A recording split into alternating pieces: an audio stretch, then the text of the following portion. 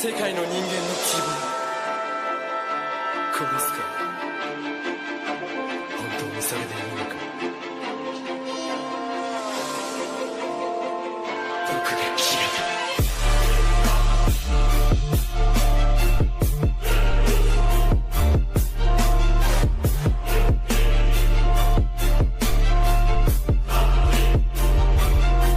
Now, today, we're going to see, what if Genius Harry Potter had Death Note?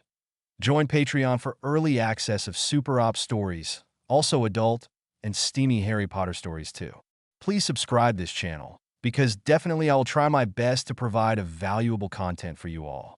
Also check the description to support the original author for this beautiful creation.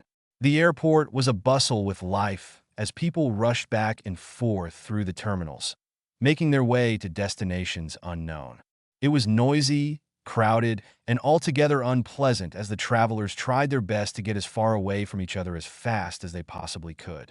There was an easily distracted couple who were completely oblivious to the people behind them. They found themselves inexplicably unable to navigate through the airport without stopping every 5 seconds to either check their tickets, figure out where they were going, or to just plain ogle the shops. Their stop-and-go traffic disrupted the path of an overly perfumed granny behind them. It ensued in a very impassioned scolding on being considerate of others. This, in turn, proved rather hypocritical of her, as the noxious fume she drowned herself in an attempt to cut through the sweat sock smell of the unwashed masses, assaulted the sinuses of the man next to her, resulting in a sneezing fit. And of course, said sneezer did not cover his mouth, which then elicited a suspicious glare from the mother to his left, dragging a seemingly demonically possessed child who was screaming at the top of his lungs, securely in tow. Glaring contemptuously at them all was a very self-involved businessman as he shouted into his cell phone. It seemed his current state of business was making sure they all knew just how much more important his time was as compared to theirs. Yes, indeed, you see many different kinds of people at the airport, all sharing that urgent need to get where they're going in a hurry, usually bypassing common courtesy to do so. Yet one young man seemed perfectly content to sit in a shadowy corner of an airport cafe, gazing out the nearby windows, simply observing these mundane proceedings.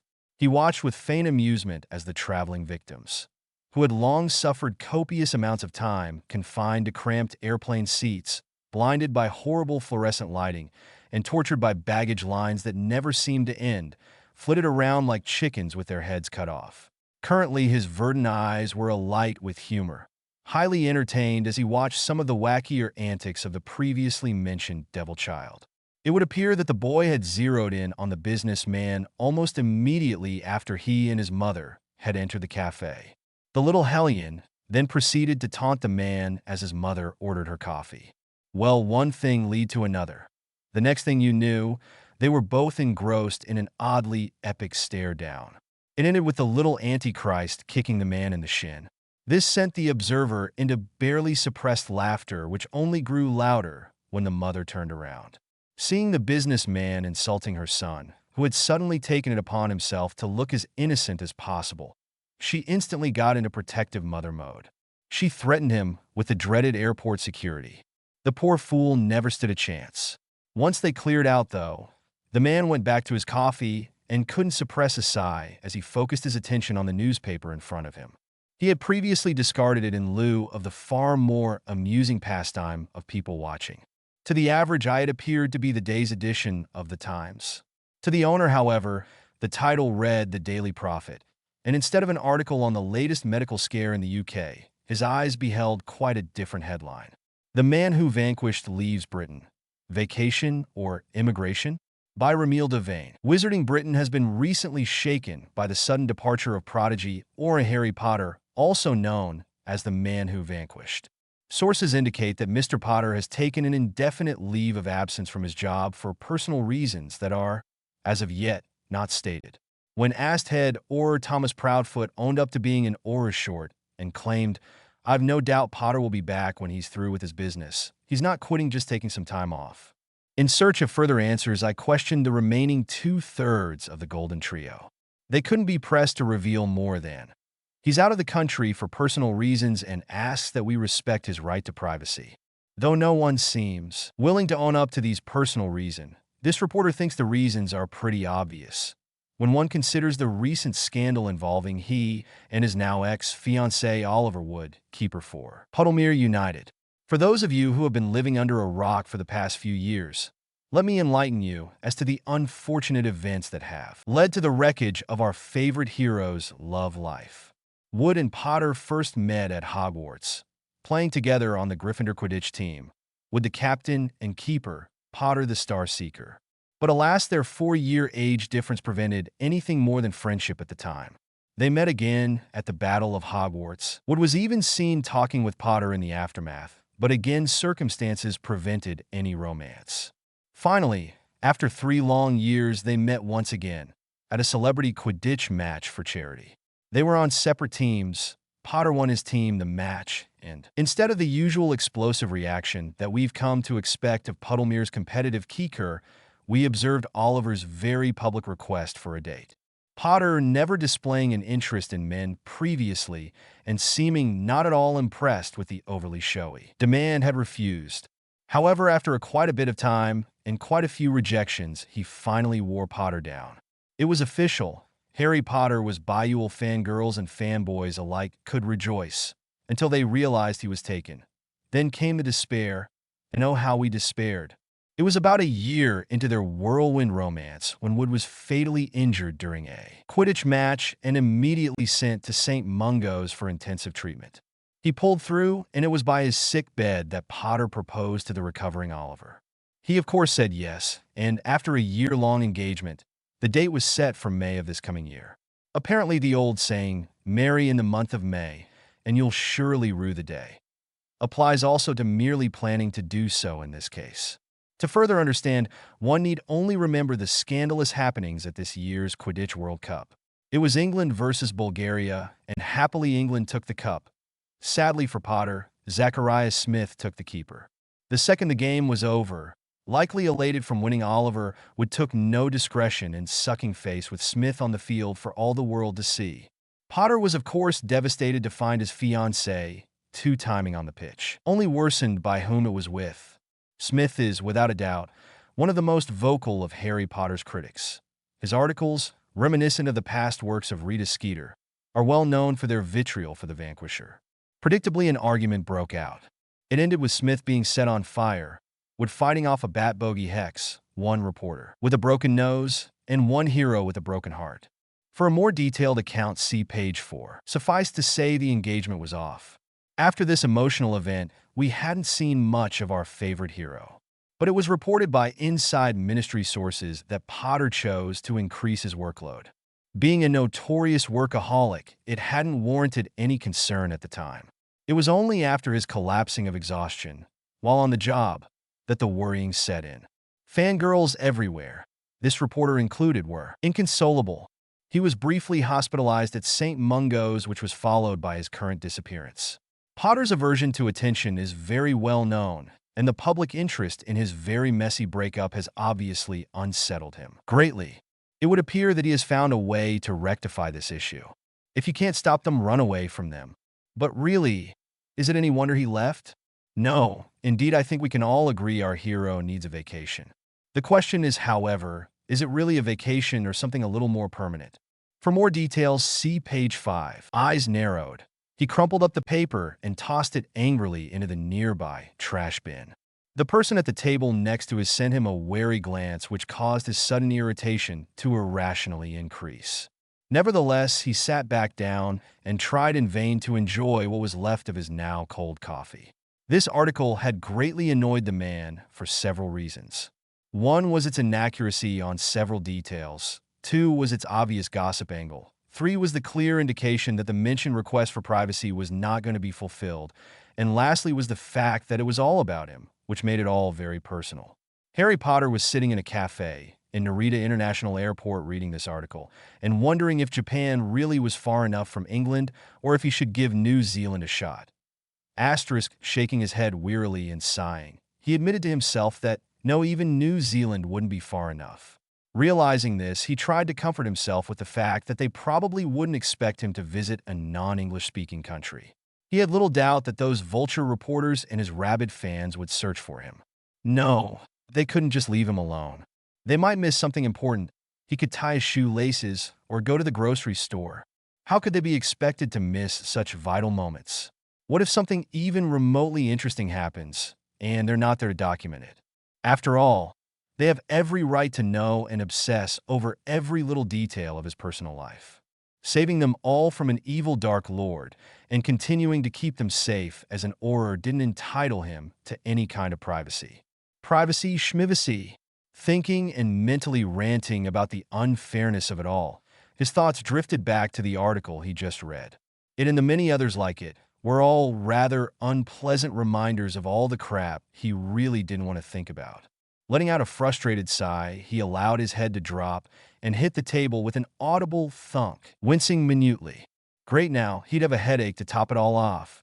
Honestly, how's it any of their business what my personal reasons are? He questioned himself angrily, snorting derisively. Whirlwind romance, he muttered disgustedly, shaking his head. He and Oliver had been together for 2 years before they were engaged. He hardly considered that a whirlwind. I didn't mean to set that bastard on fire, he continued muttering. Sure, the man deserved it. And looking back, his girly screams were kind of funny, but that didn't mean Harry did it on purpose. No accidental magic, no matter how uncommon in adult wizards, did happen under times of extreme emotional distress. Seeing the person you plan to spend the rest of your life with, playing tonsil hockey on the Quidditch pitch, with someone who constantly takes delight in publicly tearing you apart, was just one of those times. Really now? They make me sound like a bloody lunatic, so I lost my temper. Who wouldn't? Harry asked himself. He hadn't believed it at first, thought he was imagining it, or had seen it wrong. For a few minutes he tried to rationalize it, come up with some excuse for why Oliver was kissing another man. He had even tried to convince himself that Oliver hadn't kissed that bastard back, for it wasn't Oliver, as the paper reported, that had initiated the kiss. But Harry couldn't fool himself, and the guilty, frozen, deer-caught-in-the-headlights look Oliver had sent him afterward left no room for doubt. He should have seen it coming, really. They had been growing distant. Their relationship had become strained, but he had just never imagined Oliver would ever cheat on him. But he did, and after his brain finally caught up with this fact, he was burning with red-hot anger and betrayal. His ears had been ringing, and he was clenching his fists so tightly he had been sure they'd bleed. Not since the war had he felt that angry over anything or that hurt. He was going to leave, really he was. Harry had every intention of running out of that stadium, away from the frantic gossip, hungry crowd, away from Oliver, and away from the whole situation. He really didn't think that a stadium full of people was quite the place to have the sort of conversation he had in mind. No, the conversation he had in mind was best kept away from prying ears and within reach of a bottle of vodka and some castrating shears. But alas, Harry's magic did not quite agree as it set about setting that bastard, as Harry had come to refer to him, on fire of its own volition. Oh, the media had a field day, having dealt with the press before he probably could have downplayed the whole incident. But then Oliver just had to open his traitorous mouth. He went on a tirade of how the whole thing was Harry's fault for neglecting him, that he couldn't put up with being the Harry Potter's boyfriend anymore, and how dare he set Smith on fire. Harry lost his temper and called Oliver a slut. He responded in kind, calling him the one thing he knew would cut Harry the deepest. Better a slut than a freak. Even now, a month later, Harry winced at the remembrance of it. He would never purposely hurt Oliver. But when that word came tumbling out of his mouth, Harry was hexing him before he even knew what he was doing. Oliver was just lucky it was only a bad, bogey hex. He knew exactly what that word meant to Harry. Sure, he didn't know all the details. No one ever would if Harry had anything to say about it. But he did know a fair bit about Privet Drive and that particularly hated pet name. It was like being doused in cold water and then electrocuted. Looking back, maybe he should have expected it. After all, that year's Quidditch World Cup had been rescheduled. It took place on Halloween, of all days, and it seemed fate would always be consistent with regards to Harry's luck on that day. As always, the reporters couldn't take a hint and just leave him alone. No, they immediately swarmed him, vying for an interview, statement, or picture, and well, he needed to get out of there, and that reporter was standing in his way. He didn't mean to break his nose. All Harry was thinking about at the time was getting away from that crowd. He later made it up to the guy. Harry gave him an autograph and a brief interview, under the agreement that he not press charges. Though with the man's hero worship, it seemed unlikely that he would have. And even as he had, it's doubtful they would have stuck. There were some perks to being the savior after all. He could probably get away with murder if he wanted to, a thought which made Harry cringe. He had thought it was bad being the boy who lived. Someone should have told him it was just practice for being the man who vanquished. Harry sighed. Everywhere he turned, he was attacked with hyphenated names. That and the word the. Harry hated the word the semicolon, the boy who lived, the Harry Potter, the man who vanquished, the prodigy, or. He couldn't help but snort at that last one. Prodigy. It was ridiculous. So he did well in training and got lucky on a few high-profile cases he hardly felt that made him a prodigy. Yes, they promoted him to fourth in line for head aura, but that was just for show. Just office politics, and good politics nowadays were to suck up to him. Sure, he was good at his job, but so were his colleges. He'd only been an aura for about 2.5 years now, yet everyone expected him to be the next Mad-Eye Moody. No, they expect me to be the next Dumbledore, Harry corrected himself gloomily. And they have the nerve to question my work ethics. They'd work hard too, if they'd the same expectations of themselves as they do of me.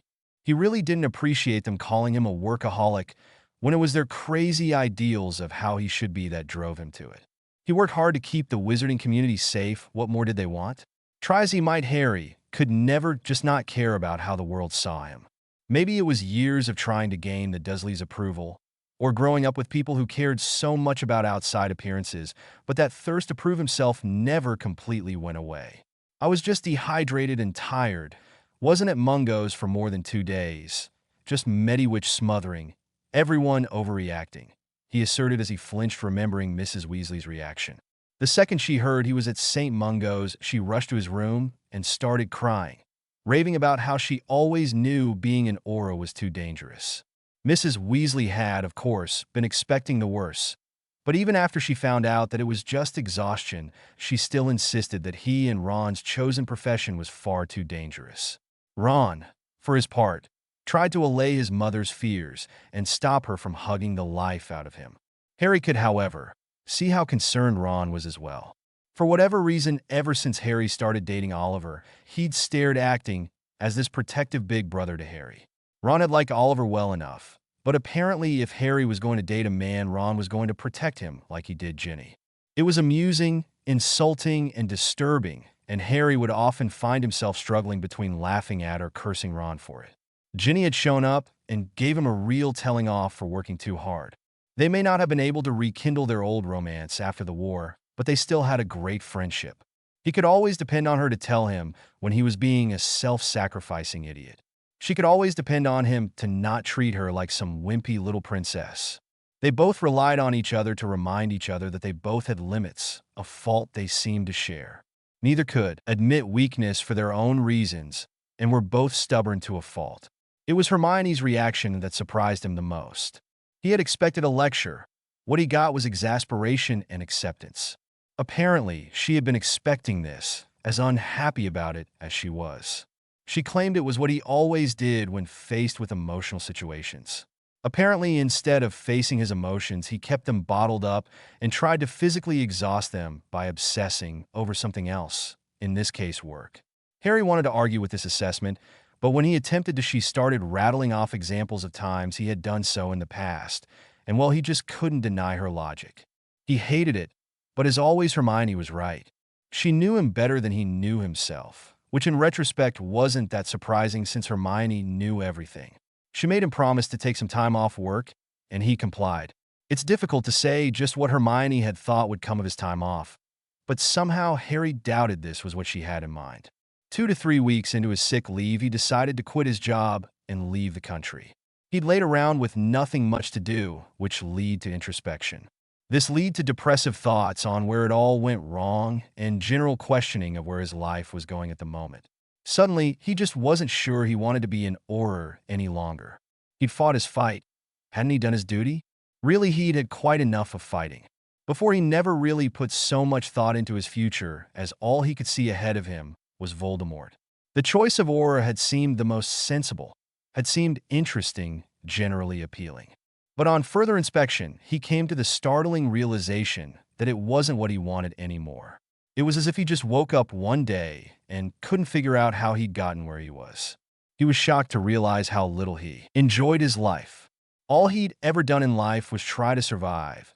Now he had the time and the resources to live whatever life he wanted. Harry came to a reckless and perhaps panic-induced decision after that little epiphany. So he went to his boss the next day and quit his job. Or at least he tried to anyways. Proudfoot refused to believe him when he said he wanted to quit. Quit? You can't quit. You're just going through a rough patch right now, he said. Just take some time to straighten out your head, Potter. Your job will be waiting. Although indefinite administrative leave didn't sound quite so dramatic as quitting, he supposed it worked, so long as he didn't have to go back. He was serious about quitting, but everyone just kept insisting it was a career break, and this was all just a momentary life crisis. When he told those closets to him of his intentions to leave, Brit and Hermione started tossing around phrases like soul-searching and self-discovery, and quoting some muggle named Oprah. It was ridiculous. His life was ridiculous. Ugh, I shouldn't even be thinking about these things while sober, Harry told himself morosely. He raised his left hand up to run along his face, sighing tiredly as he pulled it away. His eyes automatically zeroing in on the silver ring sitting oh so innocently upon his ring finger.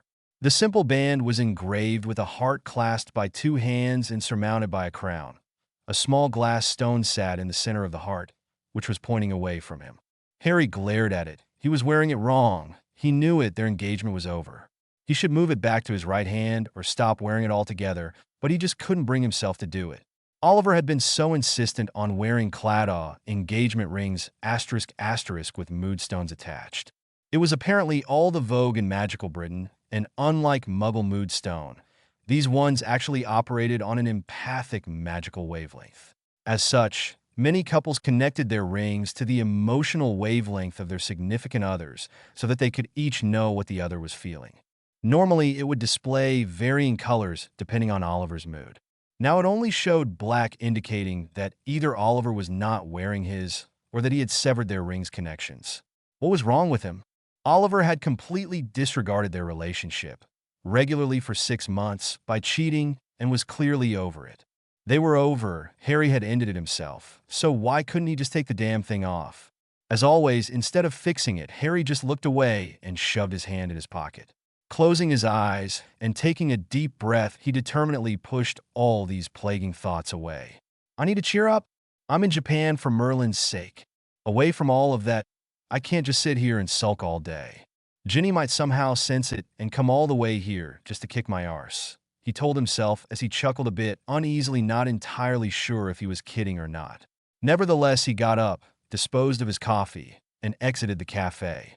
As he made his way through the crowd to the nearest apparition point, he came to find that people were not half so amusing when amongst them as they were when watching them. As such, it was a rather disgruntled Harry that finally extricated himself from the herd. He stepped through a metal detector no one else seemed to see, feeling the familiar tingle of magic as he passed through a barrier. On the other side was a pretty Asian witch in official-looking robes with a badge that read Narita Transportation Regulator. She smiled widely as she greeted him with a bubbly and well-rehearsed sounding speech. Hello, and welcome to Narita International Magical Transportation Station. My name's Keiko. How can I help you today? Oh, hello. Just need to get to the apparition point, he answered in near-perfect Japanese, eyeing her oddly, slightly taken aback by the aggressively energetic greeting. He couldn't help but marvel at how well the translating charm worked. If he didn't know any better, he'd have thought they were both speaking in English, for all it sounded that way to him. He rather disliked the itchiness it caused his throat, but he supposed he'd get used to it over time. He nervously tugged on his bangs to cover his forehead. He needn't have bothered. His scar was already covered with Muggle makeup, but it had become a nervous habit of his over the years. Harry was very glad he wasn't as famous in Japan as he was back home. It was one of the many reasons he had chosen to come here. As long as he kept his scar covered, he didn't think he'd be recognized. He hated having to wear makeup. If Ron heard about it, he'd never hear the end of it. But if all it took was a wound to his manly pride to blend, and he'd gladly do so. Unfazed by his apparent discomfort, she lead him to the designated apparition point, chatting animatedly about the sights seeing in magical Japan. And you should check out the koi ponds in Kyoto. But be careful. There have been reports of kappas running a muck dash. Actually, I'm going to be spending most of my time in the muggle parts of Japan, Harry informed her, surprised anyone could talk as much or as fast as Hermione. She even seemed to have mastered the art of not needing to pause for breath. It was rather amusing and made him feel a bit at home. Oh, I've heard about some odd happenings going on in Muggle Tokyo lately. There was some big secrecy scare over it, she said. She seemed excited to have someone to gossip to. Genuinely curious, Harry asked for more details. Really? I hadn't heard. What was it about? Nothing serious, I hope. Oh no, the papers have already confirmed it was a false alarm. Apparently the Muggles just found a new way to kill each other that just happened to resemble magic, she answered. There was some sort of heart attack epidemic amongst all these Muggle criminals, and they think it was caused by some sort of vigilante. A Muggle-born friend of mine was just telling me all about it the other day. She went to visit her parents over the weekend, and some guy was killed on those odd story portraits they have, those television boxy things that play stories on them. She stopped as though afraid he might not know what she was talking about. With an amused smile, he nodded his head. I've heard of them. He confirmed, never ceasing to be amused by the magical community's views on the television. They always spoke of it, as though it were some obscure mythical artifact. With a nod, she continued, well, anyway, it caused this whole media frenzy. They even gave the vigilante a name. I can't remember it now. Started with a K, I think. Here she paused, tilting her head with a concentrated look on her face as she tried to remember. Harry's curiosity was piqued. What could the Muggles have invented to cause heart attacks that would make the Ministry suspect magic? He hadn't been in touch with most of the Muggle world in a long time, besides Hermione's parents, with whom he visited and talked to on many occasions through Hermione and his cousin Dudley, with whom he created a tentative but friendly reconnection to. He knew he lacked knowledge in Muggle technology, but this seemed like something he'd have heard of, or at the very least Hermione would have.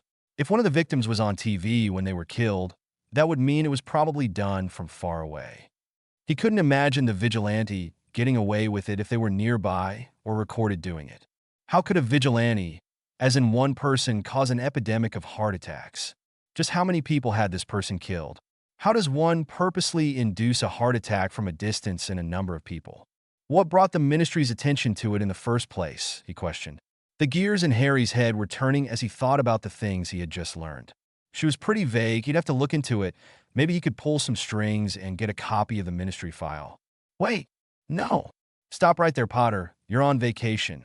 You are not an Orin. Now you're just here to relax, he chided himself. It was none of his business. How many times had he gotten himself into trouble because something mysterious caught his attention? No, sir, not this time. This was his time off, his escape. He was not the Harry Potter here. He was just Harry, and Harry was determined to keep it that way. Over the years, he had learned something very important about himself.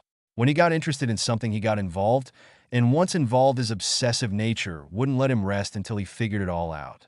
Harry was decidedly not going to give this mysterious vigilante case any thought, because if he did, he knew somehow he would become involved in some way, be it fate, circumstance, or by design. Willingly or otherwise, he'd get dragged into it, and it would be the end of his relaxing vacation. Nope, he was not thinking about it, not at all. He was drawn out of his not thinking by that woman. Keiko, he believed her name was. She shook herself out of her own thoughts and pointed at two stalls they stopped in front of. The sign above, one read International Travel, and the other said Other Local. Well, here you are. Just enter the Other Local stall, she stated, pointing to the booth on the left. Since you're going to a Muggle-populated area, you'll need to apparate within the specified apparition points unless licensed to do otherwise. Inside, there's a map detailing where the apparition point nearest to where your destined location should be. We at Narita International, and on behalf of the Japanese Ministry for Magic, would like to thank you for your cooperation and hope you enjoy your stay. She finished off with a cheerful flourish, a polite bow, and a wide smile. Thank you very much, Keiko, and it's been nice meeting you, he said, bowing back with grin as he entered the stall and disappeared with a quiet pop. Left on her own, blushing slightly, Keiko thought about the cute foreigner. He seemed so familiar. She just couldn't put her finger on it, but she'd seen him somewhere before. While trying to figure it out, she realized he hadn't given her his name. That's too bad, he was kind of cute. Well, he was probably taken anyways, she lamented with a sigh. She then noticed someone vying for her assistance and just shrugged the whole thing off. Hours later, Harry was getting settled in his hotel room and watching a news report on the same vigilante case he was not going to think about. Author's note. Well, there we go, the beginning of my story. What do you think? I think it's got potential, but I fear my own opinion is biased and might be warped by fangirl delusion. Should I continue? I probably will regardless, but reassurance would be comforting. Asterisk points to anyone who gets the geographical reference to New Zealand. Claddagh rings are traditional Irish rings which are very symbolic and can indicate your relationship status depending on how you wear them.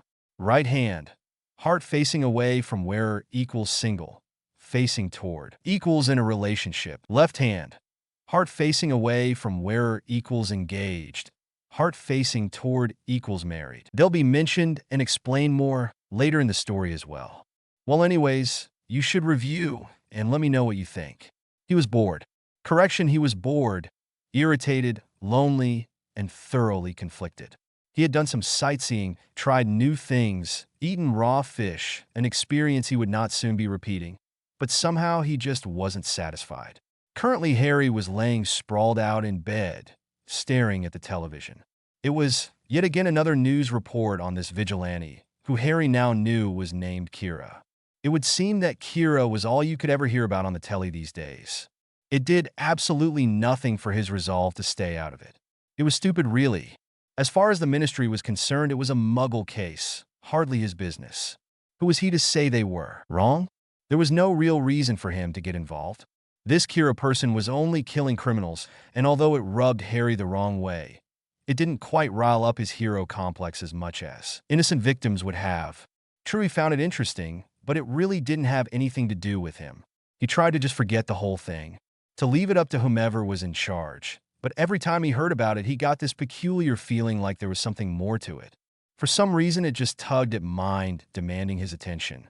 It was that nagging feeling, as though he were missing something. His gut was telling him to take a look. Normally, Harry listened to his instincts. They were usually pretty good. They certainly had saved his neck more times than he could count. But in this case, he just wasn't sure he could trust them.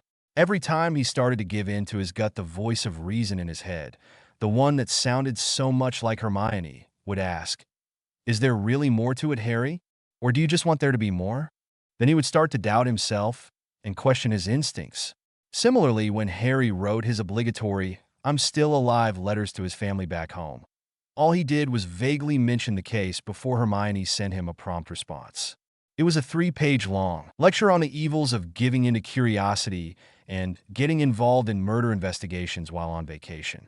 She then went and told on him to Mrs. Weasley, who actually sent him a howler for not relaxing on vacation.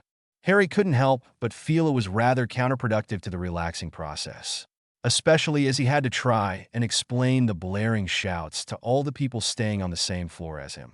Even Andromeda got on his case in her weekly Teddy update letters she'd been sending him. Being a Slytherin, she really had a knack for passive-aggressive guilt trips. As such, Harry was putting forth a conscientious effort to not think about the Kira case. It wasn't going so well. He'd already confirmed that the Japanese ministry had investigated and closed the case. He just barely stopped himself from getting a copy of their findings. Over the years, he'd grown accustomed to always doing something. Whether it be work or family, he was always active. He'd get up early and be the first in the office. He was the last to leave as he worked, late nights trying to piece together his cases. He was the guy who camped out in the Aura office, case files scattered around his cubicle, dictating a report to a recording quill while simultaneously flipping through pieces of evidence. He would be surrounded by paper airplane memos rocketing around his head and noisy coworkers discussing anything and everything. When he wasn't at work, he would meet up with any number of the Weasleys and his ex-boyfriend and go out drinking, play Quidditch, or just hang out. And every weekend, he'd have little Teddy over to stay with him for godson-godfather bonding time. He had responsibilities, obligations, a social life, and public functions people constantly dragged him to. Always a busy schedule. Now, with his days so dreadfully free, how could he be sure he wasn't just making more of this Kira thing than there really was? Maybe he just wanted some mysterious case to come along and distract him from the things he really should be focusing on, like relaxing and putting his life back together. Harry let out a frustrated sigh as he grabbed the remote and turned off the television. Dropping it on the bed, he rolled onto his back to stare at the ceiling of his hotel room and let his thoughts wander to the things he should be thinking about. There was work, and there was family and friends, and now he was homesick. Tossing an arm over his eyes, he sighed and asked himself, should I go back? Do I even want to? He thought of his godson. His cub was growing so fast.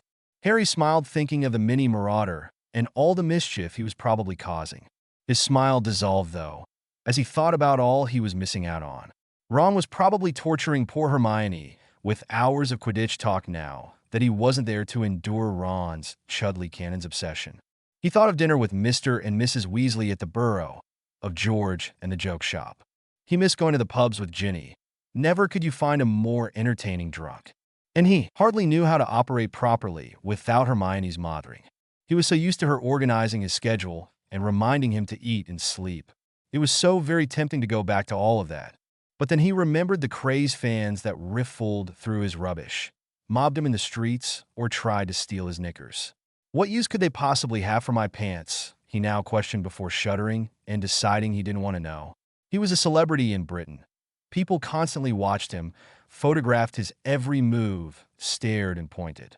As much as he missed his family and as lonely as he felt, he loved that he could just leave the hotel, go wherever he wanted and not have to worry about being recognized.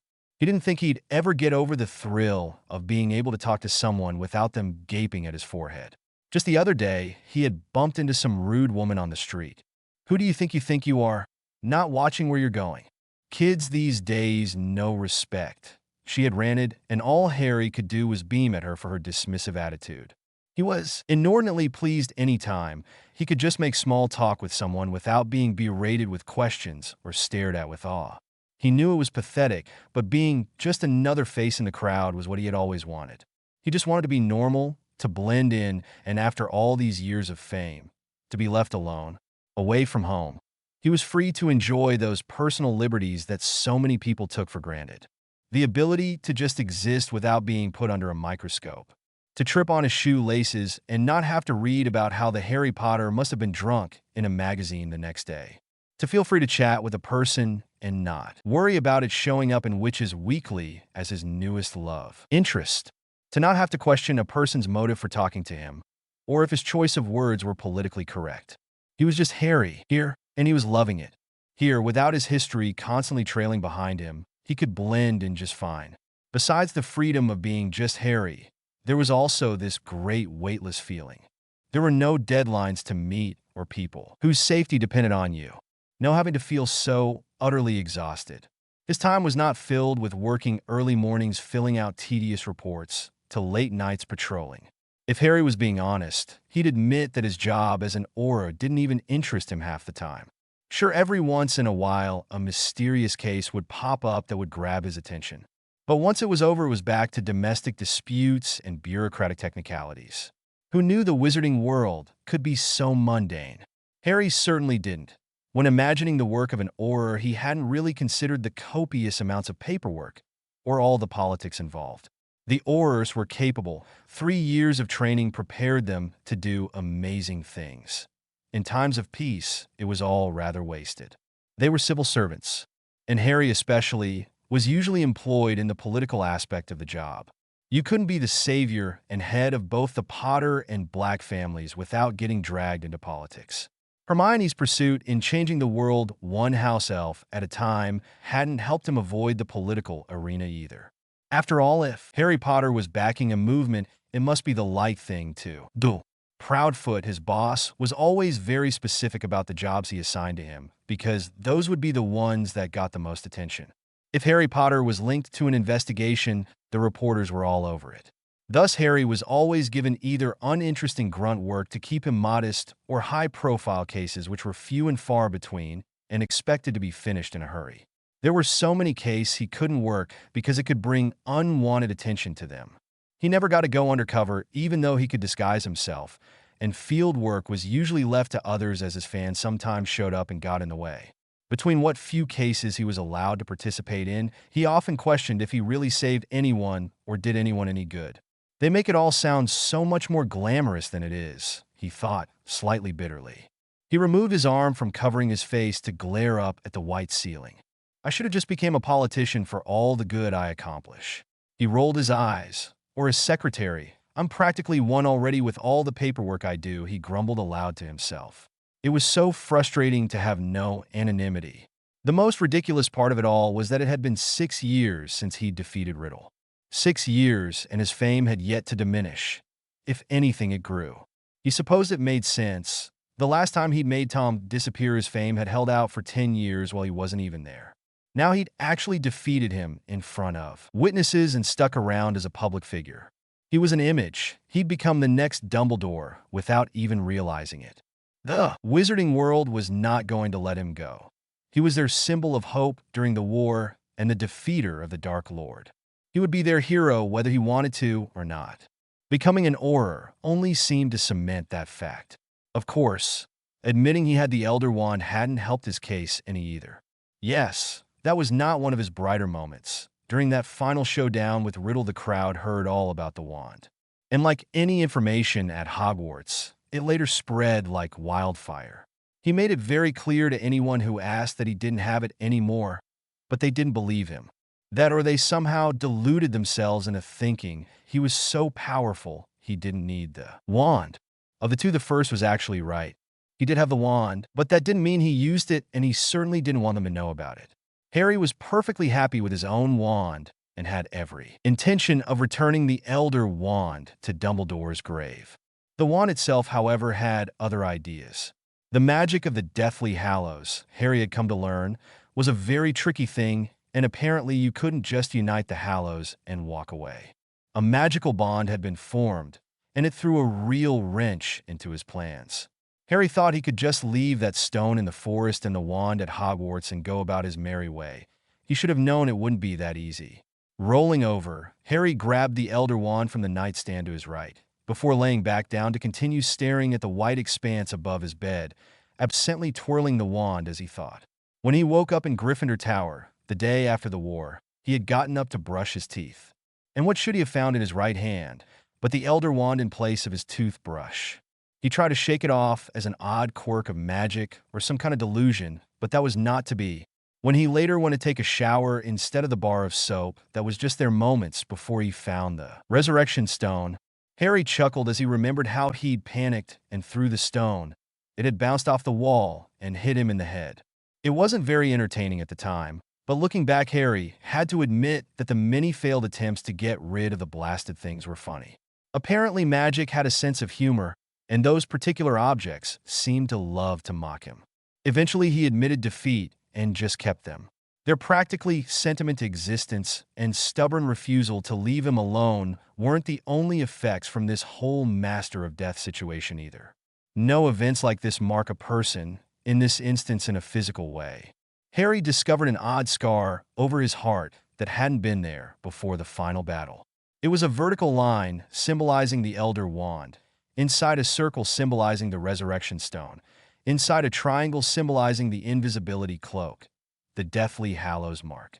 Whenever he touched one of those accursed objects, the scar turned black.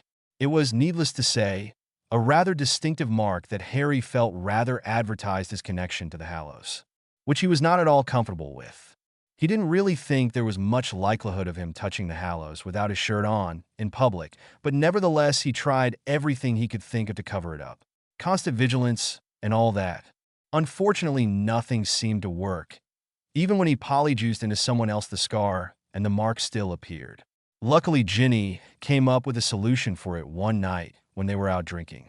Her idea was to just get a tattoo to cover it up, although they were sure that a tattoo couldn't completely cover up the scar when it blackened.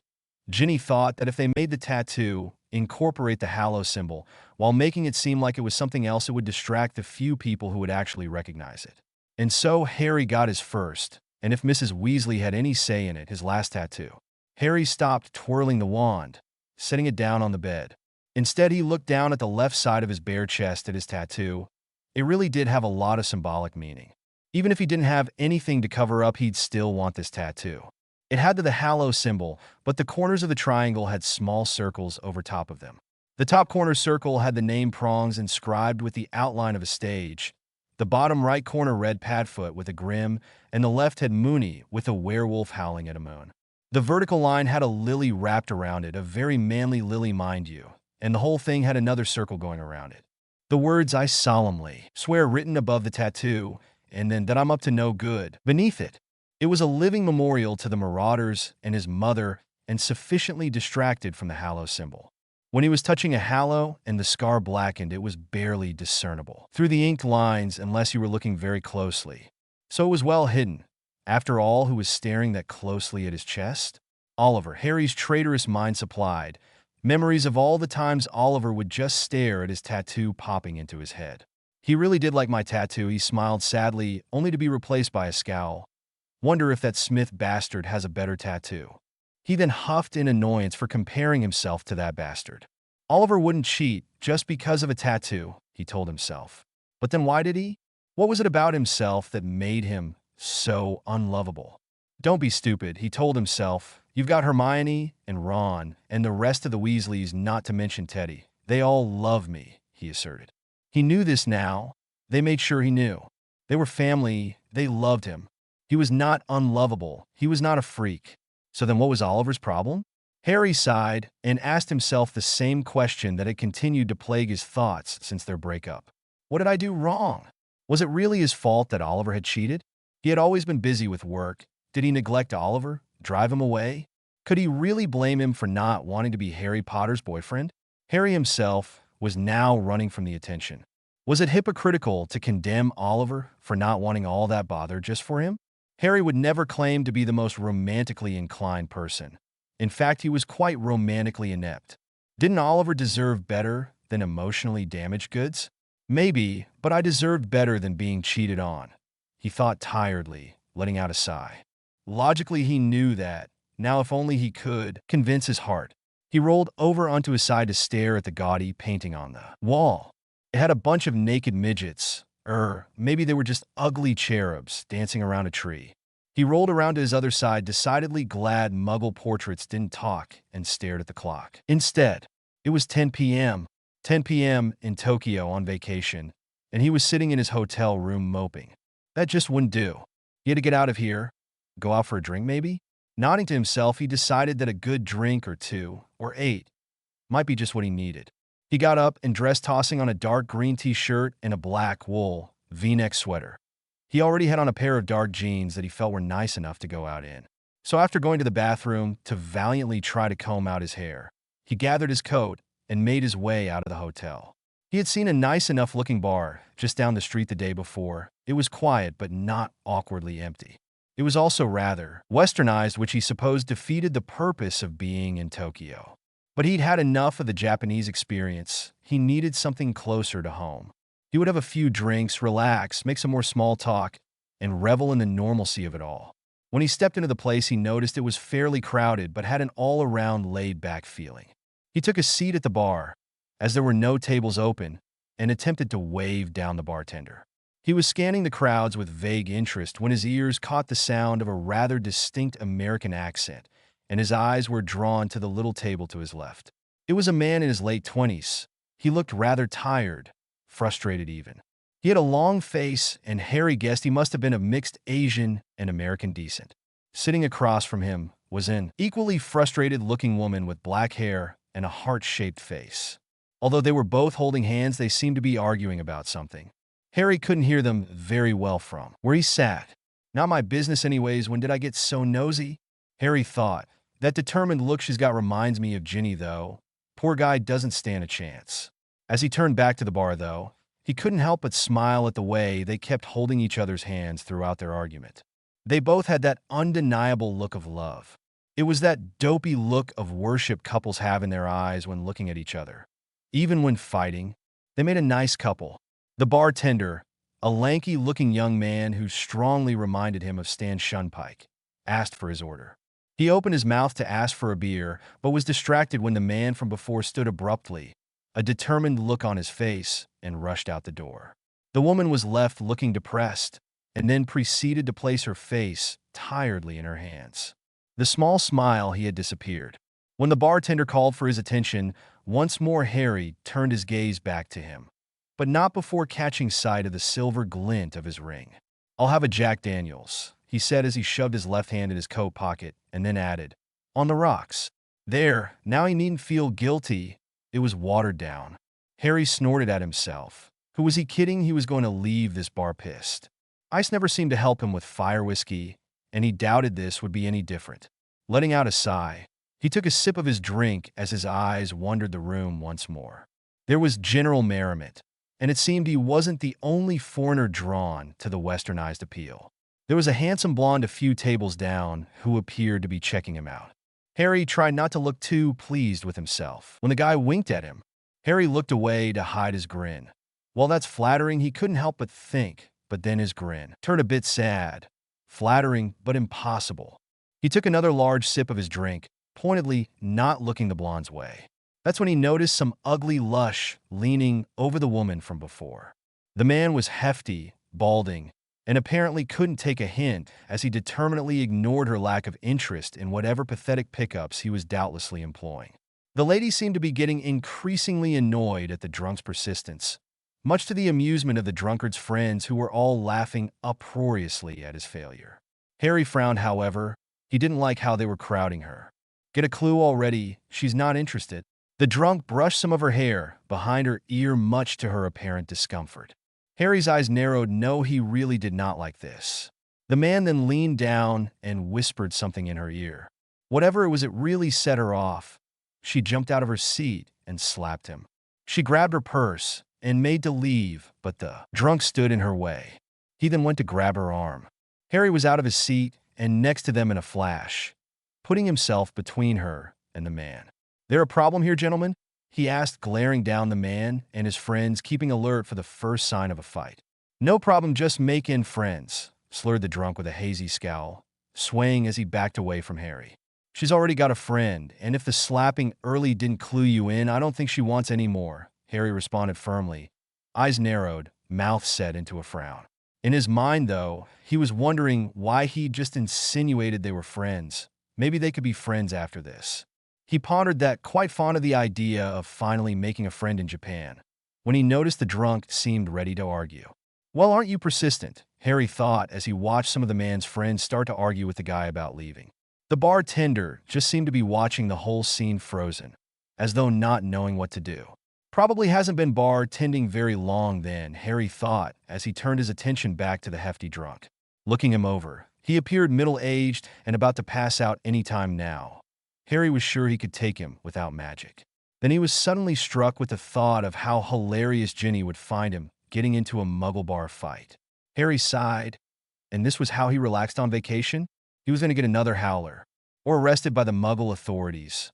Wouldn't that just do him a load of good? He'd have to alert the Japanese ministry of his arrest, as was protocol, and it would leak somehow. It always does. Then it's front-page news. He could just see the headlines now. Potter in Muggle prison. Boy who lived to bar fight. Slowly, Harry let the irritation fill him as he thought of how much this drunken moron could screw up his vacation. The swelling anger must have shown on his face, because the men slowly started tensing up and some even backed away from him. The woman herself, who had remained silent as she observed where this was going, looked rather nervous at the anger Harry was sure was now radiating off of him. People had always said he was an open book with his emotions and had his mother's temper. He really wanted to curse this guy. His hand was just itching for the wand secured in the disillusioned holster to his side. But he knew he couldn't. Well, he could, but the obliviators at the Japanese Ministry for Magic would not be at all pleased if he did. So instead, he reined in his anger, turned on the bright smile he usually saved for politicians, and started acting the role of peacekeeper. The man and his friends seemed rightly confused, and at least one of them seemed slightly scared by the swift mood shift. "We're all adults here," Harry started. His eyes took in the rumpled business suits the men were wearing. Office drowns, he thought. "We all came here to get drunk and wind down from a hard day's work, I'm sure," he continued in a complying voice. "I think we've all just gotten a bit worked up because we're not drunk enough yet." That seemed to throw them off. Pausing, he smiled as he raised his hand to point at the main drunk. To fix this, you'll apologize to the lady for being too friendly. Harry then gestured to the woman, who looked confused by the turn of events and annoyed at the way he had phrased that. She'll accept your apology. Harry glanced at her, quickly catching her rebellious look. He continued before she could let out whatever scathing response she was surely about to spout.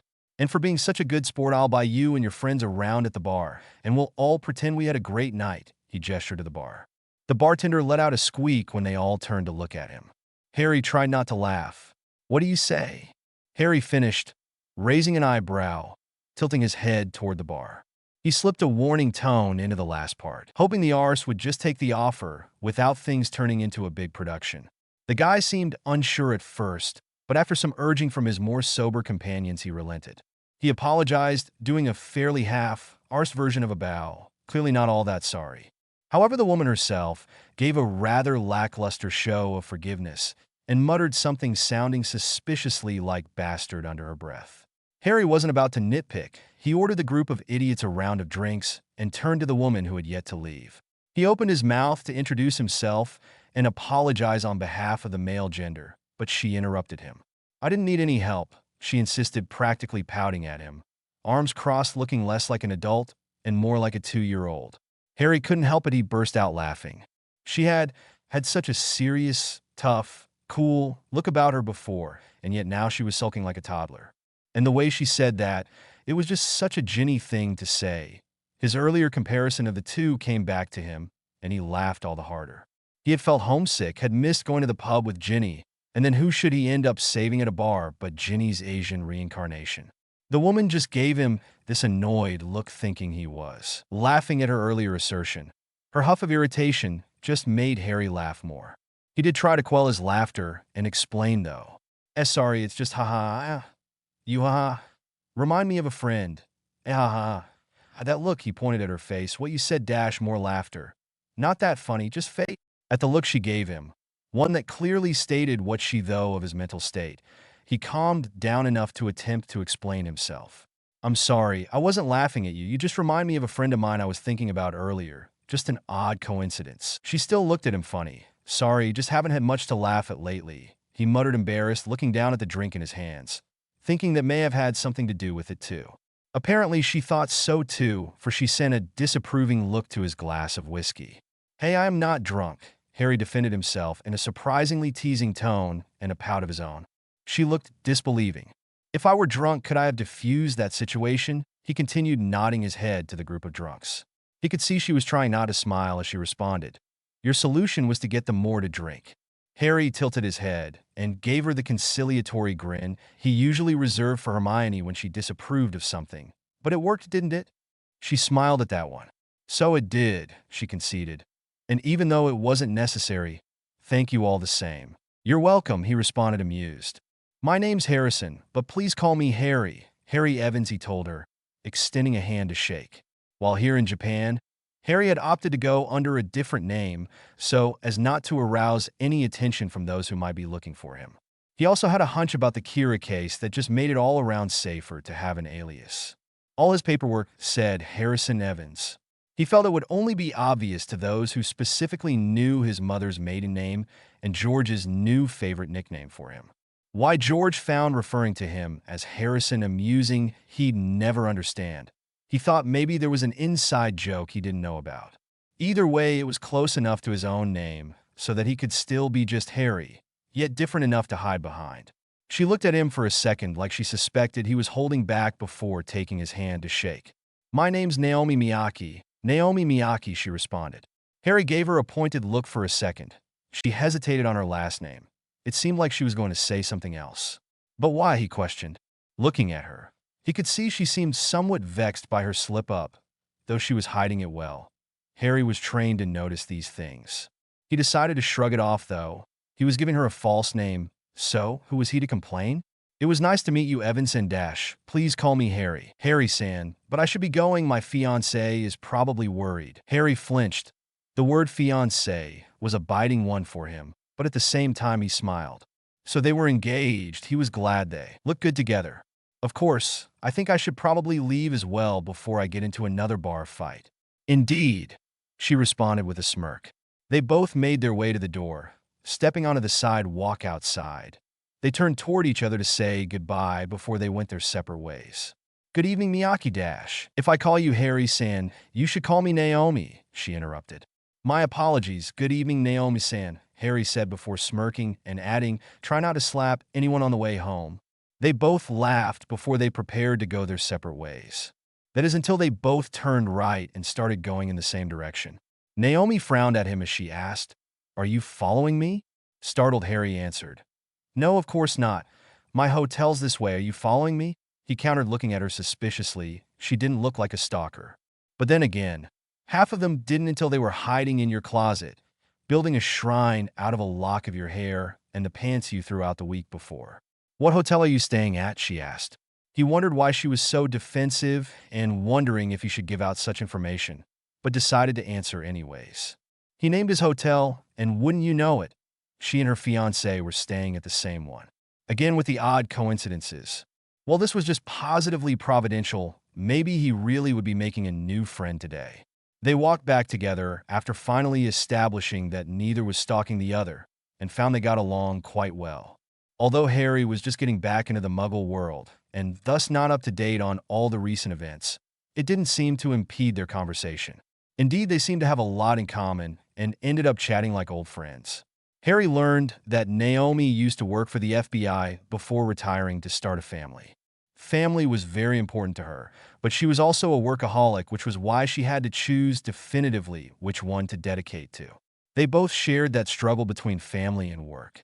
Harry told her about his failed relationship with Oliver, which surprised him as he'd hardly spoken to anyone about it. It felt good to talk about, especially with someone who wasn't involved, someone who could just look at from an objective standpoint. He even told her about quitting his job, though he avoided actually putting a name to what he did. He suspected she understood, if only vaguely, what kind of job he had from what little he mentioned. She was pretty perceptive. He changed the subject to something else.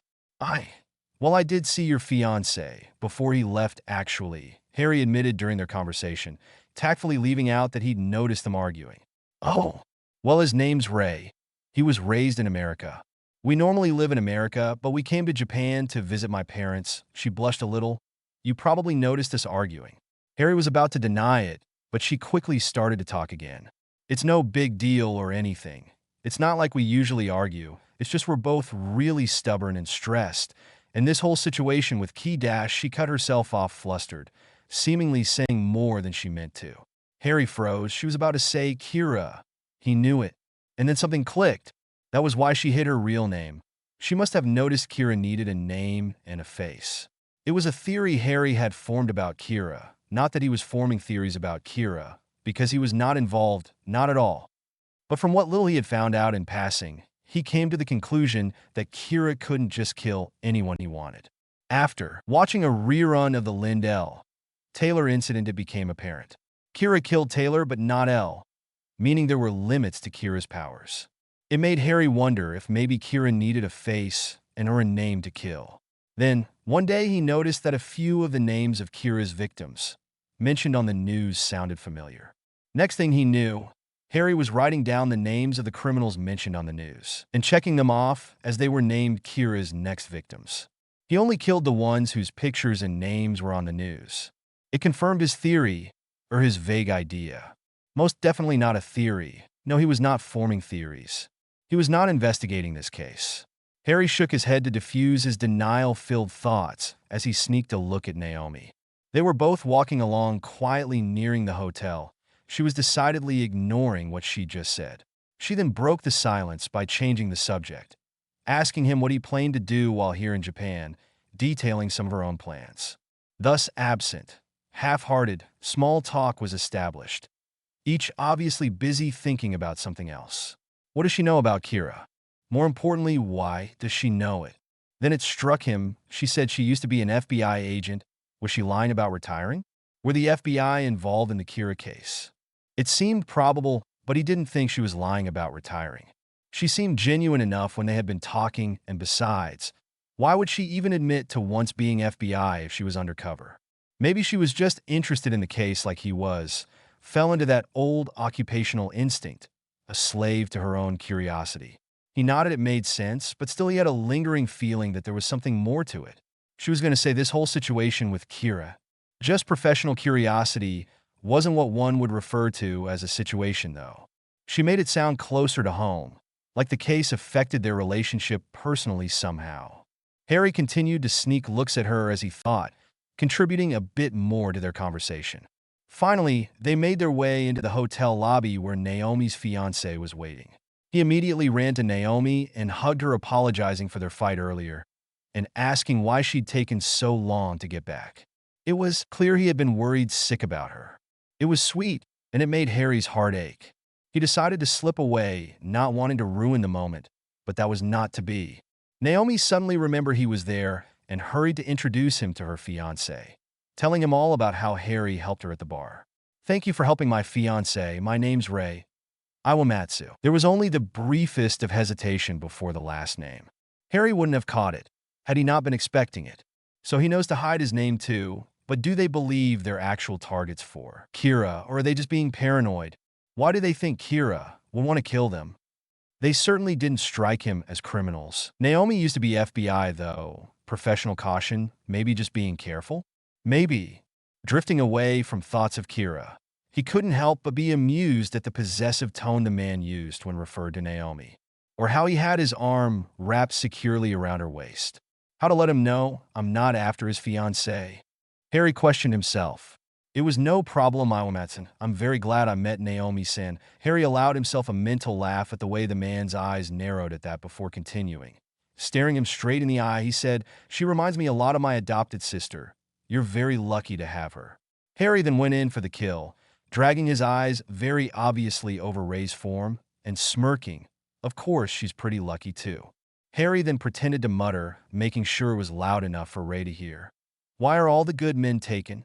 Harry's eyes were drawn to Naomi as she out a strangled laugh, then switching over to her now bright red fiancé. He had to try very hard to hide his amusement and hold back his laughter as he said goodbye. "Well, I ought to be going now. Good night then." Naomi said Awama dash. "Why you can call me Ray, I mean since you call Naomi by her name and all."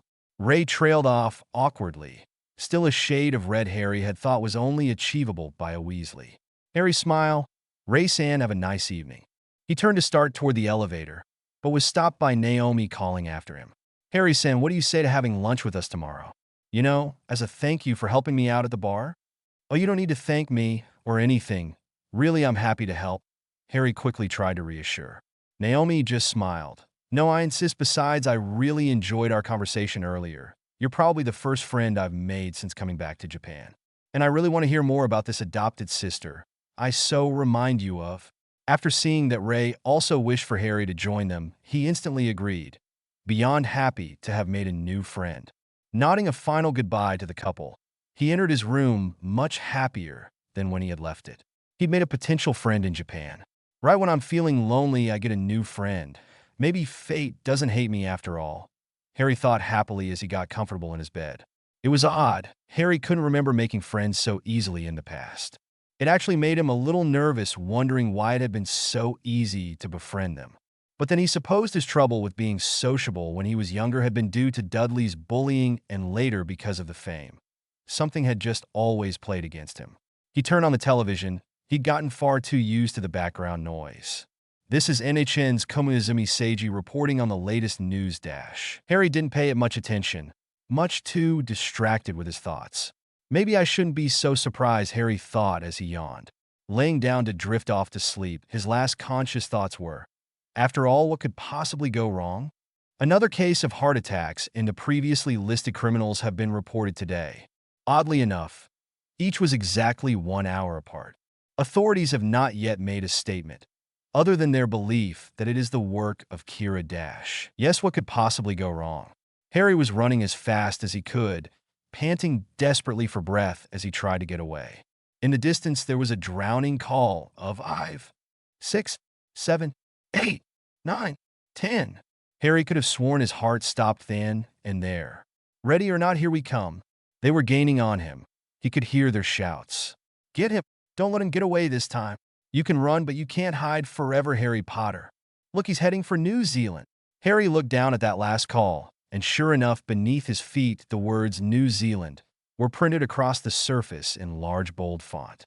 It was then that he took store of his surrounding. There were lines and symbols and names of places all over the ground. Dazed and confused, he tried desperately to figure out why it looked so familiar while he looked for a place to hide. It was then that he realized it was a map beneath his feet. A map? I'm standing on a map.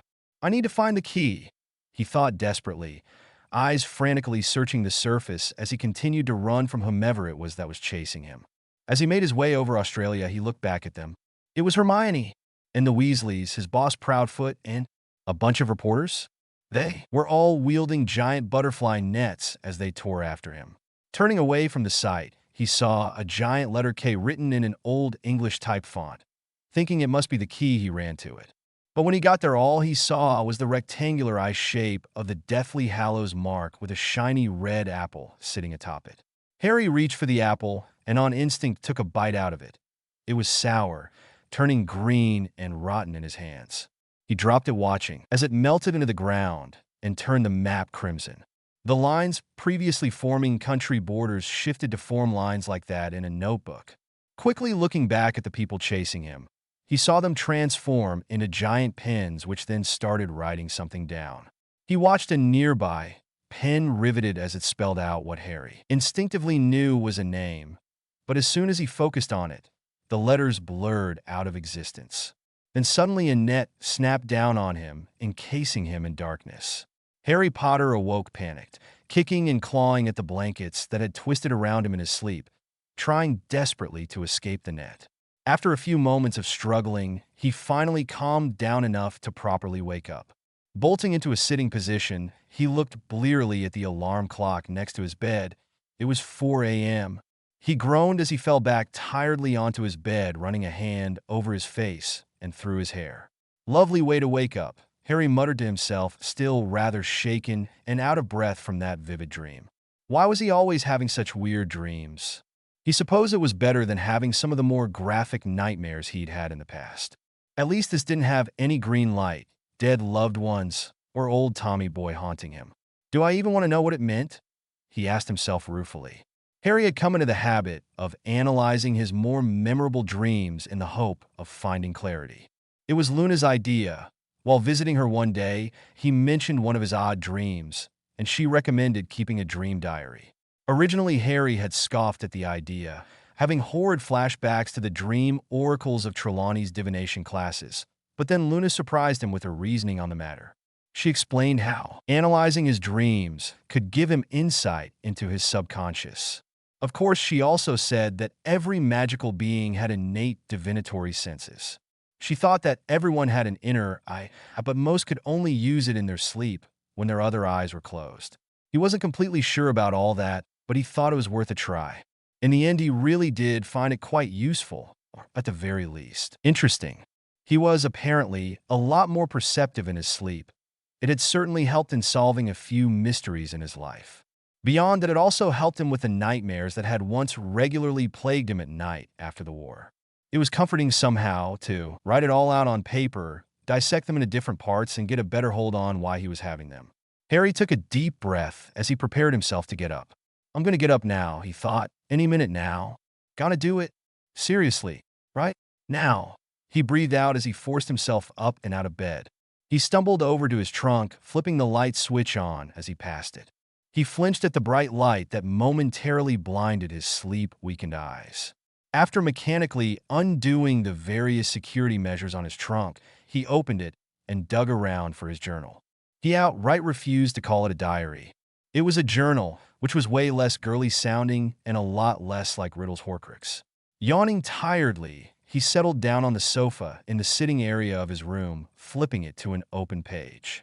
Realizing he'd forgotten to grab a pen, but not his wand, he used it to summon one, hardly sparing it a thought. The lights flickered briefly at the slight use of magic as a pen came zooming from the other room, heading straight at his head. He quickly grabbed a throw pillow and used it as a shield. The pen impacted with a thump and fell into his lap. Oops, overpowered that a bit. He muttered tiredly to himself. It's way too early in the morning for this, he thought, shaking his head. not in the least bit disturbed about near impalement with a writing utensil. After all, it didn't stab the pillow, right? All right, date? December 20th, 2003, he wrote. He yawned again, rubbing at his eyes. Merlin, he was tired, but he knew one had to write what they can remember of their dream before they forgot too many details. After he recounted it on paper, he thought about what it could possibly mean. It felt like there was something important about this one. There was that same nagging feeling he had about the Kira case. Maybe he'd missed something about the case that his brain was trying to share.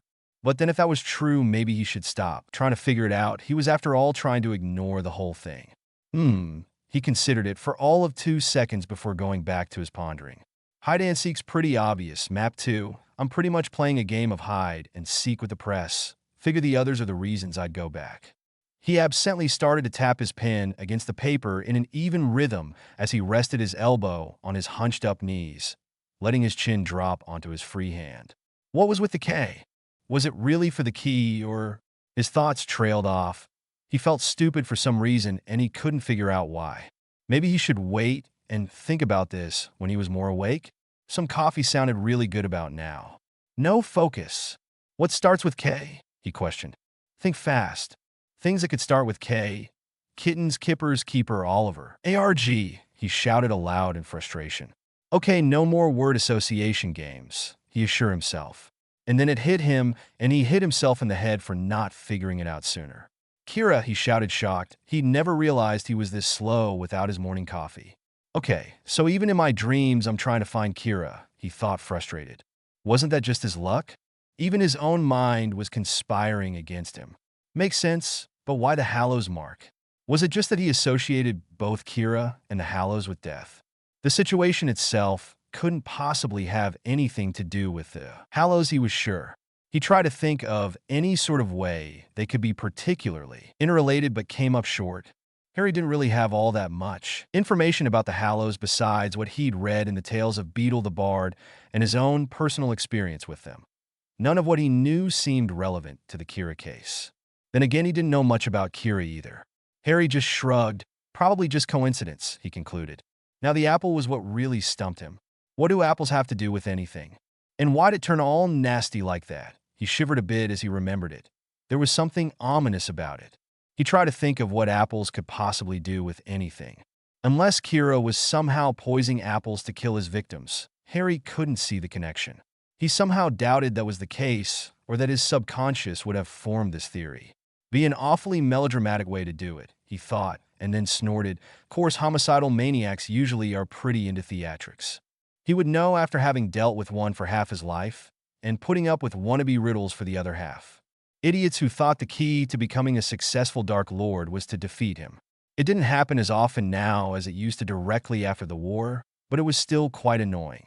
Some of them were rather pathetic, like the one who thought to turn the famed power of love against him by channeling said power through hugs, thus trying to hug him to death. Harry shivered at the remembrance of it. That guy was creepy. What kind of a Dark Lord hugs people to death? He asked himself for the umpteenth time before forcefully pushing these thoughts away. He stared down at the paper of his journal as he thought. It was a Muggle journal and had lines like that of a notebook. He preferred Muggle notebooks and pens to quills and parchment. It was just so much more convenient. Harry thought he knew what the notebook lines, pens, and names must have meant. Must be Kira's victims. How I write the criminals' names down to keep track. He nodded. That made sense. He did it nearly every day. When Harry watched the news, he would write down the criminals' names as they were reported. Then he watched again later and checked off Kira's victims. They were always the ones whose name and photograph were both shown. It had helped him figure out that Kira needed a name and a face to kill. Harry also just happened to notice that the ones killed were always reported to have died between the hours of about 4 p.m. to 3 a.m. on weekdays.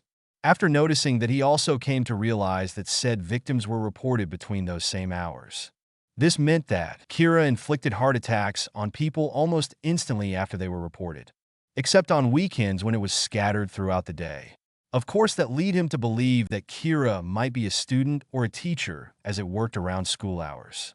However, he'd had to rethink this idea recently in light of current events. A bunch of criminals were reported to have died of heart attacks exactly 1 hour apart, disrupting the previous pattern and taking place during school hours.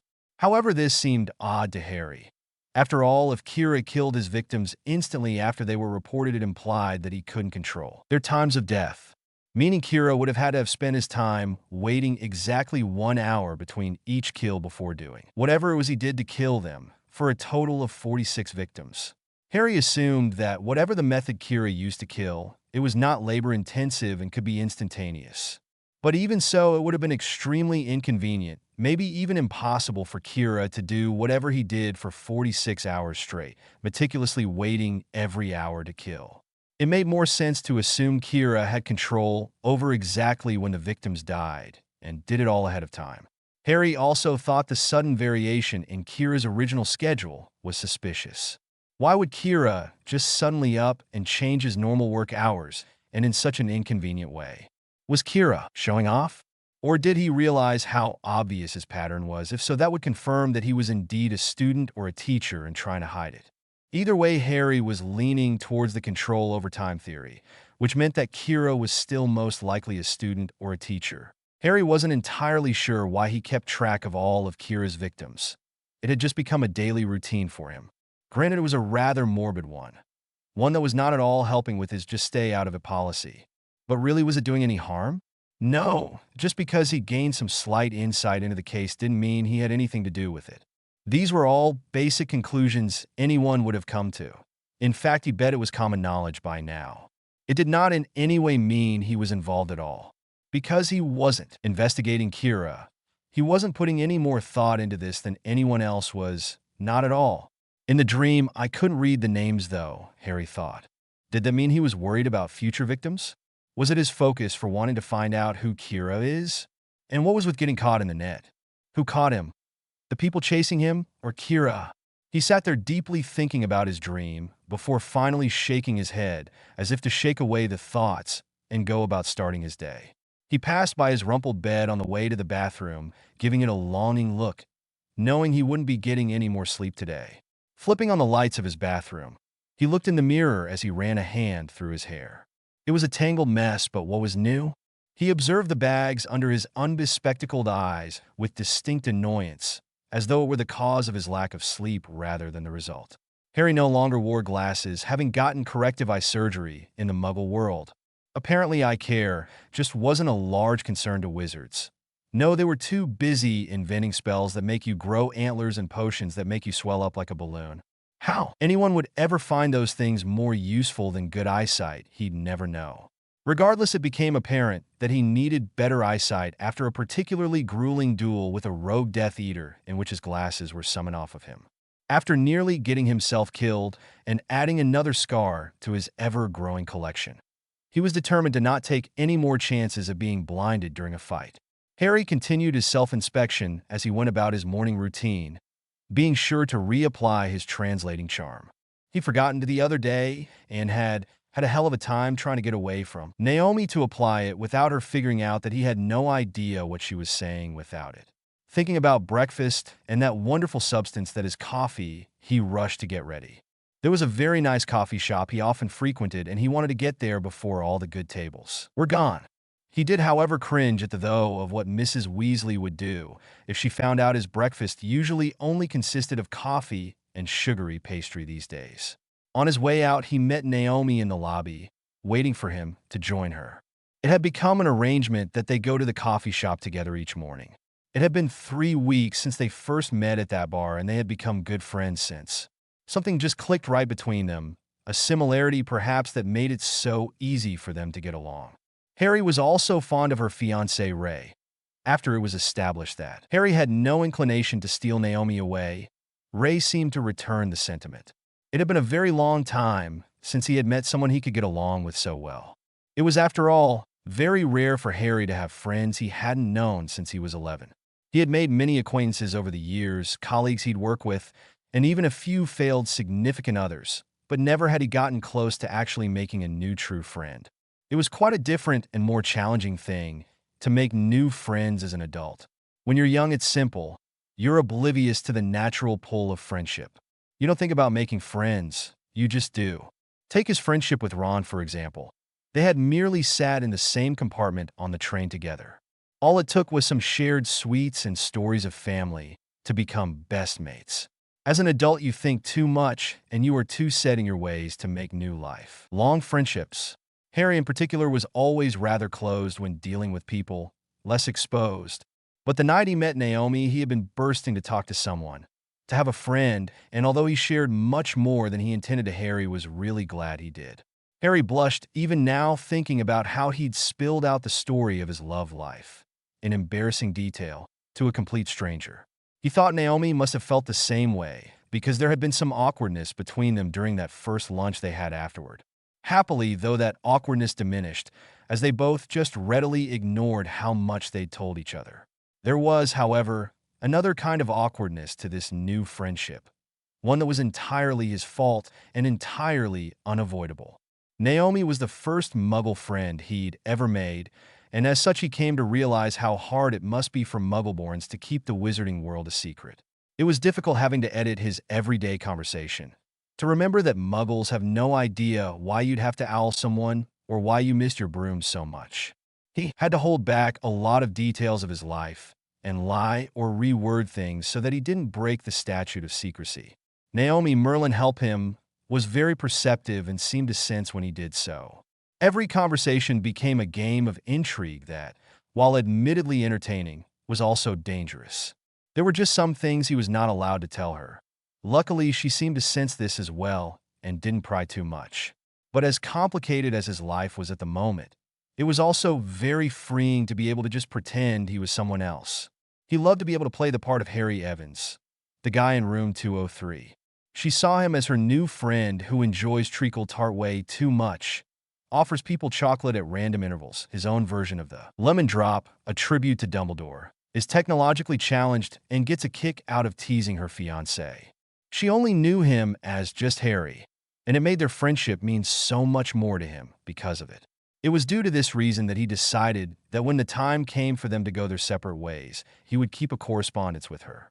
It was inevitable. Harry knew they would eventually have to go back to their respective homes. For Naomi and Ray, this meant going back to America to get married and have tons of kids and live happily ever after in suburbia. Naomi had her future planned out right down to the white picket fence that would adorn her dream home. She knew she wanted to have at least 3 kids and be a proper stay-at-home mother and a mystery novelist on the side. Her reasoning being that if she couldn't live an adventurous life while raising a family, she could at least live vicariously through her novels. After hearing some of her book pitches, Harry was certain she'd do very well with them. He especially liked the one about the super sleuth and his rogue protege turned serial murderer, though he found some of the names ridiculous. After all, what kind of a name was Backyard Bottom Slasher believe? Bridesmaid? She was so certain in her choices, so sure of her future. Harry was very envious of that.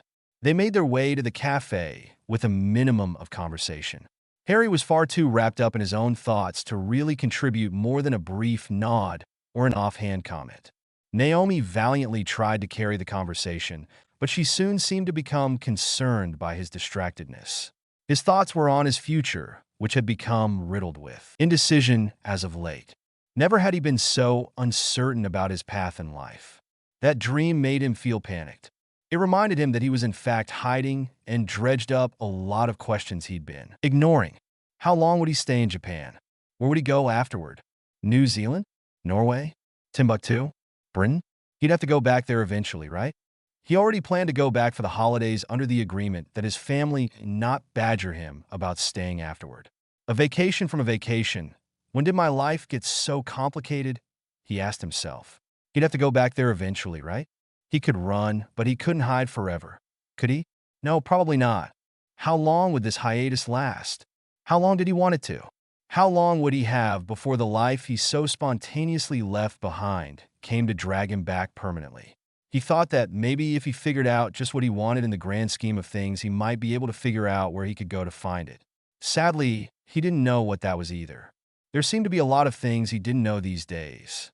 At one time, he'd thought it was love, a family, and a peaceful life. But after having attempted to obtain those things and having it bite him in the arse, he was rethinking that stance. Well, he wasn't being entirely fair.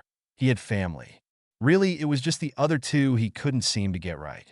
Oliver had been a disaster, but while he wasn't the only failed relationship Harry had had, He dated after he and Ginny split up after the war, but each time it was unsuccessful to downright catastrophic. He knew it was stupid to give up on love, and he wasn't, but well, he didn't think he'd be seeking it out anytime soon. As for the peaceful life, he was Harry Potter. Could such a thing really exist for him? Even if it could, would he really want it? It was one of the more confusing things Harry struggled with. It was that ever-present contradiction. He wanted a peaceful life, but at the same time, what was life without a little adventure? He claimed he wanted peaceful, but then he complained about the mundane. Peaceful was boring. Adventure was dangerous. What did he want his life to be? Like? What did he want to do with it? Where did he want to live it? Who did he want to live it with? Like Naomi, he had plans he was sure of. He was going to marry Oliver at the Puddlemere Quidditch Stadium of all places. Completely Oliver's idea. They were going to honeymoon in Rome. Again, Oliver's idea. Harry himself had wanted to come here to Japan, which admittedly had fueled his decision to come here, just to spite him. Harry was going to work his way up to head Auror and work hard to make the wizarding world a better place. Oliver had been determined to make a name for himself in Quidditch history. And once they'd reached their goals, they were going to retire young and live in a house just like the Burrow, and maybe even adopt some kids. But his plans had been derailed by Zacharias effing Asterisk Smith and Oliver's inability to keep it in his pants. Bastards, the both of them, Harry thought spitefully. Harry Cohen, hello? Are you even awake? Is this some form of sleepwalking? Harry Cohen, she asked, waving her hand in front of his face to catch his attention. Harry blinked, not realizing he'd been so spaced out. Feeling guilty for being such bad company, he sighed and offered her a sheepish grin. Sorry, Naomi-san. I'm just really tired. I've been up since 4, and I didn't sleep very well before that. She eyed him speculatively for a moment, before seeming to let it go and give him a bright smile. Oh, you do look tired. Nothing coffee can't cure, though, she said energetically as they entered the coffee shop. Harry gave her a disapproving look. He hated how chipper she was. Didn't she know it was illegal to have that much energy in the morning? This sentiment was driven from his mind, though, as the scent of coffee and pastry hit him full force. And now I'm awake, he thought as he smiled and felt his mouth water at the aroma. After getting in the queue and getting their orders, they sat at their favorite table in the corner next to the windows. This had become a routine of theirs after having run into each other here several times after meeting. Ray had to get to work pretty early in the morning, so Naomi was more than happy to join Harry on his daily excursions to the coffee shop. They hadn't really told him exactly what it was that Ray did for work. They both seemed to avoid mentioning it, so Harry didn't ask. Curious as he was, it didn't seem fair that he poked questions at them when they allowed him to be so vague about his own life. Harry had his suspicions, though. There were various details that hinted at Ray being a part of law enforcement. Their sudden need to come to Japan despite the Kira situation was a bit suspicious. Naomi said she had retired from the FBI because she was getting married soon, so why were they staying in Japan for so long? She said she was here visiting her parents, but she didn't really spend much time visiting them. She spent more of her time with him, actually, not that he was complaining. Harry just found it rather suspect that they just happened to come here a few weeks after that broadcast by that Muggle detective. The very one that said Kira was in the Kanto region of Japan, in which Tokyo, their current location, just happens to be. Especially when one considers Naomi's parents, by her own admission, live in Kyoto, not Tokyo. And they both seemed inordinately interested in the Kira case, and yet they tried very hard to hide it. There were also several things Harry had noticed about Ray. Even though they lived in America, he went to work nearly every day for long hours here in Japan. Supposedly, he was a businessman, but he didn't carry a briefcase. He always wore a rather plain suit and a gray trench coat. Harry found trench coats suspicious, and Ray's look as a whole just seemed too bland, like he was trying to blend into the crowd. And Ray noticed things like Naomi he seemed to notice when Harry was trying to skim over details. The few conversations he'd had with Ray sometimes felt like interrogations. All in all, Harry had him pegged as some sort of law enforcement, most likely FBI like Naomi used to be. It would even explain why they had been arguing before. If Ray was working on the Kira case, Naomi would want to help. Ray seemed very protective of her, and so wouldn't want her to get involved. It would also explain why they kept it a secret.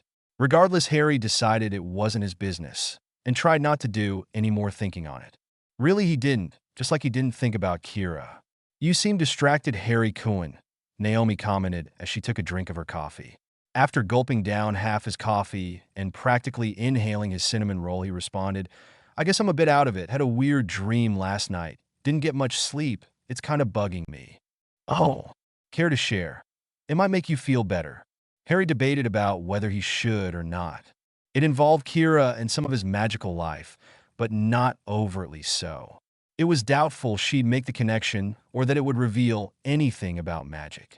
Maybe he could skim over some of the details. It might help to get his mind off it. You don't have to tell me if you don't want to, Harry Cohen. Naomi reassured him after the silence stretched on for too long, shaking her head for emphasis. Harry let out a sigh, but quickly answered, No, I just... His voice trailed off as he looked at the fluffy Danish pastry Naomi had just torn in half. He suddenly paled and felt uneasy as he looked at the gooey filling inside the pastry. What flavor is that? He asked, quickly pointing at her pastry, giving it a weary look. She furrowed her eyebrows in confusion as she looked at her Danish, and then Harry. Tilted her head sideways. Giving him an odd look, she answered, Apple. Why, you want some? Harry's eyes widened, and he dazedly shook his head no. Naomi gave him another weird look, but didn't question him as she went to take a bite of her breakfast. His eyes widened further and Harry unthinkingly smacked it out of her hand before she could eat it. She gave a disgruntled noise as it fell to the floor, and then sat there staring at Harry, speechless and confused. Harry himself was surprised by his actions and quite embarrassed. Sorry about that, he apologized, his face heating up, quite at a loss for what to say. I'm not allergic to apples, Naomi said in a monotone voice. Didn't think he started confusedly. I'm not on any kind of diet, Naomi continued, ignoring him. You wouldn't need to be, Harry interjected only to be cut off again. Did you suspect it was poisoned? Of course not. Did my apple Danish somehow insult you, Harry Cohen? She questioned, narrowing her eyes at him. There was a distinctly dangerous edge to her voice. And no, well, you see, the thing is Harry tried to explain his irrational behavior, but his words were coming up short, and Naomi's sudden glare of death was not helping. Apparently, she really likes her apple Danish. He thought nervously. You still have the other half, he pointed out desperately, hoping that would lighten the death glare.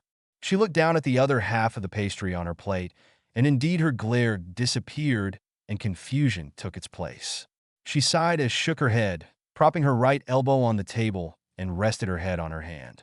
So, care to explain that, or are we just writing that off as oddity number 12? She questioned tiredly. It would seem that Harry's irrational behavior had greatly diminished her energy from earlier. A small part of Harry, the part that is not a morning person, felt vindicatively happy about this. Addressing the question at hand, Harry considered how he should answer.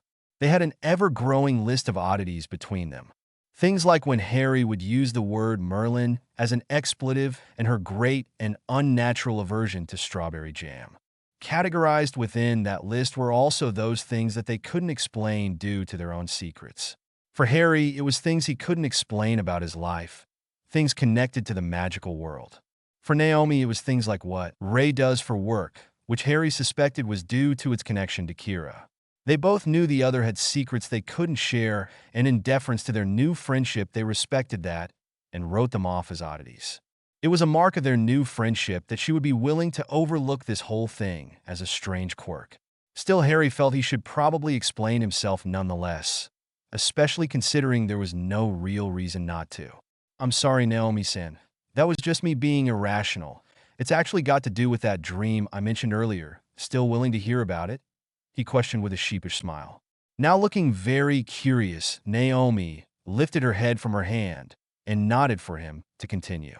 Okay, It started out with me running, playing hide and seek, sort of only I was on top of a giant map dash. A map of what? Naomi questioned, eyebrow raised in intrigue. A giant world map, Harry continued. My family and my old boss were all chasing after me with giant butterfly nets dash. You have very strange dreams, Harry Cohen. Naomi cut in, looking amused at the mention of the nets, and indeed his entire story thus far. I am aware of that. Are you going to keep commenting, or let me tell my story? He asked, part annoyed and part amused. Probably depends on how weird your dream gets. Do you turn into a giant butterfly? Because I'll have to comment on that. she responded playfully. Harry gave a huff of indignation at her playfulness. This dream had really freaked him out. Still, he couldn't help but smile as he continued. No, thankfully, that didn't happen in this dream. This dream? So you've had other dreams about turning into a giant butterfly? Oh no. Why would you? He trailed off. He then shook his head, giving her an exasperated look as he continued. No, I don't even want to know. Will you please just let me continue my story? She nodded, with an expression of mock seriousness. Harry rolled his eyes as he continued. Okay, so, yeah, I'm being chased and I realized that since I'm on a map, I need to find the key. So I finally find her a giant letter K and ran to it, and there was this symbol. Symbol? What kind of symbol? It's, well, he paused as he considered how to explain it. Technically speaking, this was crossing into magical territory. How much should he tell her? How much could he tell her? He decided it would be easier to just go with a short answer. It's a symbol I highly associate with death. Oh, she seemed to sense he didn't want to elaborate, and so didn't ask more. Harry smiled thankfully at that as he went on. Yeah, and right on top of it was a shiny red apple. So, you assaulted my apple Danish because you had a dream about an apple on top of a death symbol? She asked, taking a bite out of the other half of said Danish. Harry flinched as she did so, still a bit bothered by it for reasons he couldn't explain. He then continued, yes, but there was more to it. See, I picked up the apple and took a bite dash. Why'd you do that? I mean, it was on top of the death symbol, right? I don't know. It was a dream. It's not like I've got control of these things. Harry snapped before taking a deep breath and continuing. Anyway, I took a bite and it tasted really sour and turned all green and rotten dash. You. Naomi interjected, looking disgusted, dropping the other half of the Danish she was eating. Yes, so I dropped it and the ground turned all blood red and the country borders turned into notebook lines. And the people formed into giant pens and started writing stuff. But I couldn't read it, and then one of those nets dropped on me, and I woke up. Harry rushed to conclude in practically in one breath, hopping to prevent any more interruptions.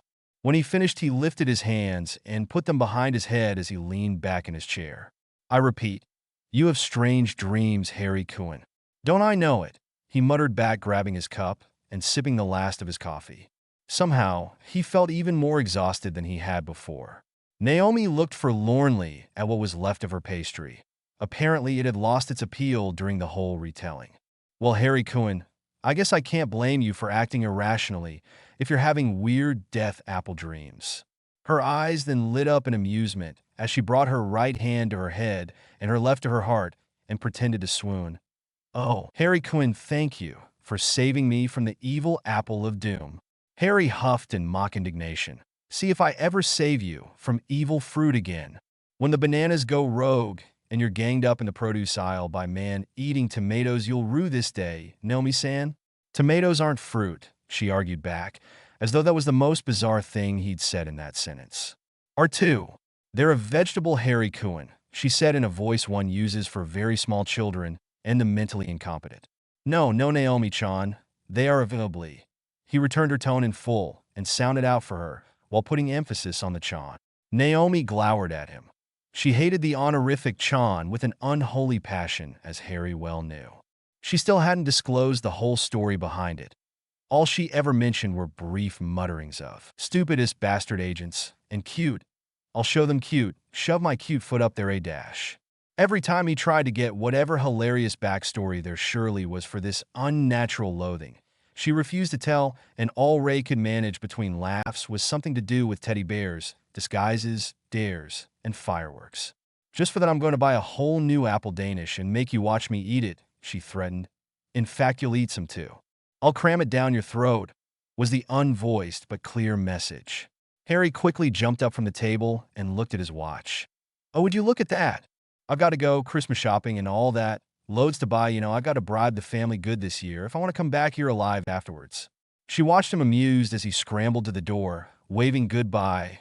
Don't forget to meet Ray and me for a farewell lunch tomorrow, she shouted after him as he exited. Don't worry, I won't forget. See you then, Naomi.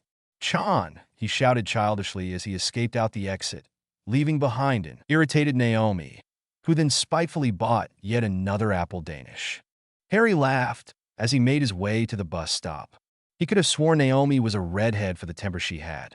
Even after stifling his laughter, He could feel the huge grin on his face. It was so bizarre. Naomi really seemed to bring out his childish side. They had become friends so fast, over only the course of a few weeks, and they were already teasing each other like siblings. Sometimes it worried Harry, his suspicious, paranoid side that had been tricked or lost someone one too many times, would question his new fast friendship. The boy who was tricked by false promises of friendship by one of Dudley's gang in childhood, or the man who dated one too many attention seekers and gold diggers, or the lonely person who'd lost too many people he was close to, were all still a part of Harry and were voicing their worries. But for now, the only thing he was thinking was how great Naomi was at cheering him up. Did it really matter where he was going with his life when at the moment he was having so much fun not getting there? And who cares if he had a bad dream? Sometimes dreams were just dreams. There was no such thing as an inner eye, and he really wasn't one to look for or heed bad omens anyway. Just as he arrived at the bus stop bench, a bus went speeding by at a speed Harry was rather sure was illegal. Was that my bus dash? He started to wonder as it zoomed past him. However, his thought was interrupted as he froze in place as an odd feeling overcame him. Time seemed to slow down as the bus passed him for a dizzying second. He suddenly felt heavier, and a strange pulse seemed to emanate in him. A brief piercing pain coursed through his chest as his heart started racing. He felt nauseous and broke out in a sweat. An instinct struck him, and he turned to look at the back of the passing bus as it suddenly turned to the left. When it disappeared around the corner, everything returned to normal. Harry felt shaken. What was that all about?" he muttered, bringing his hand up to rub the left side of his chest, feeling his heart still beating rapidly. Confused, he just took a few deep breaths as another bus pulled up to the curb. It was his bus. Shaking his head to clear it, he took one last look in the direction the bus went in before hurrying onto his own and finding a seat.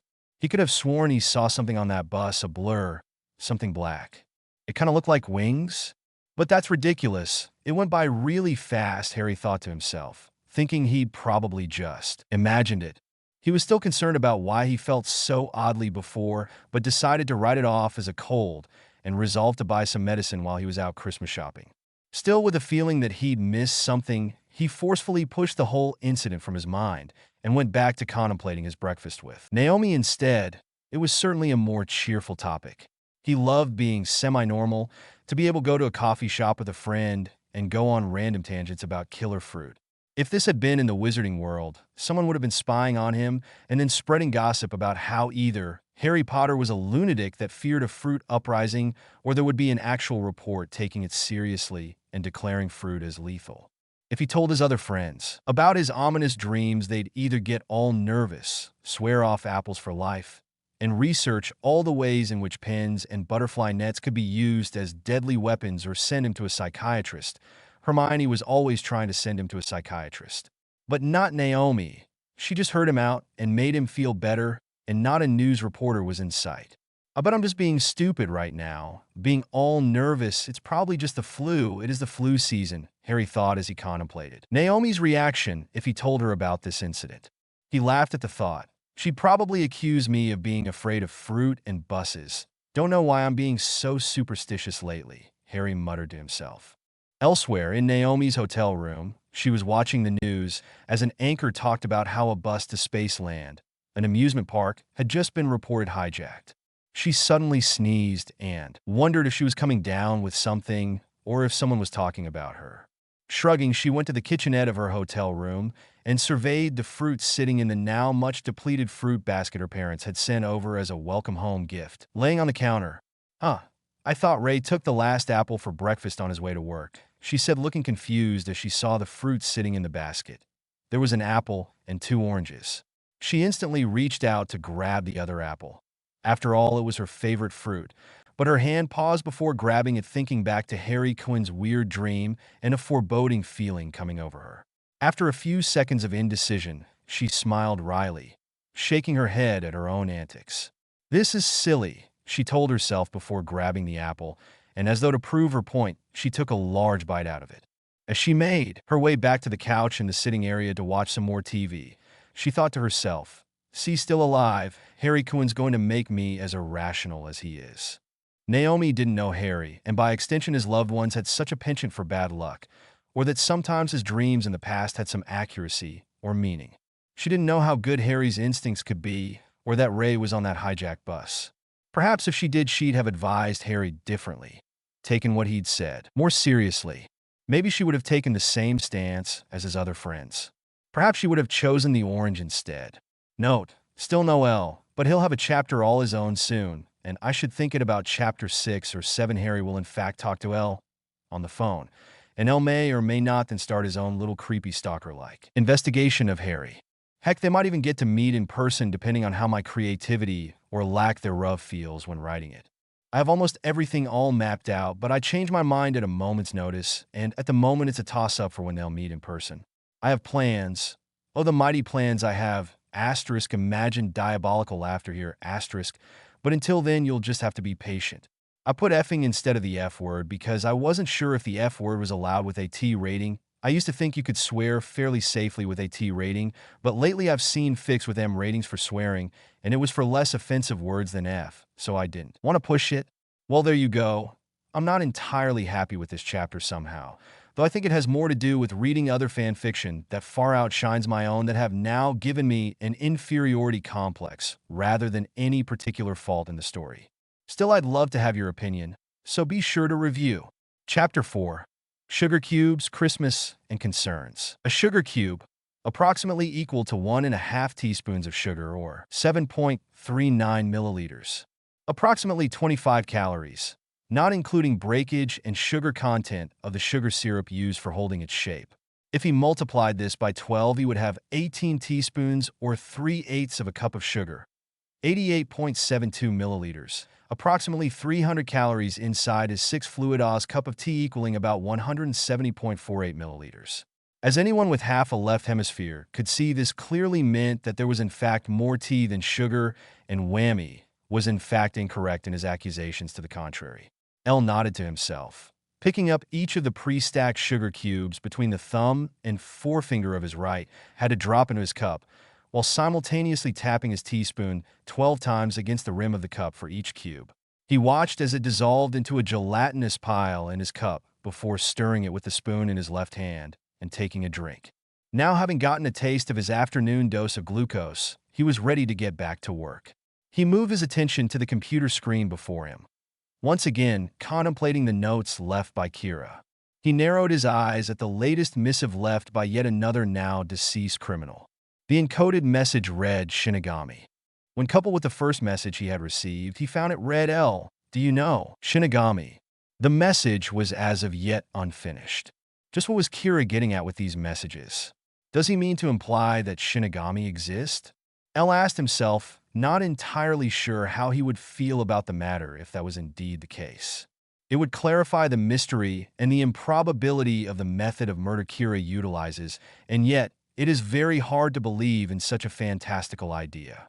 There was certainly no hard evidence that such creatures existed, and for that matter, it was difficult to imagine such creatures having such limitations as Kira seemed to have.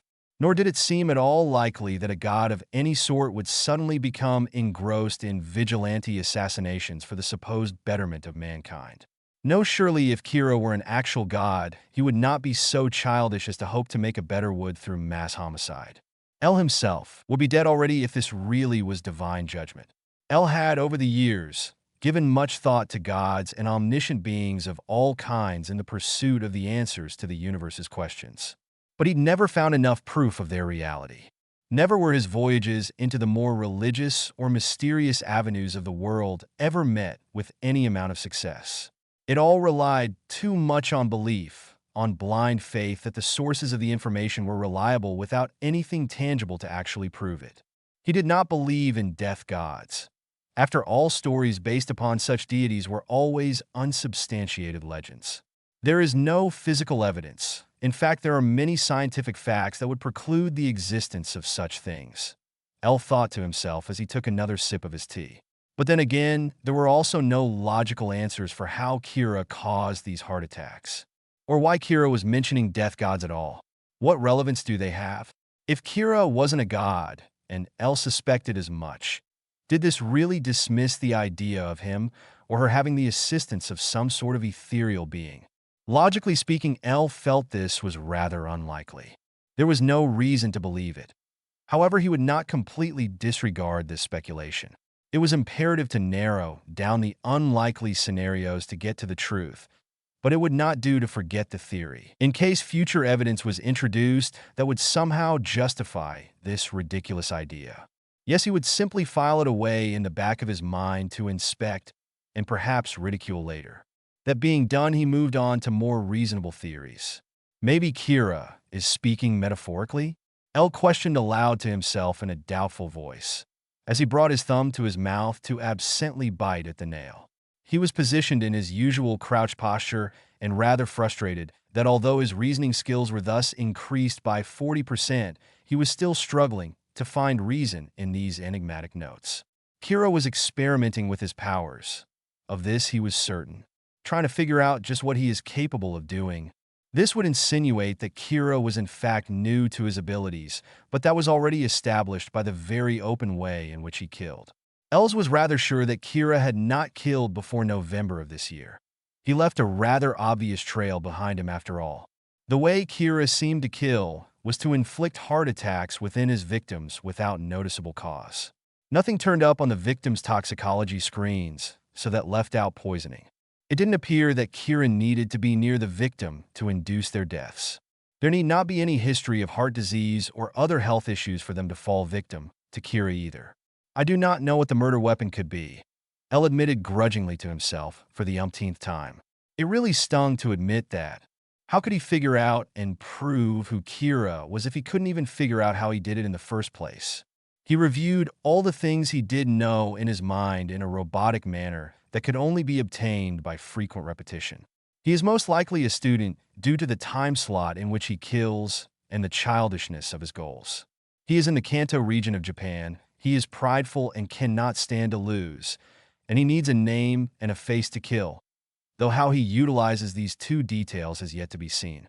He is relatively new to his method of murder and sees the world in very defined colors of black and white, accepting himself as the only gray allowed. A very dangerous personality trait indeed. He clearly has access to police files.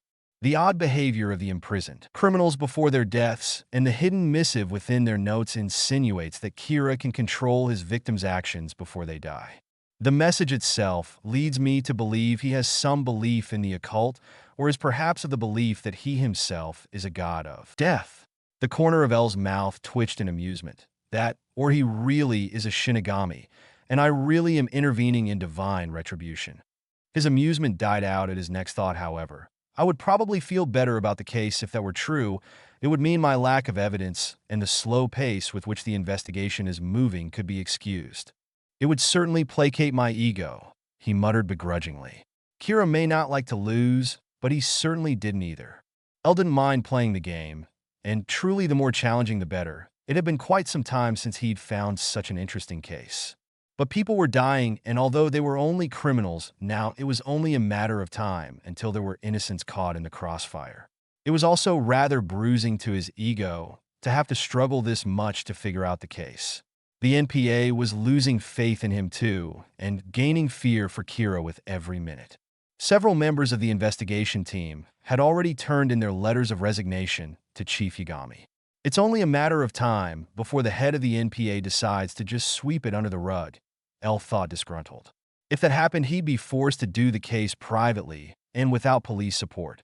He frowned deeply at that, letting his head tilt backwards to stare at the ceiling, still chewing on his nail. That would be very bothersome, he thought, and most likely illegal, he added, though that part didn't really disturb him.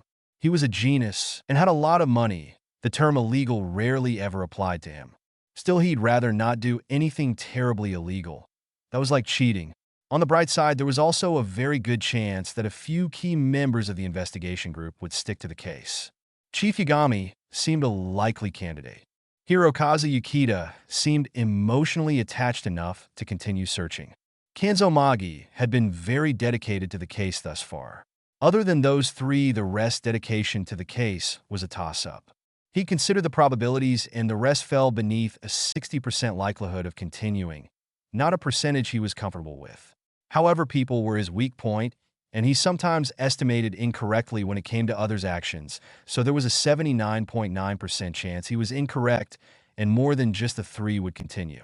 Perhaps that their continued participation in the investigation could buy him some more time before the case was forcibly closed due to politics. If there was anything that could prematurely end this investigation before Kira was actually caught, it was nervous politicians. His eyes narrowed at the thought before blinking several times as he was struck with an idea. Perhaps I should commission the building of a permanent headquarters? This case was likely to take a lot more time than he had originally hoped, and if they were to no longer openly investigate at the police station, then it would be necessary to either move from hotel to hotel or build a headquarters. I'll have to ask Whammy to hire some contractors soon, he thought absently. 23 stories should suffice. Enough to house about 60 comfortably should do, he continued thinking, writing down some basic details for the building to pass along to Whammy. He knew there was a possibility that he wouldn't need it, but were that the case, it could be innovated to suit some other purpose. It was best to prepare for all eventualities. Once that was done, he got up from his chair and went to crouch on the white cushy couch in front of the TV. He then allowed himself to tilt sideways until he tipped completely over onto his side, now laying down, but still in his crouch position. He fitfully tossed the fluffy throw pillow his head had landed on off the couch. He hated those pillows. They were woolly and reminded him of sheep, which reminded him of wool, which reminded him of socks. He would then proceed to become angry with himself for thinking of them as woolly and then comparing them to sheep only to remind him of how they were woolly. He hated being redundant. He asked Whammy to remove them, but his old friend clearly found the whole thing entertaining.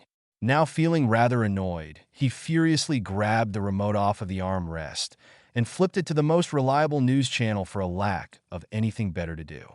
He met his demise when he fled the bus and was hit head-on by an oncoming car. There were no other casualties reported despite the fact that Osarita had emptied his gun, randomly shooting into the crowd. It is believed that he was under the influence of drugs at the time. Police comment that L lost interest in the report as it went on.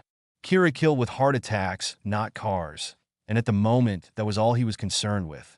He knew Kira was planning something big, a major move. All this experimentation with the prisoners proved it, but L couldn't figure out what it was. He hoped that the FBI agents he had trailing prospective suspects would pick up suspicious behavior from Kira. If he really is planning something, surely the agents would notice and report the suspicious behavior. L thought. If that happened, a smile tugged at the corners of his mouth. I'll finally know who he is and possibly cut him off before he strikes. L felt particularly vindicated at that thought.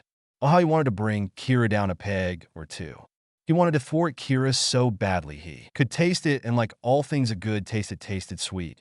But even more than that, he wanted to know just how Kira did it. He knew finding and stopping Kira was of the utmost importance and that it should be his main objective. But he couldn't help but want to find out just how Kira killed these criminals even more than he wanted to stop him. It was a complete mystery to him, and L hated mysteries. One would think, being a detective and an inquisitive mind, that he'd love mysteries, but truthfully, he despised them with a passion. That was the reason he was a detective, to solve the mysteries.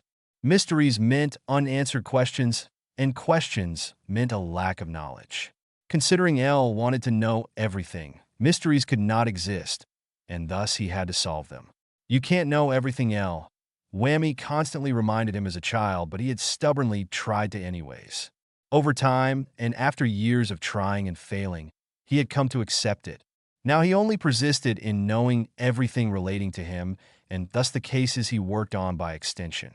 He enjoyed the process of solving a mystery, but at the same time it was nerve-wreaking and frustrating trying to figure things out. The vulnerability of the unknown could be a terrible thing. L was feeling very tired. He felt his eyelids growing heavier as the urge to sleep tugged on his senses. He hastily rolled off the couch, landing rather painfully onto the floor. Luckily or unluckily, depending on how you looked at it, his head landed on the sheep pillow. He would not go to sleep even if he had to manfully endure the sheep pillow of redundancy to do it.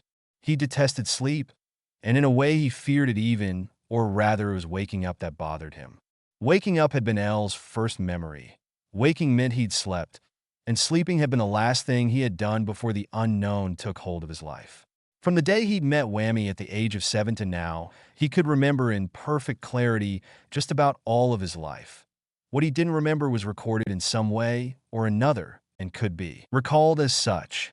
Yet for all his supposed intelligence, amazing photographic memory, all his best efforts, he could not remember the first 7 years of his life.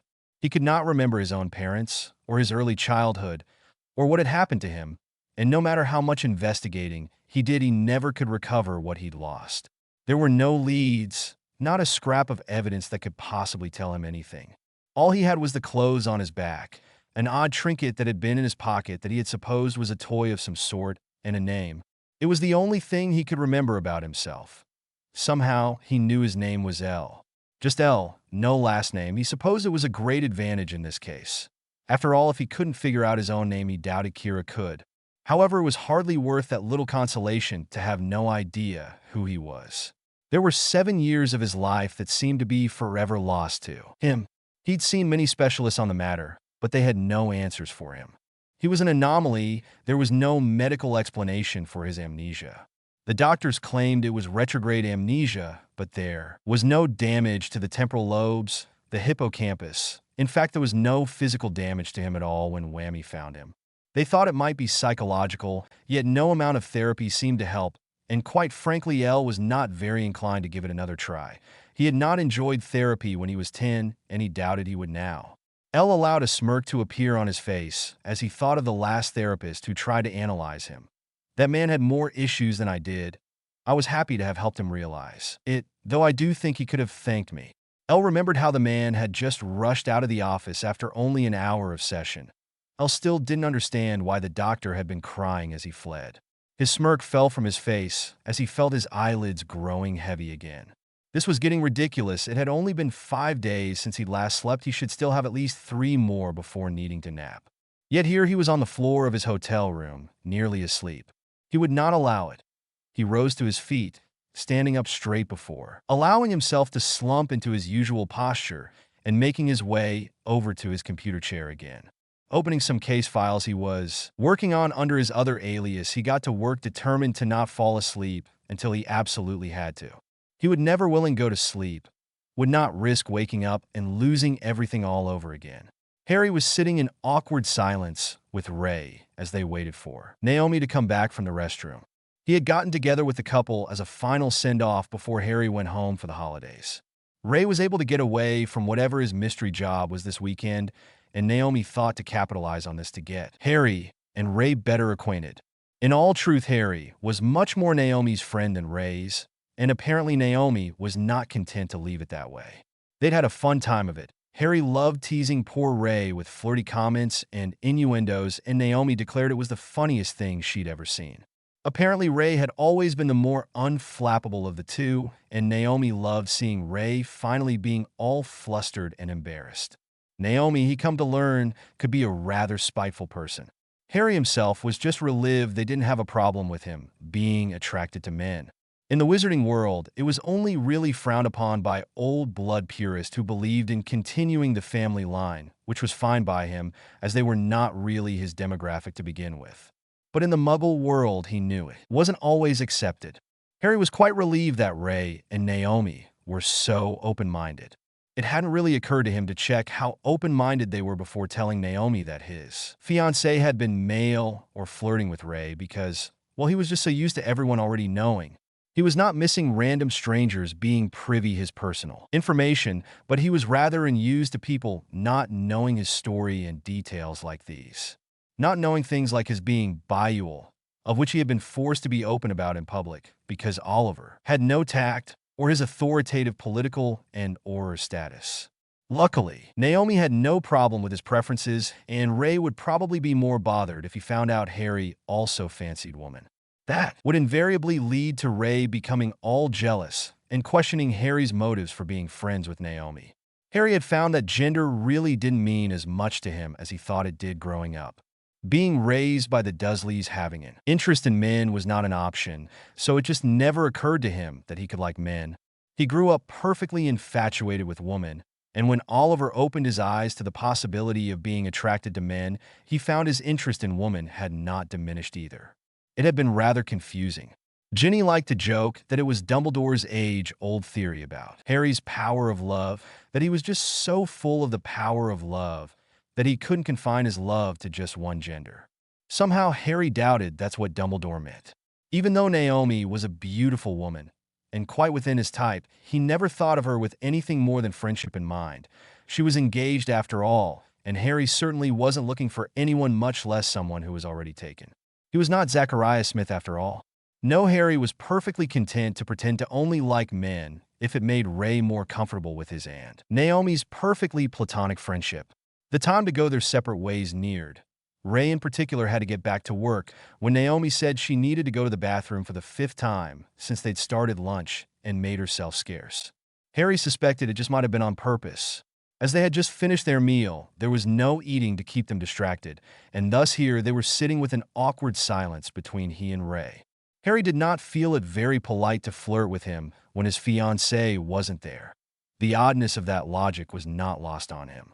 Finally, after several minutes, it became apparent that Naomi planned a rather long bathroom break this time. Come on, Naomi, it didn't work the first 4 times. Why'd you think it'd work a 5th? He thought as he readied to say something. It undoubtedly would have been something stupid and weather-related to fill in the empty conversation, but thankfully Ray started first. Letting out a sigh as he turned away from the direction Naomi had exited, he smiled at Harry as he began to talk. My Naomi sure is subtle, huh? Ray said with a fond smile. Oh yes, no way could this be on purpose. I totally believe she had to go to the bathroom for a 5th time today, and that was definitely not the opposite direction of the bathroom either. Harry responded, amused and relieved. He nodded his head in mock denial. No, she just had to take the scenic route. There's no way she's been trying to make us talk to each other all day by mysteriously disappearing, Ray said, playing along. They both shared fond smiles as they shook their heads, both knowing that Naomi was being purposely obvious about it. Her way of silently saying, make friends already. So, going home for the holidays, huh? Harry nodded as he took a drink of water. Do you know when you'll be getting back? Yes, I plan to get back on the 3rd, 6th at the latest. Naomi told me you don't know how long you plan to stay in Japan afterwards. Yeah, I'm not quite sure. I'm sort of on hiatus at the moment, he responded, wondering if Ray didn't really hate him and wishing he wouldn't come back, perhaps even counting down the days till Harry left again. You'll have to give us your number so you and Naomi can keep in touch, Ray said. His voice sounded casual, but there was a focused look in his eye. It rather confused Harry. He trailed off. How did one explain they didn't have a telephone? I don't have a phone. Ray sent him a disbelieving look, which then turned a bit angry before he concealed it. You don't have a phone, he stated, and Harry could hear the insinuation in it. He thought Harry just didn't want to give Naomi his number. Yeah, I don't. Harry brought his hand up to rub his neck nervously. He then shifted his gaze to the left, a little above Ray's head. I live in a really bad reception area. Phones just don't work right, so I don't bother. Harry then lowered his hand and looked Ray in the eye. I could give her my address, though. I'd already planned to. I really hope to keep in touch whenever it is you guys have to leave, he quickly reassured, kicking himself for not thinking beforehand for a better excuse about the no phone thing. It was true, though, you really couldn't get reception from his flat in magical Britain. And he really did have an address to give to Naomi that would lead all Muggle mail to the magical post office that would then send it to him. Ray seemed to accept this, though, as his expression changed from offended to bewildered. Apparently, he had never met someone who didn't own a telephone before. You should. In fact, I bet Naomi'll love having a pen pal. She likes to write. I probably should have asked for your email, but Naomi said, and I quote, he's technologically impaired. She said something about you causing your laptop to spontaneously combust, he finished questioningly. Harry turned bright red at the mention of that. It was not his fault magic and electronics did not mix. Who knew casting a cleaning spell too near one of these newfangled computers would cause such devastation? It was sad, really. His shiny new computer he had just bought and had courage enough to try using was broken just hours after he got it. After the whole experience, he had opted to stay away from them in the future. Naomi had helped him pick it out and showed him the basics of having to use it. The next day, when she dropped by to see how he was getting along with it, all she had seen were the burnt remains before dubbing him a computer idiot. Harry thought to defend himself, raising a pointed finger and opening his mouth, but words failed him. He couldn't exactly say it was magic's fault for running on a contrasting frequency than electricity, and so he let his hand fall limply to the table and blushingly took another drink. Ray chuckled at Harry, basically confirming what Naomi had told him with his silence, before saying, "Well, it's good that you two can write. Well, Naomi can be really serious sometimes. She's really work-oriented and hasn't had much time for friends, what with her demanding job." Ray paused there yet again, trying to avoid mentioning her job as FBI.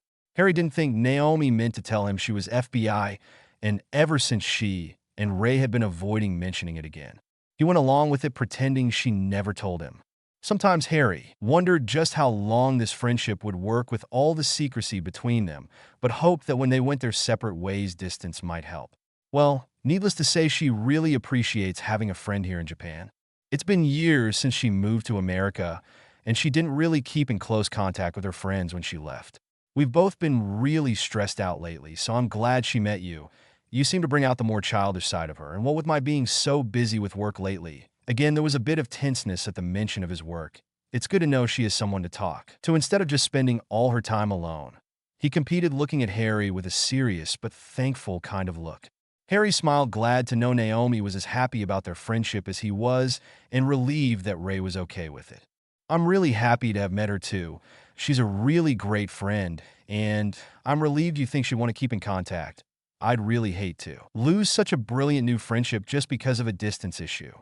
Ray seemed pleased and nodded his head, just as Naomi came back to join them. 2 hours later, Harry once again entered Narita Airport, this time amongst the hustle and bustle of the holiday crowd. He was being jostled to and fro by the holiday-induced craziness that made the already arduous ordeal of air travel to become all the more traumatizing. Screaming babies, cantankerous old people, teenage hoodlums, and mother hens alike were all making their way to their designated flights. The airport was the great equalizer in that it made everyone equally annoying. As Harry arrived at the very same undetected metal detectors he had exited earlier this month, he steeled himself for the ordeal ahead.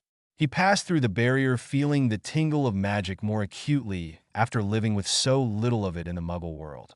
It was reassuring in a way. It made him feel at home and brought a smile to his face.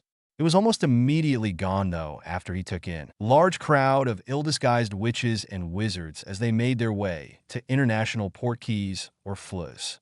He tugged nervously at his bangs before forcefully stopping himself. "I'm wearing the makeup, they can't see it," he told himself, his hands then going to tug on his shirt instead.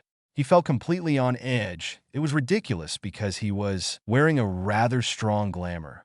No one could possibly recognize him, and his scar, which refused to be covered by any magical means, was concealed by makeup. He reminded himself that there was no reason for anyone to notice him, but he was still tense as he made his way to the International Fluid Network area. Harry was cursing his stupidity the whole way. He had not wanted to travel by flu. Not at all.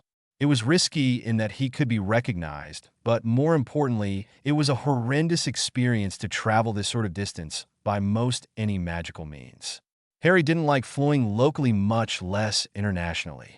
But of course, port keys were out of the question, not only due to his great personal dislike of them, but because they were even worse than fluing, what with all the spinning and navel tugging.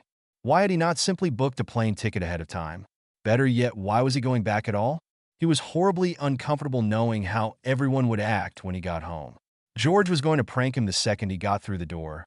Hermione would make no haste in informing him of all the books she'd read since he'd left. Mrs. Weasley would no doubt stuff him with more food than he could eat in 4 lifetimes, and Ron would doubtlessly review every detail of every Quidditch game he'd missed over the scant month Harry had been away.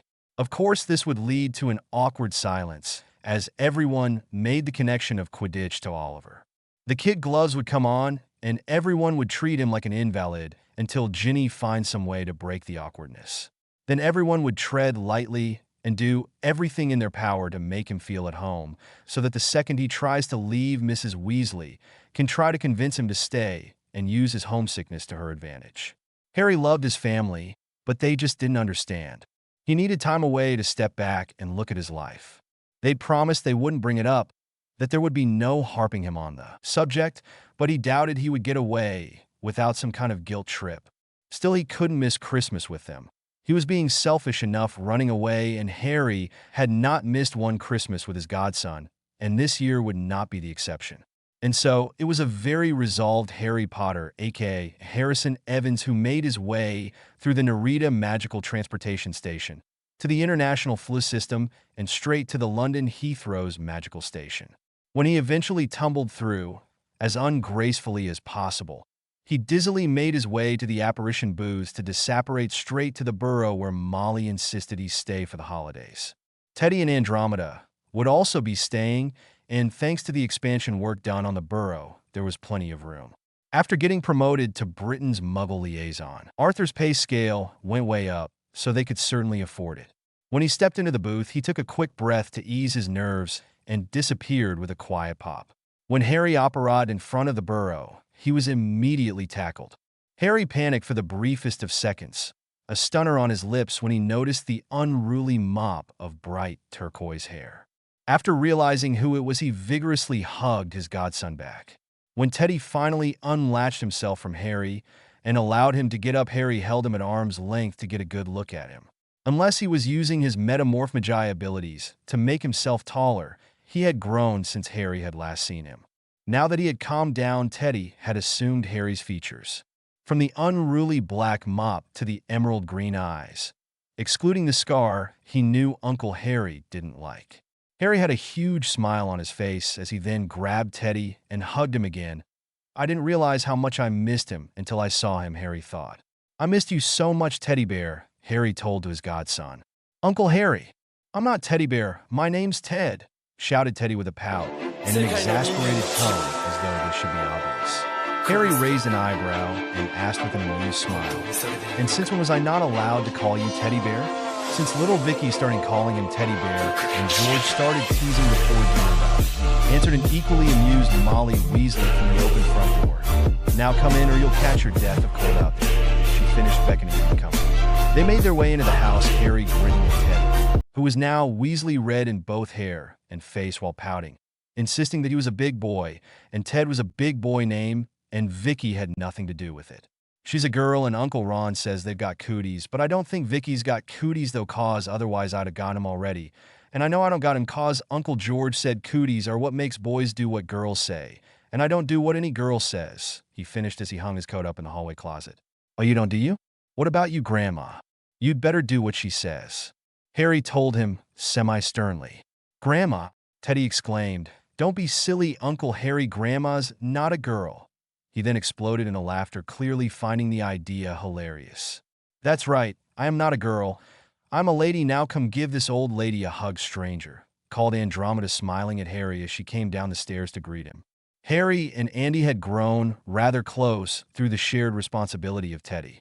Harry went and gave her a hug hello before she led him to the kitchen, where Molly then hugged the life out of him while both deemed him too thin.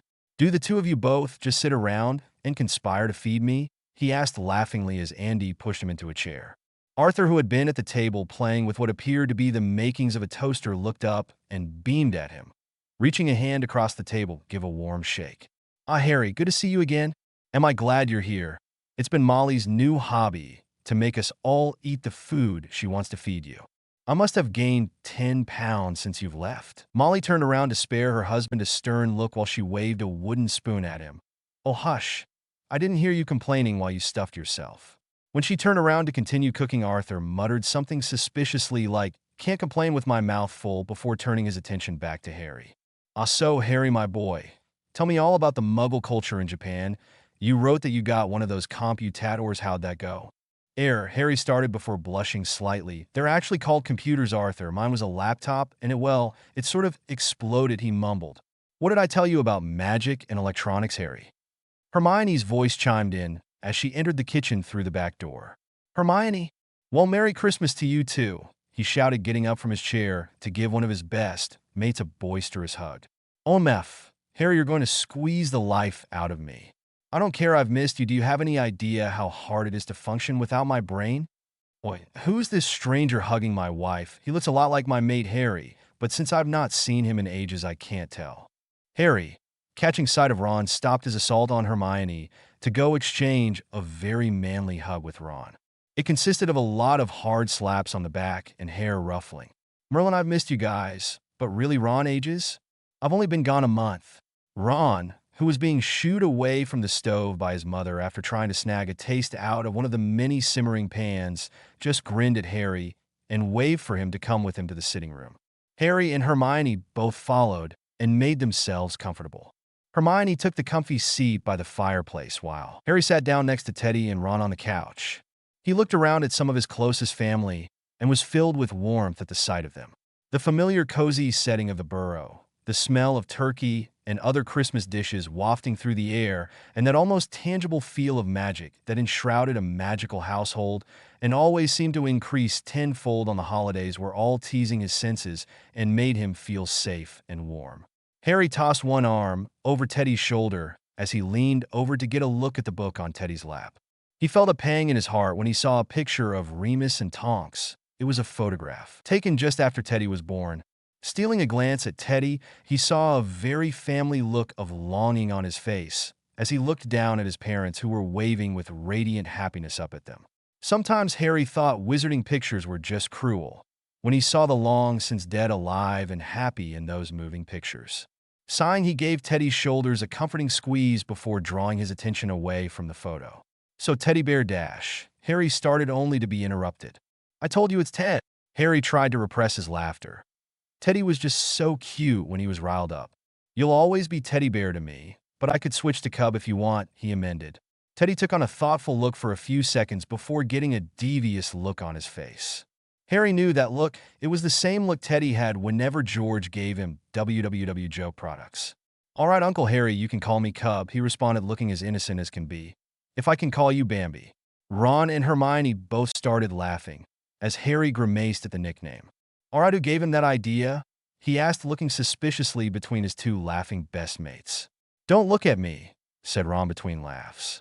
"Was it you, Hermione? I know you've seen that movie before," he accused, pointing at Hermione. "Nah, Uncle Bambi, Uncle George told me you'd like it," responded Teddy. Harry briefly wondered just when or why George had seen that particular movie, but didn't have much time to contemplate it. "Did I hear my favorite prankster in training breaking rule number 2? A voice asked from the sitting room's entryway. "Speak of the devil, and he shall appear," muttered Harry, turning around to see George. "Good to see you again, George. Now tell me, what did I ever do to you?" "And just what is rule number 2? questioned Hermione. Teddy rushed up from his seat on the couch to give his Uncle George and mentor in pranking a hug. "Rule number 2, my dear sister, is part of the prankster's code of conduct. You never blame or tell on your fellow prankster," George explained when Teddy finally stopped trying to squeeze the life out of him. "Hello, Harry, come out from hiding, have you? Good to see you made it. I was afraid I'd have to go all the way to Japan to drag you here myself. But whatever do you mean by asking that? I haven't even pranked you yet." "Hello, Georgie, happy Christmas." "Now what was that about pranking?" asked Molly as she came into the crowded sitting room to give George a hug and asked where Angelina and her grandson were. "Don't worry, Mum, she'll be here with Freddie in an hour or so. My boys made me so proud. Had a bout of accidental magic turned the kitchen purple. Shouldn't take more than an hour to reverse." His voice was full of fatherly pride as he whipped out a picture of a very angry Angelina, an oddly innocent-looking 5-year-old, and a very purple kitchen. "Why didn't you stay behind and help clean up?" questioned Hermione. "She said I was doing more harm than good. Said I was only encouraging him." "Considering you're bragging about it now, I don't doubt that," Molly said, giving him a disapproving look. "Don't know how Angelina puts up with you sometimes. Honestly, you don't encourage a 5-year-old like that. Keep this up and he'll be worse than you were." "Merlin, I hope so," said George fervently. "Where did I go wrong?" Molly asked herself as she shook her head. Her amusement belied her disapproving words, though, as she took the picture from George, waving her wand to make herself a copy. "So, Harry, old man, how's the Muggle retreat been going? Find anything interesting? Managed to get into any more bar fights?" "Bar fights?" chimed Hermione and Molly in unison. Harry's eyes widened in alarm as his mind rushed to think of what to say. "It wasn't a bar fight," he quickly reassured, shaking his head vigorously, hands raised defensively. "I merely intervened and settled an argument. No fighting of any kind. And how did you hear about that anyways?" Harry questioned, turning to George. "I have my sources." "More like I told him," voiced Ginny, coming into the room. playfully nudging her prankster brother as she made her way over to Harry. He got up and gave Ginny a painfully tight hug, partly because he'd missed her and partly because he'd asked her to keep the whole bar thing quiet. "Thought I'd asked you not to mention that," he whispered into Ginny's ear as they hugged. Ginny just shrugged as she whispered back, "I was drunk. You know I talk a lot when I drink." "You lush," Harry accused. "That's the last time I tell you anything." Ginny laughed as they broke apart. "Oh, you hypocrite, you're even more chatty than I am when you drink." HMPF, Harry huffed, crossing his arm over his chest. He couldn't deny it, which made it all the more annoying. They both shared mock glares but were knocked from their staring contest by a sudden cough, making them both jump. Earth to Harry and Ginny. "You sure you two aren't still dating?" asked Ron, waving at them to get their attention. Difficult to say, they don't fight as much now, but at the same time, they're both still completely obsessed with each other, answered George. "Oh, shut up," shouted both Harry and Ginny at the same time, blushing bright red. "Did Auntie Ginny give Uncle Bambi cooties?" piped in Teddy. "Not you too," whined Harry. "They've turned my own godson against me," he shouted dramatically. "Uncle Bambi?" questioned Ginny. "Don't even ask," Harry muttered. "Enough of this. Now tell me, Harry dear, what did he mean by bar fights?" "What kind of argument?" asked Molly sternly. "Well, UC he started, but Arthur came to his rescue, appearing at the now crowded sitting room's entrance.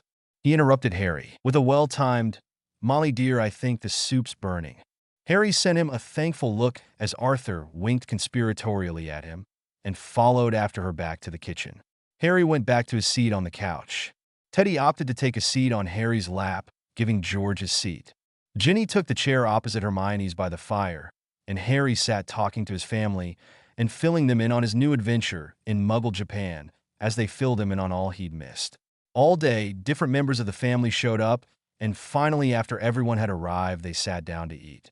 They all had a good laugh at poor Teddy's embarrassment as little Vicky pushed Freddie out of his chair to sit next to her teddy bear. Fleur and Bill found it especially amusing, and Bill went out of his way to play the protective father figure, issuing ridiculous mock threats at Teddy to take care of his little girl. Teddy merely seemed confused and eventually took a look between Victoire and baby Dominique before asking which one he was supposed to take care of. Audrey and Percy were instantly accosted by George as he tried to get his uptight brother and his equally aloof wife to loosen up. Charlie, Hermione, and Andy were all avidly discussing magical creature laws, and Arthur was having a fun time hearing all about the Muggle world from Harry. Harry did his best to explain all the things he'd seen and done in Japan, excluding all things Kira, FBI, Apple, or dream-related. The atmosphere was one of cozy holiday cheer, but it was not to last. Harry was just explaining to Arthur all about the cell phone when Ron's angry voice broke through the chatter. Ron and Ginny had been arguing about Quidditch rather loudly all evening, but now it had reached its crescendo, and Ron sounded far too angry for something so trivial. And the phone's cordless UC-. Harry stopped mid-sentence as Ron's voice came to his attention. "I don't care about Puddlemere United, Ginny. Their chances don't matter. Any team with a bastard like Wood can't win." He turned to see Ron standing from the table. He was shouting at Ginny, and she was looking nervously at Harry while simultaneously trying to shush Ron. It was then that Ron seemed to realize how loud he was being and turned to send an apologetic look toward Harry. Everyone seemed to follow his line of sight, and suddenly everyone was staring at him like they expected him to explode. Harry sighed before putting on a bright smile and looking at Ron. "Son of a bi-. Actually, Ron, I think Puddlemere will do pretty good this year." He felt the urge to twitch but kept going. "I heard Hawksworth came out of retirement and rejoined the team. Should give Bulgaria a run for their money." "All right, everyone. Nothing to see here, go about your business," he thought as he turned back to Arthur to continue his conversation. The silence that had descended over the room was then broken as Ginny shouted, "See, Ron. Besides, even if Bulgaria does win, the cannons will get their arses handed to them. Ginevra, Weasley, you watch your language." "Sorry, Mom." And just like that, the pleasant atmosphere was back, though there was still tension and awkwardness for Harry. The ring he still had yet to take off seemed glaringly obvious in its existence. He put his hand under the table as he reassured himself. "Night's almost over, just stick around for dessert, and you can fake a stomach ache and escape after." As Molly levitated the various desserts, and one landed in front of Harry, he was seriously regretting staying for dessert. There in front of him was an apple pie. You have got to be kidding me. Harry had been at the burrow for 6 days and was feeling oddly edgy and had no idea why. Everyone seemed to notice his nervousness and tried to set him at ease, but it was to no avail. He was confused and frustrated with himself and couldn't brush away the feeling that he was missing something very important, like he had made a very bad choice. To top it all off, he was getting hardly any sleep. Each night he'd been home, he'd had the same strange dream. He was back on the giant map, only this time he was stuck to one spot, unable to move as he watched a pen writing a name in the distance too far for him to read. Harry was currently lounging in the sitting room. It was the middle of the night, and everyone was asleep.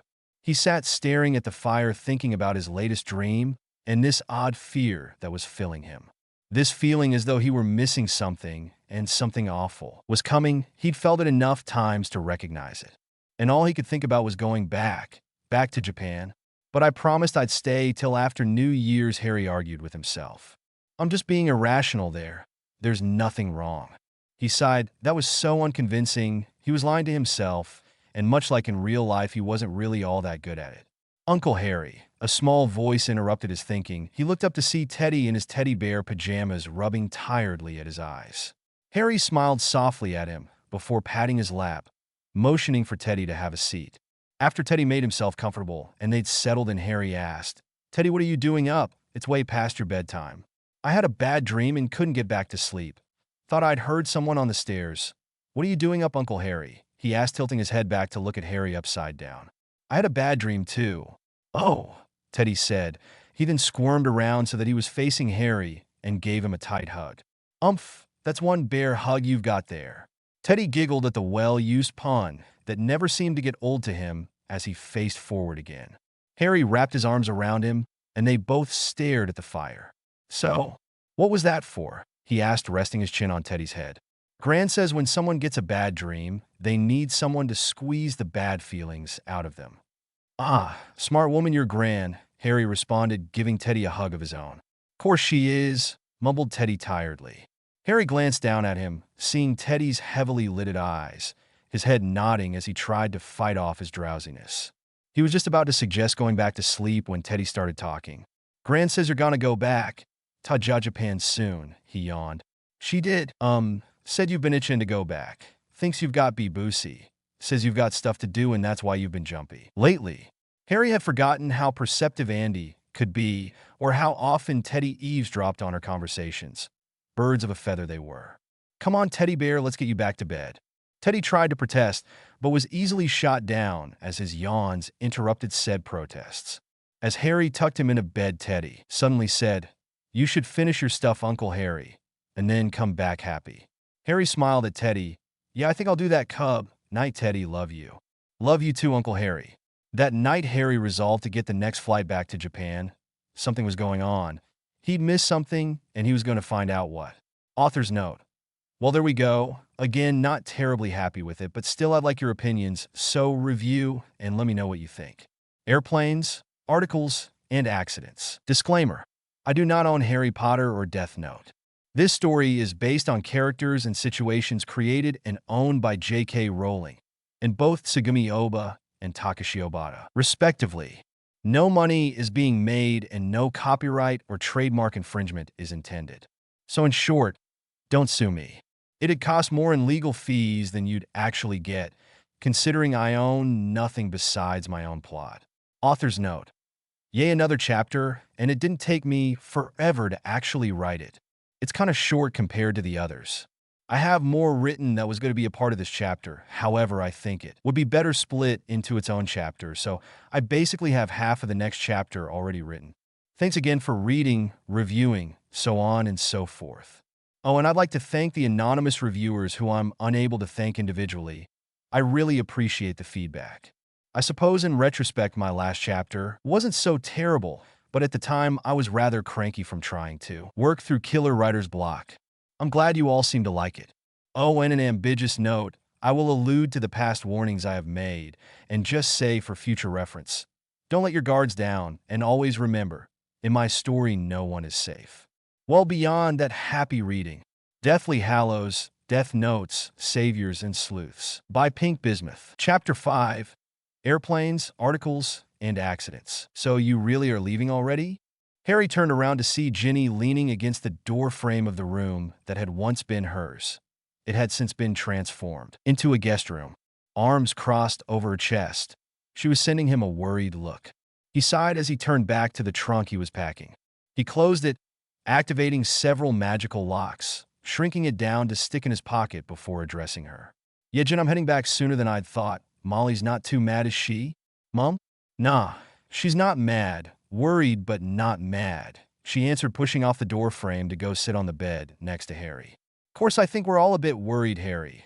You've been acting really odd lately. Well, odder than usual," she amended playfully before pausing to give him a stern look very similar to her mother's.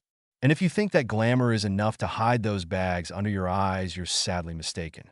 Her eyes narrowed suspiciously before continuing, fixing him with a piercing gaze.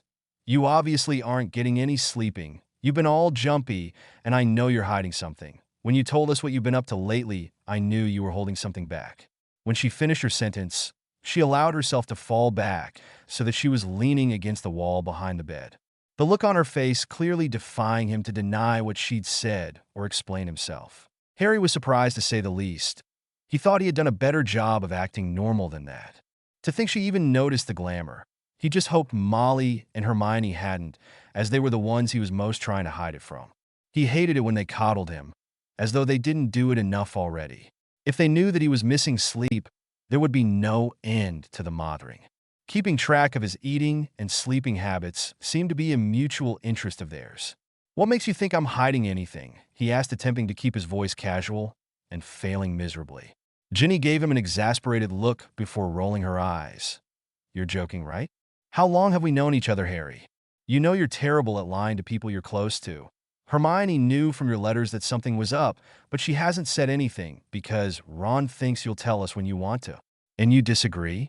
Oh, I'm sure you'd tell us eventually, probably after whatever it is that's bothering you is over," she said, looking out the window at the darkened orchard where they usually played Quidditch. It was rather early in the morning, and the sun had yet to properly rise. "Honestly, if Hermione had known you were leaving this early, she'd probably be here to question you too. They're only waiting because they thought you'd be here longer." "It's no big deal, Jin, really. I'm just going back a bit early to check on something," he told her, following her gaze out the window, avoiding eye contact. It really wasn't a big deal. He was just being irrationally nervous. He would go to Japan and find nothing wrong and realize how foolish he was being. Yet for some reason, Harry couldn't help but feel like he was lying to Ginny and perhaps to himself. "If it's no big deal," she turned her head to look him in the eye, "then why are you calling me Jin?" A little bit of anger seeped into her voice as she asked this. "You only call me Jin when you're hiding something." "That's not true, Dash," he started. He noticed her hands clenched in a fist at her side and found himself horribly annoyed at her. What right did she have to demand answers from him, or to be angry when he didn't comply? "Yes, it is, and you know it. Now tell me what's bothering you." "I just want to help Dash," she demanded loudly, a definite hint of frustration coloring her voice. Harry cut her off. "Really, help me? You want to help stop what's bothering me? Well, go away and you'll have helped a ton," he said, waving at the door. He was starting to get very irritated with her prodding. It was not her business. She never knew when to just let things go. One of the reasons they didn't work out as a couple. Ginny narrowed her eyes at him as she rose from the bed, her hands going to her hips. "Fine, I'll leave you alone, but don't say I didn't try to help you when you end up back in St. Mungo's or worse." Their tempers had also been a contributing factor in their breakup. Harry hadn't meant to snap at her, and he certainly didn't want this to be the way he said goodbye. He quickly jumped up from the bed to follow after her. "Damn it, Ginny, wait, I didn't mean to snap at you." He took a deep breath before continuing. "I'm sorry, please don't be mad." She halted in the doorway before turning around to look at him with a guarded expression, her arms going up to cross over her abdomen. She searched his face for a few seconds and seemed to find what she was looking for before taking a deep breath and looking at her feet. "Yeah, it's all right, sorry for being pushy." She looked up at him, her face softening. "Oh, bugger, I'm just worried about you. I mean, none of us have seen you in a month, and the last time I did see you, you were a mess all because of that bastard, and now you're all jumpy and keeping secrets.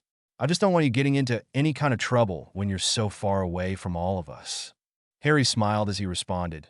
"You don't have to worry, Ginny, I can take care of myself, And if I get into any real trouble I couldn't handle, I'd tell you guys. The corner of Ginny's mouth quirked into a half-smile as she nodded her head. Yeah, I guess. Won't make me worry any less, though. Wouldn't expect you to, he responded. Idiot, she muttered childishly. Nag, he responded just as childishly as he walked past her to the doorway, bending over to pick up a long, flesh-colored piece of string off the floor. He then said, You hear that, Ron? Hermione, you've got nothing to worry about. Sure enough, a very sheepish-looking Ron and Hermione appeared at his doorway. They both looked embarrassed at being caught, though Hermione alternately sent Ron her patented, I told you so. Look, from this Harry guessed using extendable ears must have been Ron's idea. Ginny seemed surprised. Apparently, she had not been in on their spying. She turned to glare at Ron. Whatever happened to? He'll tell us when he's ready, she asked her brother. Ron just shrugged his shoulders as he responded with, Air. Constant vigilance? Ginny huffed and Hermione rolled her eyes before saying, He wanted to know just as bad as you and I did. And yet none of you got any answers, said Harry cheerfully, smiling as he pushed his way past them and out the door. As he headed down the stairs, he paused to look back at them before saying, Come on, let's go have breakfast. I'm going to need you guys to run interference between me and Molly. I don't think I could take another one of her guilt trips before leaving. After a long and dragged-out breakfast, during which Molly went to great lengths to lecture on the virtues of home and the disadvantages of travel, Harry was finally on a flight back to Japan. As anxious as he was to get back in a hurry, it could not deter his great dislike of magical travel, and thus he had been sitting in an uncomfortable plane seat for hours. He was next to a window, currently staring out at the wispy white puffs of cloud that passed by. On his other side was a toddler who kept staring at him with an unervingly concentrated gaze, a tiny drool-covered hand and mouth, and the boy's mother, who appeared to be reading a Japanese entertainment magazine, a ditzy blonde staring out from the cover. He glanced at the picture, and the first word that sprung to mind was jailbait. Honestly, what was it about Japan and Lolita-style clothing? He sighed, shaking his head as he turned to look back out the window. Harry couldn't help another sigh, this one wistful as he looked at the clouds. It had been far too long since he'd flown. Traveling by airplane was a completely different experience when one knew how it felt to really fly, to touch those clouds. Sure, brooms couldn't go as high up as an airplane could, but flying by broom was so much more exciting. Maybe after he settled in again, he could go to a public Quidditch court somewhere in Japan and fly for a bit. He smiled as he thought about it. Yes, that was something he would definitely have to do. Haven't flown since... He paused, smile dropping off his face as his eyes ran down to his left hand and the ring. It had very much become a handcuff, anchoring him to something he just couldn't seem to let go of. He hadn't flown since the day before the Quidditch World Cup, when he and Oliver had been flying together. It had been one of their favorite pastimes. The flying was almost as good as the SE dash. Harry suddenly blushed bright red at his sudden line of thought as he became horribly aware of the innocent toddler who was still staring at him. Harry viciously tossed aside the inappropriate thoughts he was having as though afraid the toddler could somehow read his mind. He nervously went to grab the plastic cup of apple juice that the flight attendant had given him. And oh, didn't Harry just love getting that particular drink, but his hand bumped clumsily into it and he knocked it over, spilling juice all over the tray it was sitting on as well as himself. The toddler laughed, and the mother looked up from her magazine. Seeing his plight, she smiled as she said, Oh, here I've got some wet naps you can use, reaching into her bag before handing him a few wet naps to clean himself off with. Harry felt an unpleasant choking sensation as the Japanese translating charm he'd applied before getting on the plane switched over to English, allowing him to understand and speak his own native tongue. It was probably one of the most annoying features of translating charms. Each translating charm was unique to the language you tried to speak, and unless you could say the individual spell in the language you hoped to translate, and you couldn't perform it. Most annoyingly, if you knew the spell in a variety of languages, all it took was one sentence in said language for the charm to automatically switch over. He had learned the spell in Japanese for the sake of his trip, and of course, being a native English speaker, he knew it in English.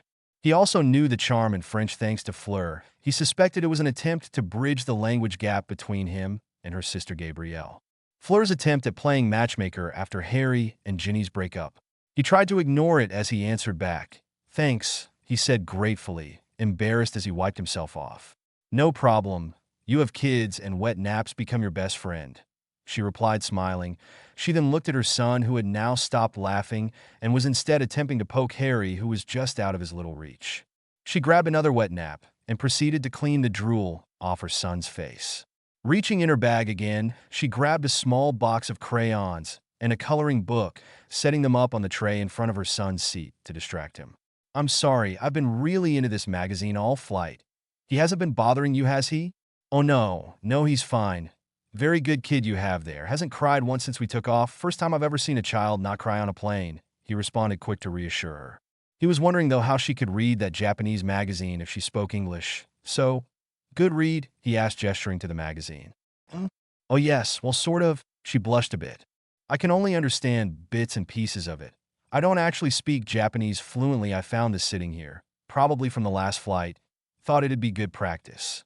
She held up the magazine before continuing. "From what I can understand, it's pretty interesting, though. This article I'm reading is all about some guy named Kira. Goes around killing bad guys. Apparently the model on the cover's a big fan of his or something." "You don't say," he said while mentally sighing. Of course, more Kira talk. "Yeah, but I think all this translating is giving me a headache. Think I'm going to switch over to my own book." She finished putting it aside to reach into her seemingly endless bag to grab a novel from it. Harry knew he shouldn't. He was telling himself to just let it go, not to do it, but he couldn't help it as he turned to the women and asked, "If you're done with it, mind if I borrow?" he asked, cursing himself the whole time. She nodded with a simple, "Sure," as she passed it to him before settling into her novel. Ms. Jailbait was staring up at him from the cover accusingly before he tore the stupid thing open and read. Again, he was seized with the unpleasant sensation of the charm switching languages. This time, it was accompanied with blurred vision as his eyes adjusted to the Japanese symbols being transformed into letters of the English alphabet. It did not seem to be a particularly classy magazine. Quite a bit of gossip in it. Apparently, the Sakura Corporation owned it. Harry rather disapproved of their news show, and he doubted his opinion of their magazine would be any different. As Harry flipped through it, he came across a picture with a heavily censored face of what appeared to be a victim of Kira. "This is why I hate Sakura Corp. They have no shame," Harry thought, frowning as he looked at the picture of the man splayed out on the ground dead. His frown deepened further. There was something odd about the picture, but he couldn't figure out what. It looked like it was shot from a cell phone. Something about it bothered him, though, besides the fact that he thought it tasteless to put a dead man's picture in their magazine. The title of the article read, "Mystery Victim of Shinjuku Station." Harry's eyebrow rose at that. Mystery? What kind of a mystery? He wondered as his eyes scanned down to the article below the picture. He skimmed the article, finding himself revolted with the obvious cult-like worship the writer seemed to hold for Kira before the article finally got to the point. "Our mystery victim was punished in Shinjuku Station after just getting off the train. He collapsed of a heart attack. We believe he is a victim of Kira." Another man, a criminal by the name Yanagoro Nisumi, reported to have raped several women, had also been punished at Shinjuku Station just hours before our mystery victim. However, unlike Nisumi, we were unable to get any information on him, and the police have made no comment as of yet. Harry quit reading there as the article went back to praising Kira. He frowned. Just because he had a heart attack doesn't mean it's Kira, he thought. But then either way, why couldn't they get any information on him? And why didn't the police comment, he questioned himself. If it wasn't Kira, then they would have at least denied it. And if it was, well, they had been rather open about all the other deaths. Harry hummed. As he looked at the censored picture once more, eyes narrowed as he examined it closely, trying to figure out what it was about it that bothered him so much. He tilted his head in confusion, and then suddenly, his eyes widened in shock, and he gasped as an idea struck him. The mother next to him looked up from her novel at the sound. "Hey, is something wrong?" He looked, his head shaking no, whether at her question or in denial of his own thoughts, he wasn't sure. She seemed concerned, but merely shrugged her shoulders as she went back to her book. "It's not him," Harry told himself, firmly, still shaking his head, looking piercingly at the picture. Just his coat. Same coat. Lots of people wore the same coat. He continued as he looked at a very familiar-looking gray trench coat on a man that was of the same proportions as Ray. As soon as Harry was off the plane, he rushed through the busy airport. He hurried through the crowds, sparing no thought for the people around him as he pushed his way to the magical part of the station. A sense of dread and urgency had gripped him as he continued to think of the nervousness he'd been feeling lately and that article he'd read. He ran past the transportation's regulator with a called apparition, other local, in a hurry, over his shoulder before he quickly entered the apparition booth and disapparated to the booth in the magical post office a block from his hotel.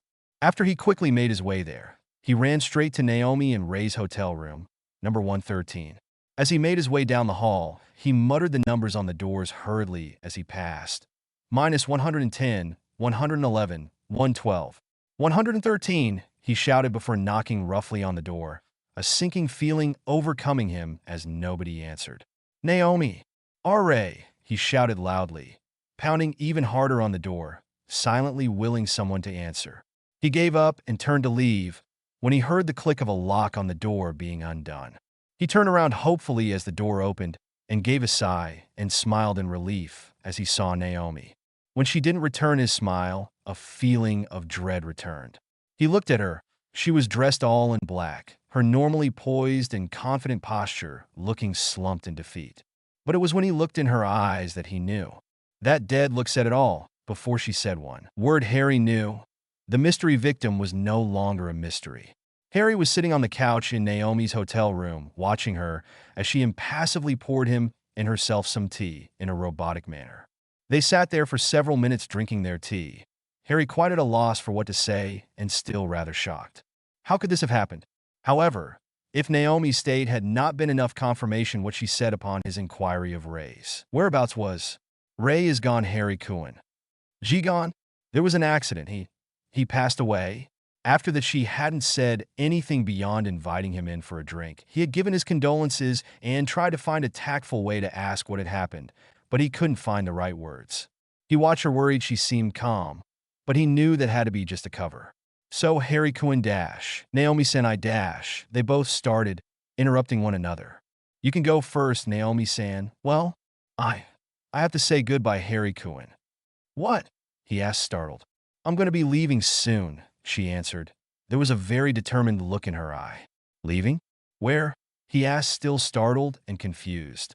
To visit a friend, she answered shortly, looking to the side. To visit a friend, he repeated, eyes narrowed at the look she had. Something seemed off here. You'll have to give me a number or address I can reach you at, he continued. No, I'm afraid I can't do that, Harry Cohen. The answer was laced with seriousness as she looked at him with an intense stare. Why not? He asked, ignoring the look that clearly said stay out of it. There was something in her eyes, a determination that made Harry very nervous.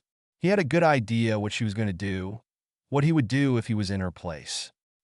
She started, then looked at the cup in her hands. It's complicated, Harry Cohen. So explain. I'm good with complicated things, and I have all day. She gave him a piercing look. Somehow I don't doubt that Harrison Evans, considering your background, or lack thereof, was implied. Harry winced. So she had investigated him and came up empty-handed. He suspected she would. But even so, I can't get you involved, Harry Cohen, she continued softly. Well, you don't have the right insurance. Insurance? He parroted, confused. Yes, I wouldn't want you to get into an accident like Ray, she answered. The friend I'm visiting, he's an old co-worker, and he wouldn't be happy if I involved someone without the right paperwork. Oh, Harry thought. She doesn't want me to die. Co-worker. Does she mean FBI? Of course. It made sense that she would want to catch Kira, but he wouldn't let her do it without him. What if I said I've almost been in accidents like Ray Sam before, as an occupational hazard, working for a lesser-known insurance agency for years, and although I don't have the official paperwork, I could be extremely helpful in lowering the costs? Harry asked, playing along. If it wasn't such a serious situation, he might have found what he'd said amusing, as he actually did part own a Muggle insurance agency, though investments the goblins at Gringotts ran. Naomi seemed to struggle with her thoughts, indecision seeming to make her unable to answer immediately. I really don't think, she started before Harry interrupted. Please, Naomi San, let me help you. I can't let you do this alone. I won't be alone, You're my friend Naomi San, and I know things about all these accidents. I have friends too that may know more. I might be able to help you, give you information your friend won't have. I can't tell you everything, but maybe if the cause of all these accidents is what I think it is and I can get permission, I can tell you then. Please, Naomi, I don't want you to have an accident too. Naomi stared at him for a moment, and she really did seem to want to take up his offer. But at the same time, she seemed unsure. Then Harry thought of something to try to convince her further. Dropping the facade, he stared her straight in the eye, holding her gaze. Just give me a day. Just one day to prove I can be useful. I just need you to hold off investigating for one day. Please just promise me you'll wait, and if I can't give you new information on Kira, I promise I'll. He swallowed thickly. I promise to bother you again. After what felt like hours of staring intensely at each other, she finally answered. All right, Harry-kun, I'll wait. I've thought there was something you've been hiding. Every time Kira came up, you acted as though you knew something. She looked to the side before, looking back at him. I promise not to do anything reckless either way. He examined her for a second before taking what she said as truth. They finished their tea, and as Harry walked out the door, she said, You're a very good friend, Harry-kun. Goodbye, Harry-kun. Something about the way she said that sounded horribly final, and Harry had the feeling she didn't believe he would be able to help, or that she just might not honor her promise. Goodbye, Naomi. I'll see you tomorrow, he said, emphasizing the last as she shut the door. Before leaving, Harry looked around. Seeing that the hallway was empty, he turned back to Naomi's closed door. Whipping out his phoenix feather wand, he waved it in a complicated set of motions, muttering under his breath. He put a monitoring and a tracking spell on the door, both action-release spells that would transfer to her, should she leave her room, and keep him privy to her health as well as her whereabouts. He spared only a second to feel guilty for not trusting her, and invading her privacy before pushing the sentiment roughly had been far too complacent, too content with just minding his own business. He might not have been able to save Ray, but he was not going to make the same mistake with Naomi. He could not just ignore this any longer. Things with Kira had now become personal. Meanwhile, the world's greatest detective was staring absently at his computer screen, a small blue lollipop in his mouth. He was going to be meeting with whatever was left of the investigation team tomorrow. The FBI had pulled out from the case. His resources were becoming uncomfortably limited. He would have to show his face a sure sign that he was losing. But for now, all he could do was stare at the message Kira had sent him. Did you know Shinigami only eat apples? He bit down harshly on the lollipop, cracking it into pieces in his mouth. Eyes narrowed angrily at the screen. I will be sure to remember that, Kira, when they give you your last meal. Author's note. Well, there we go, another chapter. It's rather shorter than the others, or indeed than I had originally intended, but I'm happy with it. I had more planned to happen during this chapter. However, I thought the events to come should be a chapter of their own. On the brighter side, I'm sure to get the next one out soon. Well, tell me what you think. Unspeakable, Undone, and Unknown. Disclaimer. I do not own Harry Potter or Death Note. This story is based on characters and situations created and owned by J.K. Rowling, and both Tsugumi Oba and Takashi Obata, respectively. No money is being made, and no copyright or trademark infringement is intended. So in short, don't sue me. It'd cost more in legal fees than you'd actually get, considering I own nothing besides my own plot. Author's note. Hello, readers. Look, I've updated. This took longer than I'd thought it would. I started half the chapter and was doing great, but then I was attacked by writer's block and a vicious cold, so I ended up taking longer. But here it is, and it's my longest chapter ever. I'm so exhausted. Writing really stresses me out. Still, I love the rewarding feeling one gets when they finish a chapter. Well, anyways, enough of my pointless babble, and on with the story. Deathly Hallows, Death Notes, Saviors, and Sleuths by Pink Bismuth. Chapter 6. Unspeakable, Undone, Unknown. The next day found Harry in front of the Muggle entrance to the Japanese Ministry of Magic. He was quite nervous, as he was unable to wear a glamour while inside the building. This was due to the ministry wards, which would have disabled any such methods of concealment. He tugged on his bangs some more, even though he knew his scar was covered, before determinedly stopping himself. After taking a deep breath to calm himself, as he entered the seemingly broken-down phone booth. Rolling his eyes, he dialed 6-2-4-6-8, which, thanks to the translation charm Harry knew, spelled out Mahou, which was magic in Japanese. Wizards think they're so clever, he thought as cool female voice asked for identification. Owing to the fact that they really didn't pay attention to what you told them, he gave his alias and said he was visiting a friend. He collected the badge provided as darkness filled the booth while it made its grinding descent into the ground. Left with nothing to distract him, Harry could do nothing but let the feelings he had been attempting to avoid take hold of him as he stood in the cramped enclosure. Guilt coiled like a snake in his intestines, wriggling around until it reached his chest, wrapping around his heart as it constricted with sorrow. If only he had stayed here in Japan, if only he had taken a more active approach to the Kira case. If only he had been less concerned with his own problems and more concerned with the safety of others. Perhaps Ray would still be alive now.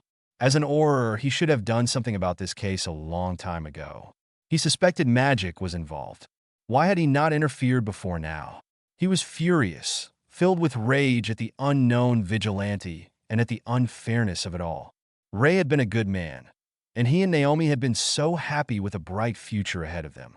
He hadn't done anything wrong. He had not deserved to die. And Naomi certainly hadn't done anything to deserve having her fiancé ripped away from her so abruptly. It was one of those instances in life, an unfair moment that was so very unfair that it shouldn't have been allowed to happen. Harry was filled with fury at Kira and his so-called justice. At the moment, though, a majority of his fury was also aimed solely at himself. Why hadn't he done anything before it was too late? He knew Ray was involved with the Kira case. He had felt like something bad was going to happen. Why had he just kept brushing it off? He banged his arm on the side of the dark booth in frustration. The echoing noise rang out eerily through the small space. Why didn't I do anything? He questioned himself as the booth started to light up. He sighed heavily before straightened himself out and pushing his regrets to the back of his mind, determination taking its place. When the door opened, he briskly exited into the bustling ministry lobby and made his way over to the security desk. A bored-looking wizard in peacock blue robes then ushered him over to the left of his desk. He checked Harry with a probity probe. Harry still scoffed at the name, before asking for his wand. Harry handed his phoenix feather wand to him, well aware that it was in fact a minor felony to withhold his second one. The elder wand would have just broken the machinery anyways. He'd secretly tested it on the one back home. It had taken the maintenance crew 4 days to fix it. Cattermole, the wizard Ron had once impersonated during their ministry break-in, had sent he and Ron suspicious looks the whole time they were trying to fix it. The wizard dropped it into the brass scale of the wand-checking machine, the name of which eluded Harry, watching it operate as a strip of parchment came speeding out.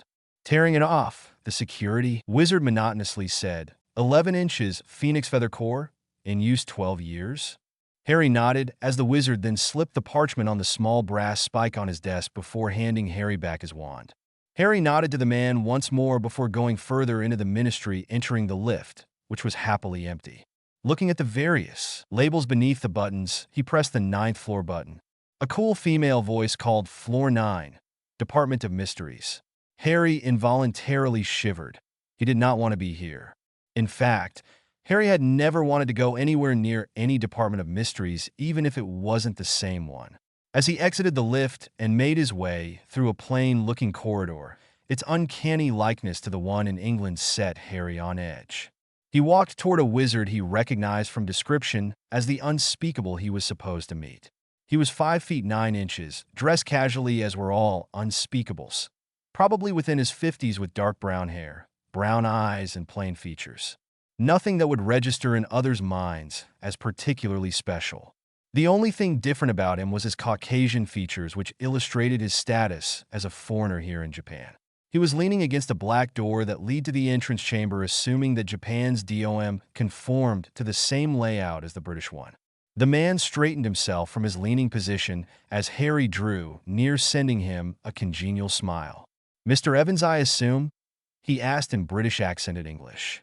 Harry again felt the unpleasant choking feeling of his translating charm, switching languages. The man seemed to realize he wasn't doing Harry any favors by switching languages and sent him an apologetic look. "Sorry, it's been months since I've transferred here from England. I miss speaking English." "Oh, no worries," answered Harry. "Considering this could risk your job, I rather think it's a small price to pay." The man just smiled and waved off Harry's concerns. "They wouldn't fire me just for this. Shelf cases are hardly unspeakable matters. They just needed the office space upstairs and shoved the work on us." He sounded part amused and part annoyed by this as he turned around and opened the black door, ushering Harry through. Honestly, you'd think I was secretary for all the clerical work I seem to do, he muttered, sounding slightly disgruntled. Harry couldn't help but quirk a small smile at that. How many times had he thought the same thing about his old job?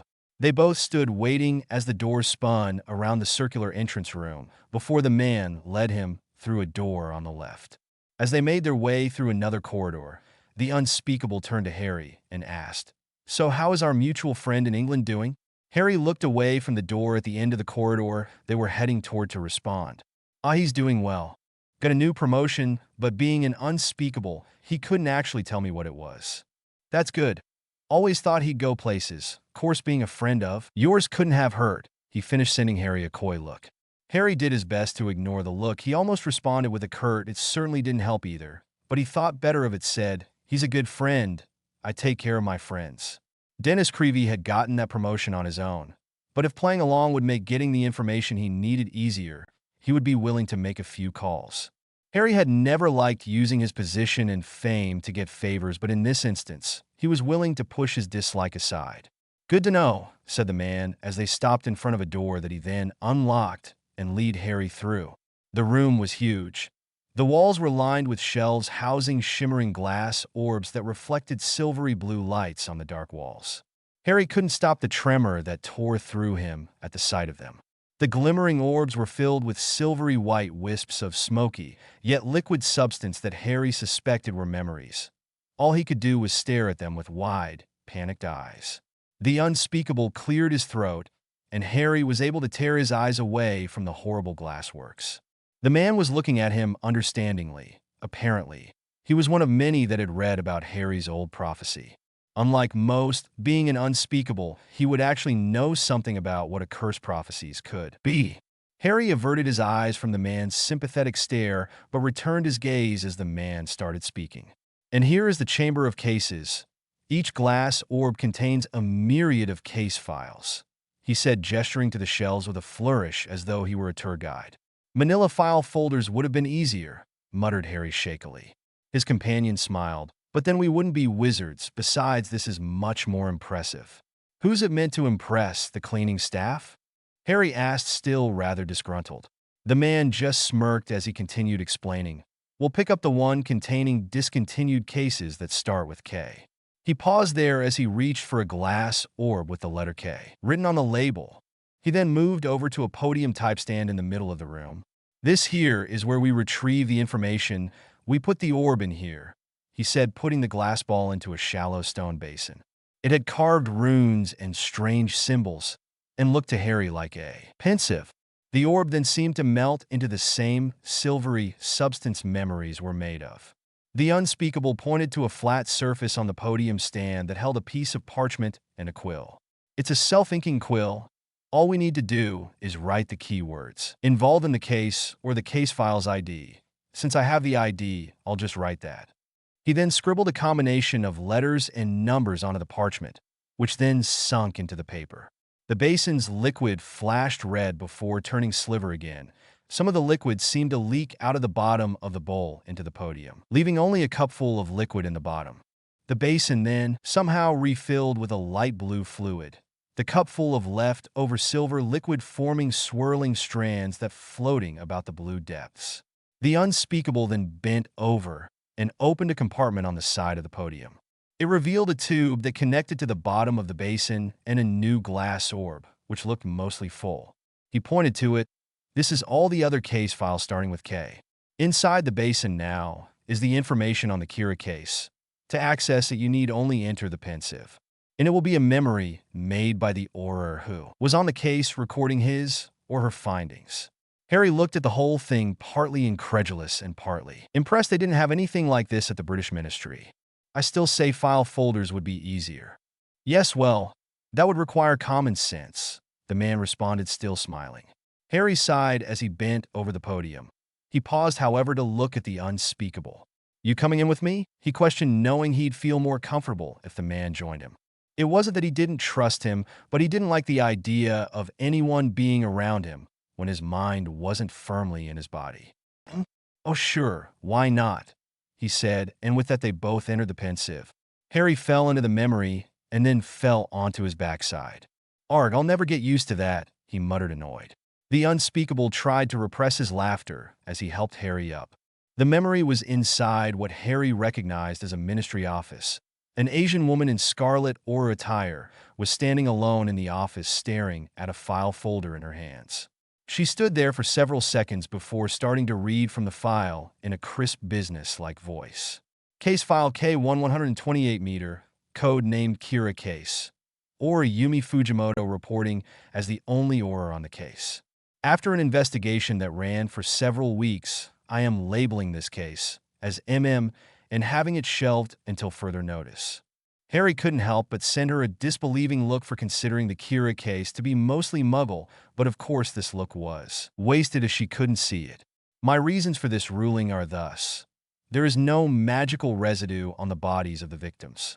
There have been no suspicious magical signals on any of the Ministry's radars.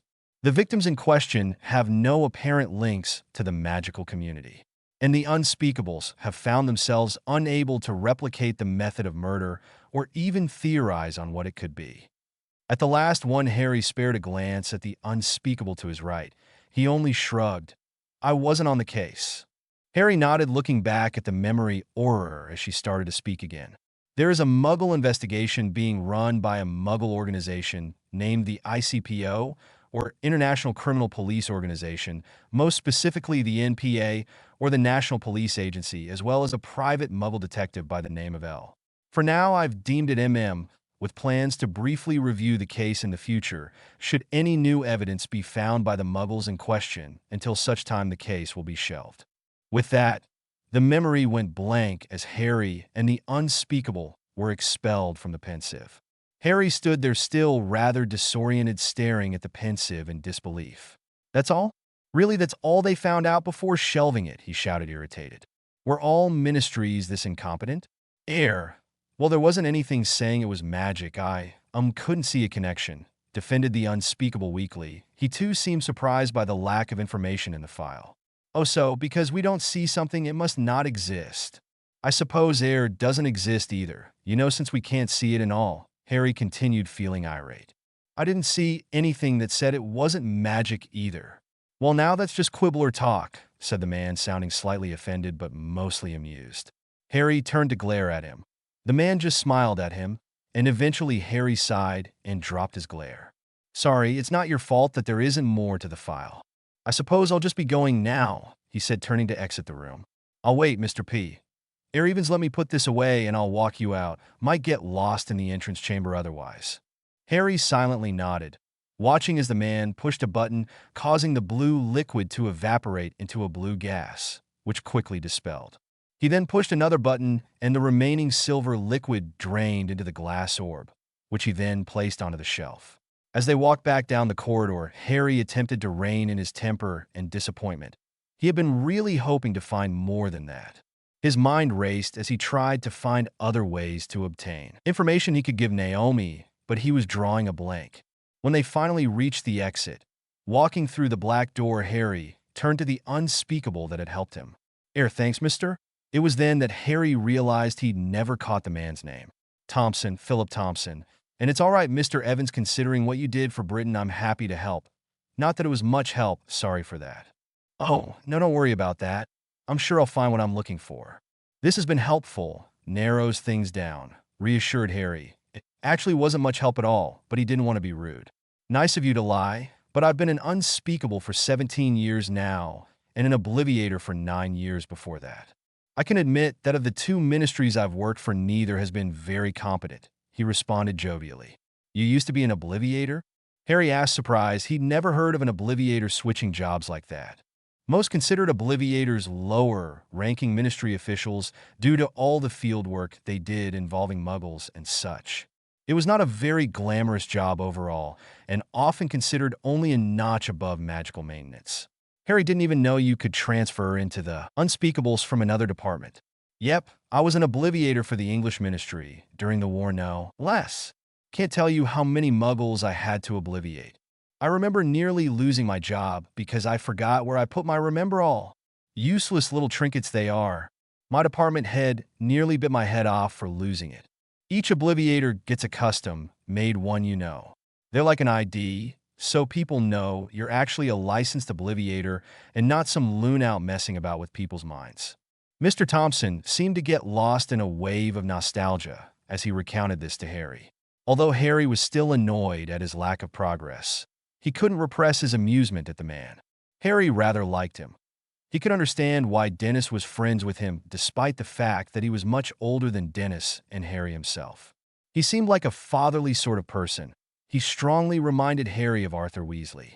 Harry said goodbye, thanking the man once more before he left. As he entered the booth of the Muggle entrance, Harry tried to think of what to do next.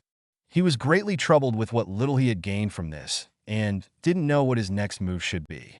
I could always tell Naomi a bit about magic, he thought before rolling his eyes. Yeah, that'll work. I'm sure she would believe me, he thought sarcastically. He wouldn't be able to prove it without doing magic, and doing magic in front of a Muggle could bring him a lot of unwanted attention, not to mention it was illegal. Could do something low-powered, something too weak to show up on their radars, he argued with himself.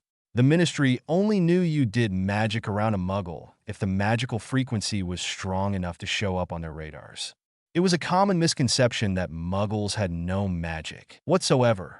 In fact, they had very small amounts of magic that ran on a different frequency than a witch or wizard's magic. Due to its odd frequency, it wasn't easily used, and as such, Muggles could only tap into their magic during moments of high stress, when their adrenaline was high. You hear cases of it all the time. One where in an emergency a person taps into some unknown strength, a mother lifting a car off her child. It was this latent magic that tipped off the Ministry if a witch or wizard used magic too close to a Muggle. A Muggle's latent magic reacts to the use of a wizard's magic, causing it to flare and show up on one of the Ministry's radars. The Ministry can't tell who did the magic, only that it was done in front of a Muggle. They send in obliviators, and if they find out who did it, they charge them. However, if one used a weak enough spell, they could avoid the flare-up, and the Ministry would be none the wiser.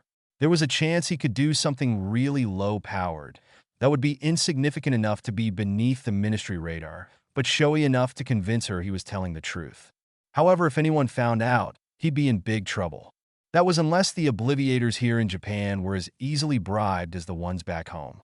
Being low-leveled officials, obliviators weren't paid very well, nor treated with much respect. As such, they were usually the easiest Ministry officials to bribe. Harry didn't necessarily approve of bribing people to get what you want, but sometimes it had its merits. More often than not, the Ministry sent an obliviator to the source of the Muggle magic flare, and they would decide if it was worth bringing in the Aurors or simply obliviating the Muggle and reporting back to the law department. Quite often, instances of breaking the statute of secrecy turned out to be accidental. Therefore, unless it was something like serial Muggle baiting, they usually just left it to the obliviator's desecration on whether to charge the wizard or witch. That is, if they can even find them. So if he were to be caught, he might be able to just pay off the obliviator to not mind wipe Naomi and let him off with a warning. He considered the possible ramifications of doing this. Even if he did get caught, it would be his first official offense since becoming an adult. His juvenile record had already been expunged, so the most he would get is a slap on the wrist. Large fine, no big deal. However, if he did this, he'd either have to legally register as a magical visitor to Japan under his actual name, or take Naomi to England to tell her. Otherwise, he'd risk getting charged for being falsely registered under an alias in a foreign country. Of course, if there were any chance he could get Naomi to go to England, he could probably get permission from Minister Kingsley to tell her what he needed. Thus, he wouldn't be breaking any laws. But then how to get Naomi to go to England with him? Harry was stuck. He briefly considered getting permission from Kingsley and then setting off a portkey to England on Naomi. That would get her to England and show her magic. Two birds with one stone, he thought before pushing this idea away. Kidnapping by a nauseating form of magical transportation didn't seem like the best way to introduce her to magic. Really, Harry didn't want to explain everything, just enough to cover the Kira case. Something that would convince her to trust him when he said he'd dealt with things like this before. He wanted her to know he was not just some random civilian, but someone who could actually help her catch Kira. He was jolted from his thoughts as the booth made its grinding halt back on ground level. When he finally exited the booth, he violently flinched as a piercing whistle filled his ears. He froze in shock, eyes widening as panic clenched at his stomach. That was the sound of a monitoring charm after it had been disabled. Something had happened to Naomi. It was then that a horrible idea struck Harry. The ministry wards would have blocked his access to the charms he'd placed, meaning there was no way to know just how long his charms had been going haywire. Thinking quickly, Harry looked around himself to make sure no one was around before disabling the malfunctioning monitoring charm. He then disapparated straight into the sitting room of Naomi's hotel room, not much caring that he was operating within muggle-populated areas. Appearing in Naomi's hotel room, he quickly looked around him. Not seeing her immediately, he tested his tracking charm, but just like his monitoring charm, it was going haywire, so he disabled that as well. Harry was panicking. What would disable his charms like that? What should he do now? He didn't know where Naomi was or what had happened. She could be dead already. He roughly pushed that traitorous thought away. There was no use thinking it was already too late. He needed to find her. Okay, best way to find her, he muttered, racking his brain for the best method of search. He employed the first one that came to mind. Bringing his wand to point at his eyes, he muttered, Lumos Vestigium Naomi. His vision went blurry for a second as a bright flash filled his eyes. He blinked a few times while they adjusted before shifting his gaze to the floor. It was covered with spots that were illuminated with a soft blue light in the shape of mostly broken footprints in varying degrees of brightness. It was a basic aura spell that was cast on the eyes. It allowed the caster to see a lit-up version of footprints left by the person you were searching for. He allowed himself a moment of relief at the success of the spell. It would not have worked if she were already dead. Harry didn't take time to revel in his relief, however. He really didn't want to see those lights go out if he didn't get to her on time. He knew something had to be going on, or his charms wouldn't have turned faulty. There were barely noticeable prints, probably days old.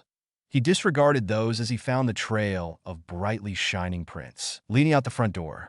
He followed the freshest-looking trail into the elevator. For a moment, he was unsure of which floor to go to, but decided the best place to check was the lobby, as it was more likely she'd left the building. He found he was right as he followed the trail into the lobby and out the front door. He tried to hurry, running along, scanning the sidewalk as he followed the glowing footprints. People were staring at him as he raced by, pushing people out of the way as necessary. He didn't give them, or their offended shouts, any mind as he continued following the footprints. Eventually, he stopped as he came across a spot where the trail seemed to cross. Apparently, she'd come back this way from wherever she had gone. The brightest trail led down the street and around a corner. Harry let out a sigh of relief when he saw Naomi ahead of him, walking along, very much alive. "Naomi-san," he called, trying to get her attention. She didn't respond, not so much as a twitch in his direction. She must not have heard me, he thought with a frown as he moved forward, making his way to catch pace with her. When he finally caught up to her, he put his hand on her shoulder and said, "Naomi-san?" He gasped, hand immediately dropping from her shoulder to grasp at his chest as he felt an odd pulse go through him, stumbling a bit as vertigo hit him. It vanished just as fast as it appeared, and he forcefully shook it off, focusing once more on Naomi. She turned toward him, and her face was passively blank. She didn't smile as she usually did, or really give much sign of recognition at all. There was something seriously off about her. Harry didn't know what it was, but something was very wrong. His instinct screamed at him to get away. The hairs on the back of his neck stood on edge, and Harry actually felt himself take a step away from her before realizing what he was doing and halting mid-step. He let his eyes search the surrounding area, wondering if perhaps there was something dangerous around, but saw nothing but a few casual passerby. No wands or deadly weapons, no danger. He looked back at Naomi and took a proper look at her, and that's when he saw it, that look in her eyes. When Harry had looked at them last, there had been a deadened look to them, given to her by grief. However, there had also been a persevering spark, a glimmer of determination that clearly said that although she was down, she wasn't out. Looking into her eyes, now Harry didn't see that glimmer anymore. Naomi's eyes were vacant, far away, dark, and lifeless. He had seen eyes like that on only two different kinds of people, the dead and the imperious, and since Naomi was still walking around, he assumed it was the latter. His eyes widened in shock. Was Naomi imperious? Why? Who did it? Naomi tried turning back to keep walking, but Harry instinctively grabbed her arm. The pulsing started again, dizziness once more. He ignored it, not letting go this time. She looked blankly at him and simply said, "Please let go, Harry Quinn. I have something I need to do." Harry hated the emotionless way her voice sounded, but he didn't have much time to focus on that before he started feeling ill. His breathing became labored. He felt his chest constricting, piercing pain shooting through him. He vaguely noticed that he was sweating and his heart was racing, and something about all of this seemed familiar. An urge to let go of Naomi's arm was tugging at his mind, but he pushed that urge away, stubbornly holding on, afraid that she would somehow disappear if he let go. He stood there feeling increasingly ill as he tried to figure out what to do next. He looked around. There were too many people here to do any diagnostic spells to see just what was wrong. Harry wasn't sure why, but even though this whole thing screamed of imperious, he felt like it was something else entirely. He was starting to feel desperate. Nausea nearly overwhelming him, his body started to feel strangely heavy. He looked around, shocked that no one noticed how loudly his heart was beating. Naomi started trying to tug her arm loose from Harry's grasp. He tightened his hold on her and said, "No, Naomi, you have to come with me." He managed to drag her into the bookshop they were standing nearby. The shop was blissfully empty except for the man behind the register. Harry ignored him as he dizzily stumbled his way into one of the shelved aisles, dragging Naomi along. She just kept saying she had something to do. He felt as though he were about to pass out at any moment, so he did the only thing he could think of. He operated from the bookshop, Naomi and all. Harry was violently throwing up all over the white-tiled floors of Tokyo's 26 Martyrs Hospital for magical maladies, the closest magical hospital Harry could think of. He glanced over and saw that Naomi was in one piece and still very much in a daze. She didn't seem to have reacted to the operating at all. It sent a spike of worry through him. He realized he was still holding onto her arm in a tight grasp and abruptly let go. Suddenly, the horrible dizziness eased away. His heart quit trying to beat out of his chest, and the urge to vomit was more easily subdued. The piercing pain in his chest diminished, as did the heaviness he'd felt earlier. His eyebrows rose and pulled together in confusion and surprise. He took a few deep breaths, putting his fingers on his neck to feel his pulse. It was in fact normal once more. It was then that he noticed a Mediwitch rushing toward him from behind her desk and to his side, trying to get his attention. He wondered if she had perhaps put some sort of medical spell on him that would explain his now calmed countenance. However, she just looked worriedly between him and Naomi, asking questions. What was wrong? Who were they? And after she'd done what Harry assumed to be a diagnostic spell, she asked him, sounding slightly harassed, why he had brought a muggle to a magical hospital. Harry, who had been caught up in his thoughts, sprung to attention at this question. He shakily got up off the floor, absently noting that the Mediwitch had already cleaned up his vomit. My name is Harry. Evans Harry Evans." He was so shaken up he almost gave his real name. Harry saw she had her wand raised at him. Whether to curse him or check him over further, he wasn't sure, but he really didn't want to find out. He waved his hands at her, attempting to put as much authority into his voice as he could. "No, I'm not the sick one. She is. Over there, that muggle. I suspect the imperious curse, but I'm not sure. I'm fine, but I need you to help her." She wavered in her attempt, looking over at Naomi, who had gotten up and was starting to wander down a hallway. Harry went to go grab her again, but just before he touched her shoulder, he suddenly realized with a jolt what had made him sick before. I touched her both times I got sick on the sidewalk," he thought, faltering in his step, reluctant to make contact with her again. "Does she have a different curse on her?" he questioned. He turned to the Mediwitch. "Please." He started looking between her and Naomi. "I can't make contact with her. She seems to have something else on her. A different curse maybe. It's making me sick." The Mediwitch seemed to finally get a hold of herself. Running over to the fireplace behind her desk, using what Harry assumed was an internal fluid network, requesting help from a healer, Takahashi. The man Harry assumed was the healer came rushing into the room. He looked around, apparently trying to assess the situation. Harry waved his hand to get the healer's attention. "Excuse me, it's my friend Naomi, over there." He pointed at Naomi, who was still aimlessly meandering down the hall. She needs help. She's a muggle, and I think someone's cursed her.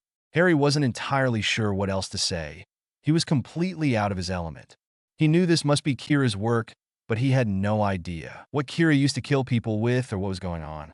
Harry had thought Kira only killed with heart attacks, but here was Naomi acting so oddly, and it was making him sick. Why was it making him sick? He noticed that the healer was still consulting the Mediwitch. His frustration and panic spiked inside him, and before he had time to think, his anger got the better of him as he yelled, "What the hell are you doing? Stop standing around and help my friend before I curse you into oblivion." The Mediwitch jumped at his shout and hid herself behind the healer, who gave him a calculating look as he raised his hands in a consolatory manner. "Sir, you need to calm down. I will help your friend as soon as I figure out what's going on. Why don't you take a seat?" Healer Takahashi pointed at the rickety wooden chairs of the empty waiting room. "Mediwitch Tanaka can get you a calming draught while you wait." Harry stared incredulously at the man who was talking to him so calmly, and as though he were a misbehaving 5-year-old while his friend was probably dying. He whipped his head over to look once more at Naomi, who was halfway down the hall. "She's going to die. This has to be Kira. Doesn't he see it? Why isn't he doing anything?" he thought. He then realized turning his attention away from the healer had been a mistake. He felt a spell hit him, and darkness tugged away at his consciousness. Harry was running, rushing forward, trying to fill the gap between him and the giant pen that seemed miles away across a giant expanse of map. Right when he was finally drawing nearer, the lines that had once bordered country divides slithered out of their shapes and out of the ground. They grasped around his arms and legs, trying to prevent him from getting to the pen that was clearly writing something in the distance. As he struggled against them, one of the lines holding his arm down morphed into a snake, and it started talking to him in an oddly familiar voice that he just couldn't place. "Lost my remember-all. Can't remember where I forgot it. I would help you, but I'm not on the case." Harry stared wide-eyed at the snake as a lump formed in its stomach, moving up through its throat. The snake's jaws opened wide, and a glass orb filled with silvery blue light fell from its mouth. Harry managed to catch it in his hand, but dropped it as it turned red upon contact. It fell to the ground, shattering to pieces, a red fog spilling from it, momentarily blinding him. The lines that had been attempting to hold him disappeared, as did the snake, and he fell to the ground, holding himself up with his arms. Eventually, the fog cleared as Harry batted the fumes away, gasping for breath. He looked in front of him and jumped backwards as the giant pen appeared in front of him. He looked down at where it was still writing, and there on the ground it was spelling out in Naomi dash. He was distracted by it, though, as he felt his heart starting to beat wildly in his chest, harder and harder, until he thought it was going to explode before he opened his eyes and realized it was a dream. Harry shot up from his lounging position on the bed he was laying on, eyes wide as he wildly looked around, trying to figure out where he was. A spike of panic overtook him as his hands patted himself and the bed down, as though fearing snakes were in the white depths of the crisp white sheets. Then, perhaps even more alarmingly, his panic forcefully dispersed. He felt unnaturally calm. Somehow his initial alarm just seeped out of him, and all he could do was think in an ever so objective point of view about just how alarmed he should be. "I should be worried, shouldn't I? Where am I? I should know that, shouldn't I?" He questioned himself, knowing full well he should be more concerned, and yet somehow unable to feel anything but relaxed. He looked around the small room, hoping to figure out where he was, and almost immediately he recognized it. Glaringly white walls, the crisp white sheets, the white nightstand adorned with tattered magazines that were older than he was. There could be no doubt that this was a hospital. He saw his wand and his clothes also laying on the nightstand next to him. As he grabbed them, his body relaxed from a frigid posture he hadn't even known he was in. "That's odd, I feel calm. Why is my body so tense?" he asked himself, noting the unusually tense hold he had on his phoenix feather wand. He felt more calm than he could ever remember, so why did his body feel so on edge? He could feel something wearing on his senses, but couldn't for the life of him figure out what. After searching and finding the disillusioned wand holster on the belt of his pants, which still contained the Elder Wand, he allowed himself a moment to catch his bearings. He raised a hand to protect his eyes from the dreadful fluorescent lighting. He let his eyes close as he rubbed tiredly at his face, supporting himself on his other arm. "Why am I here again?" he asked himself before it slowly came back to him. "That's right, that healer. He stunned me after I brought in Dash." His thoughts stopped there, dropping his hand from his face, his eyes shooting open as a jolt of panic shot through him. It was yet again drowned out by this wave of calm. He felt a streak of irritation at this annoying forced calm, only for that to disappear as well. "Naomi," he muttered dazedly as he tugged the sheets off him and climbed out of bed. He paused his movement suddenly as a thought struck him, and he realized just why he was so calm. "They drugged me," he shouted, or attempted to shout as indignantly as he could when under the influence of what Harry assumed was a rather strong calming draught.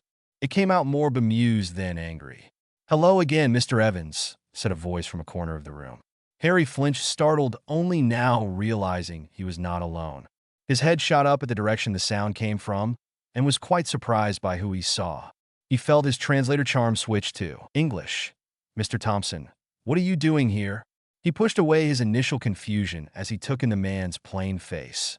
It had taken on a grim look as he stood in front of Harry. Harry couldn't help the feeling of foreboding at his appearance. Thompson tossed a glass vial to Harry, who thanks to his seeker skills easily caught it even in his drugged state. Bringing the vial before his face, Harry saw a thick teal-colored liquid. He recognized it as the very basic potion that ministry officials commonly use to undo the effects of other potions. He absently waved his wand over the stoppered glass vial, running a very weak diagnostic spell. The stopper turned blue, revealing that the safety seal was on, meaning the potion had not been tampered with since it was brewed and sealed.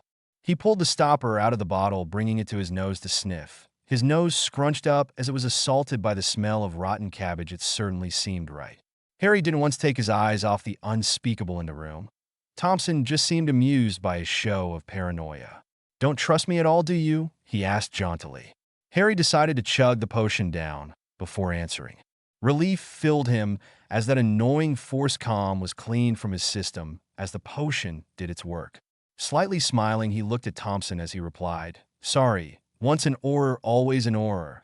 Considering I've gotten cursed and drugged once today, I'd rather not take any chances." Setting the empty vial down on the nightstand, he quickly started to get out of the hospital bed and was assaulted by wooziness the second he was standing. "I hate getting stunned," he said, disgruntled, leaning his weight on the hospital bed he had just vacated as the room momentarily spun. The stunning in combination with the potions caused quite the punch. He was very sorely tempted to close his eyes, but as he had just said, he wasn't letting his guard down. He gulped down his urge to vomit for the second time that day, pushing his nausea away to face the man in front of him who was starting to talk. "Mr. Evans, you should take it easy. You don't look so good." "Where's Naomi?"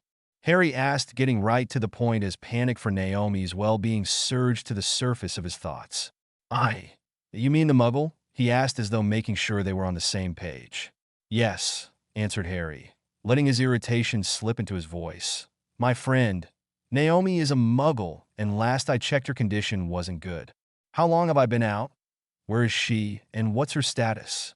He tried to transform the irritation into an authoritative voice, putting his Auror face on. Thompson seemed startled by Harry's sudden take-charge attitude, but responded with an equally serious attitude, sounding slightly offended.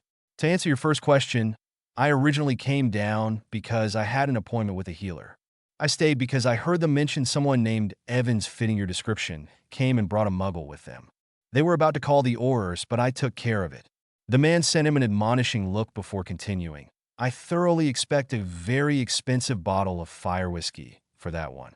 Harry nodded before saying, "Thanks for that." He was indeed very grateful. He didn't think getting Auror attention would help at all. They would invariably find out who he was.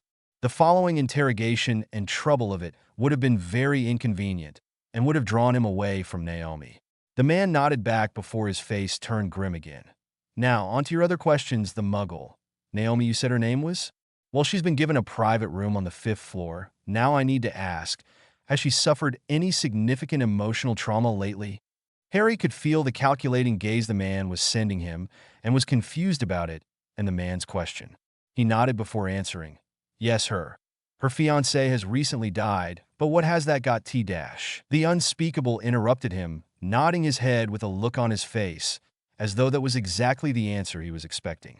I see, Mr. Potter, he said, dropping all pretenses. The healers have been unable to figure out what's wrong with her.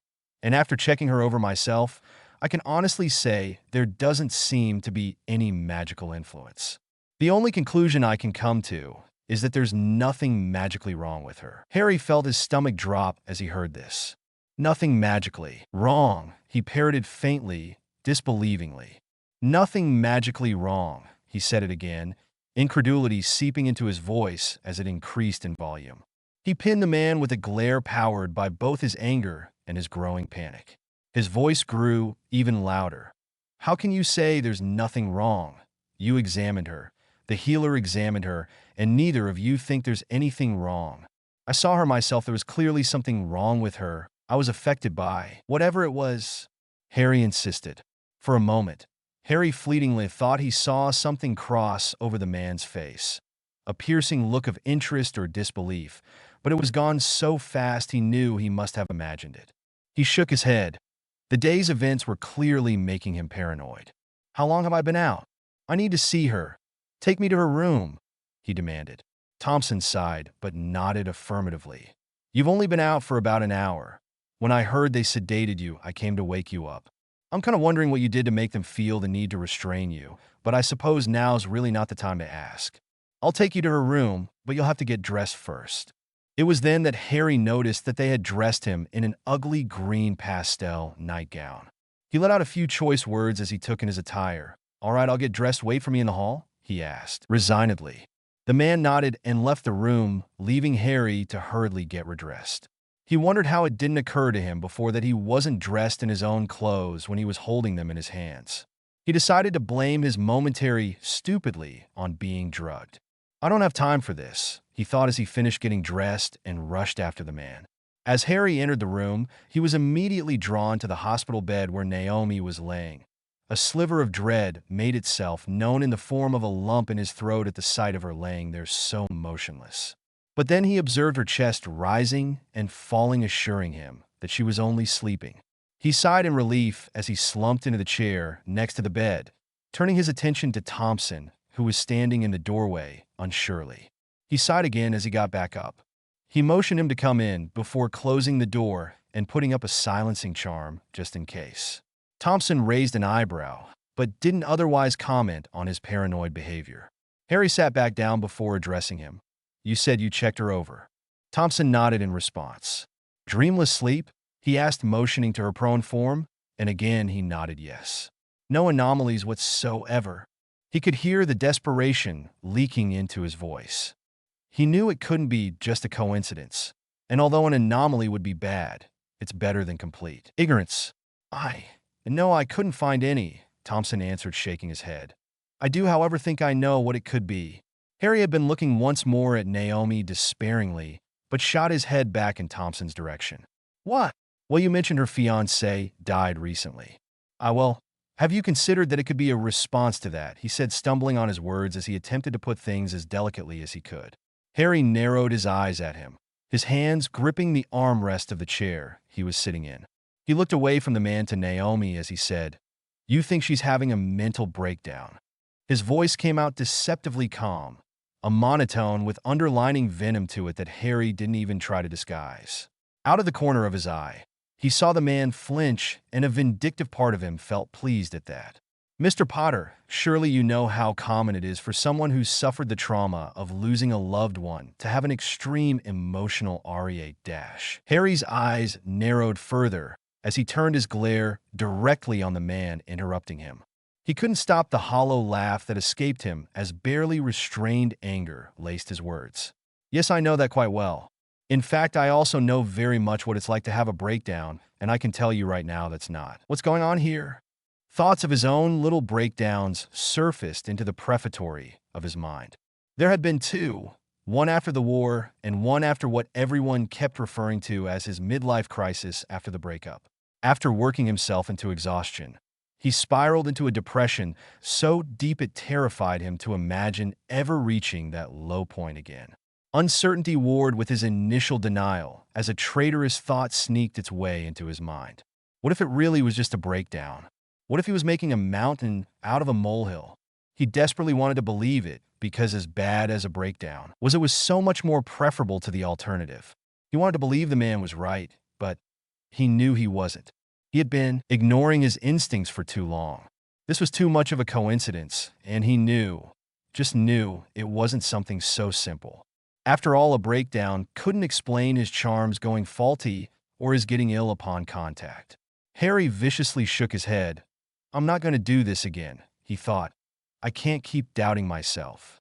Harry looked up at Thompson, who was silently watching him, apprehensively waiting for him to say more. They stared at one another for a moment before Harry broke the silence. It's not a breakdown, I know it's not, and I understand if you don't believe me, but it doesn't really matter to me if you do or not. I need whatever information you've got from your inspection of her, as well as the name of the healers who are on her case. I also need your silence on the matter. He paused as he looked Thompson in the eye as he continued. You said you came here for a healer's appointment. What'll it take to keep it that way? Thompson seemed to pause and consider what Harry had said, instantly catching on to what he was hinting at before he looked at him shrewdly and answered. Healer bills being what they are? 500 galleons should cover it. Harry was surprised he asked for money when he considered how well unspeakables were paid for their mysterious job and how much more beneficial it could have been for him to have asked for something else. Harry didn't feel in the least bit arrogant for assuming the man would want to take advantage of his influence instead of his wealth. Thompson must have noticed Harry's surprise, for he smiled faintly and shrugged his shoulders, saying, Once an obliviator, always an obliviator. Harry felt his corner of his mouth tug into an almost smile. That the going rate for being in the know these days? Harry asked, referencing the obliviator's penchant for forgetting to mind white people. The man's smile turned wry. With inflation these days, who knows what those whippersnappers charge? Harry nodded as he reached into his pocket and withdrew the moleskin pouch Hagrid had given him so long ago. It was shrunken down to the size of a small wallet and worked very well for that purpose. He was the only one who could take out whatever he put in it. He also took out his wand.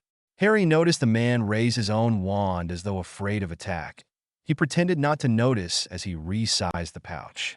After he opened it, he placed it on his lap. Pointing his wand at the opening, he muttered Accio Gringotts bag.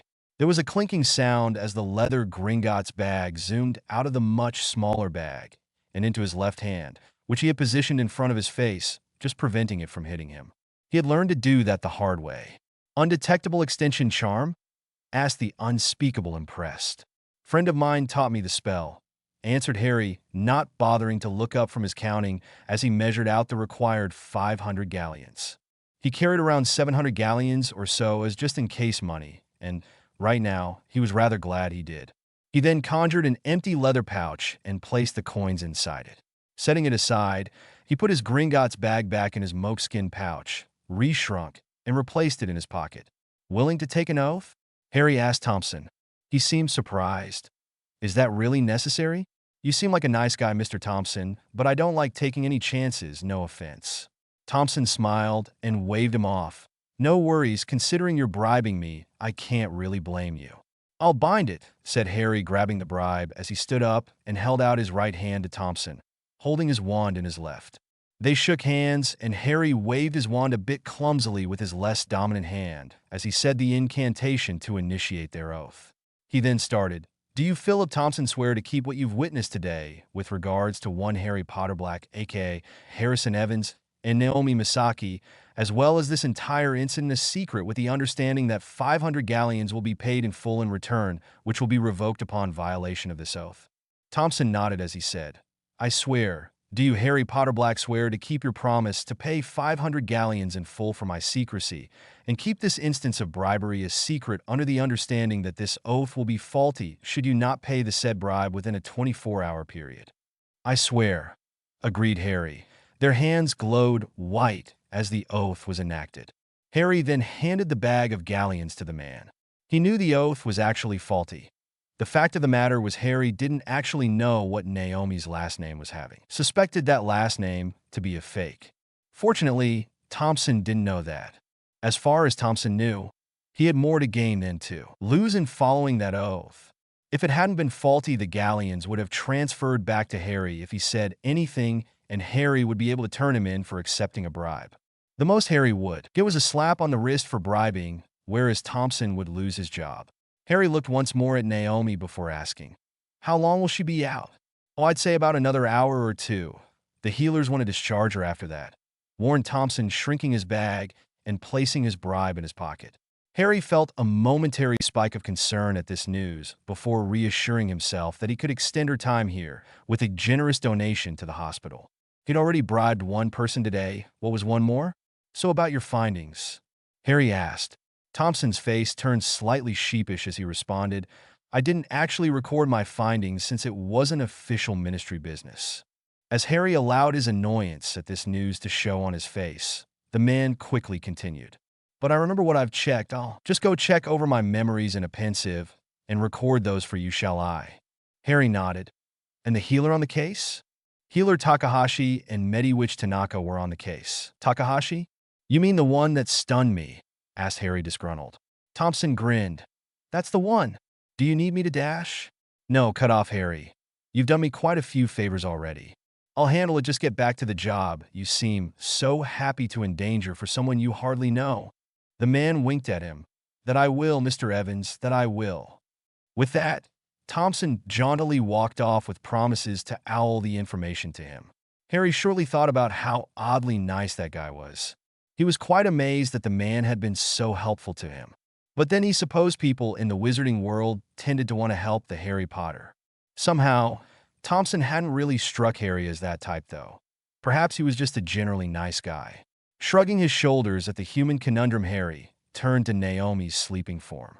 He felt panic welling in him again before determinedly steeling himself to go have a few words with this healer Takahashi.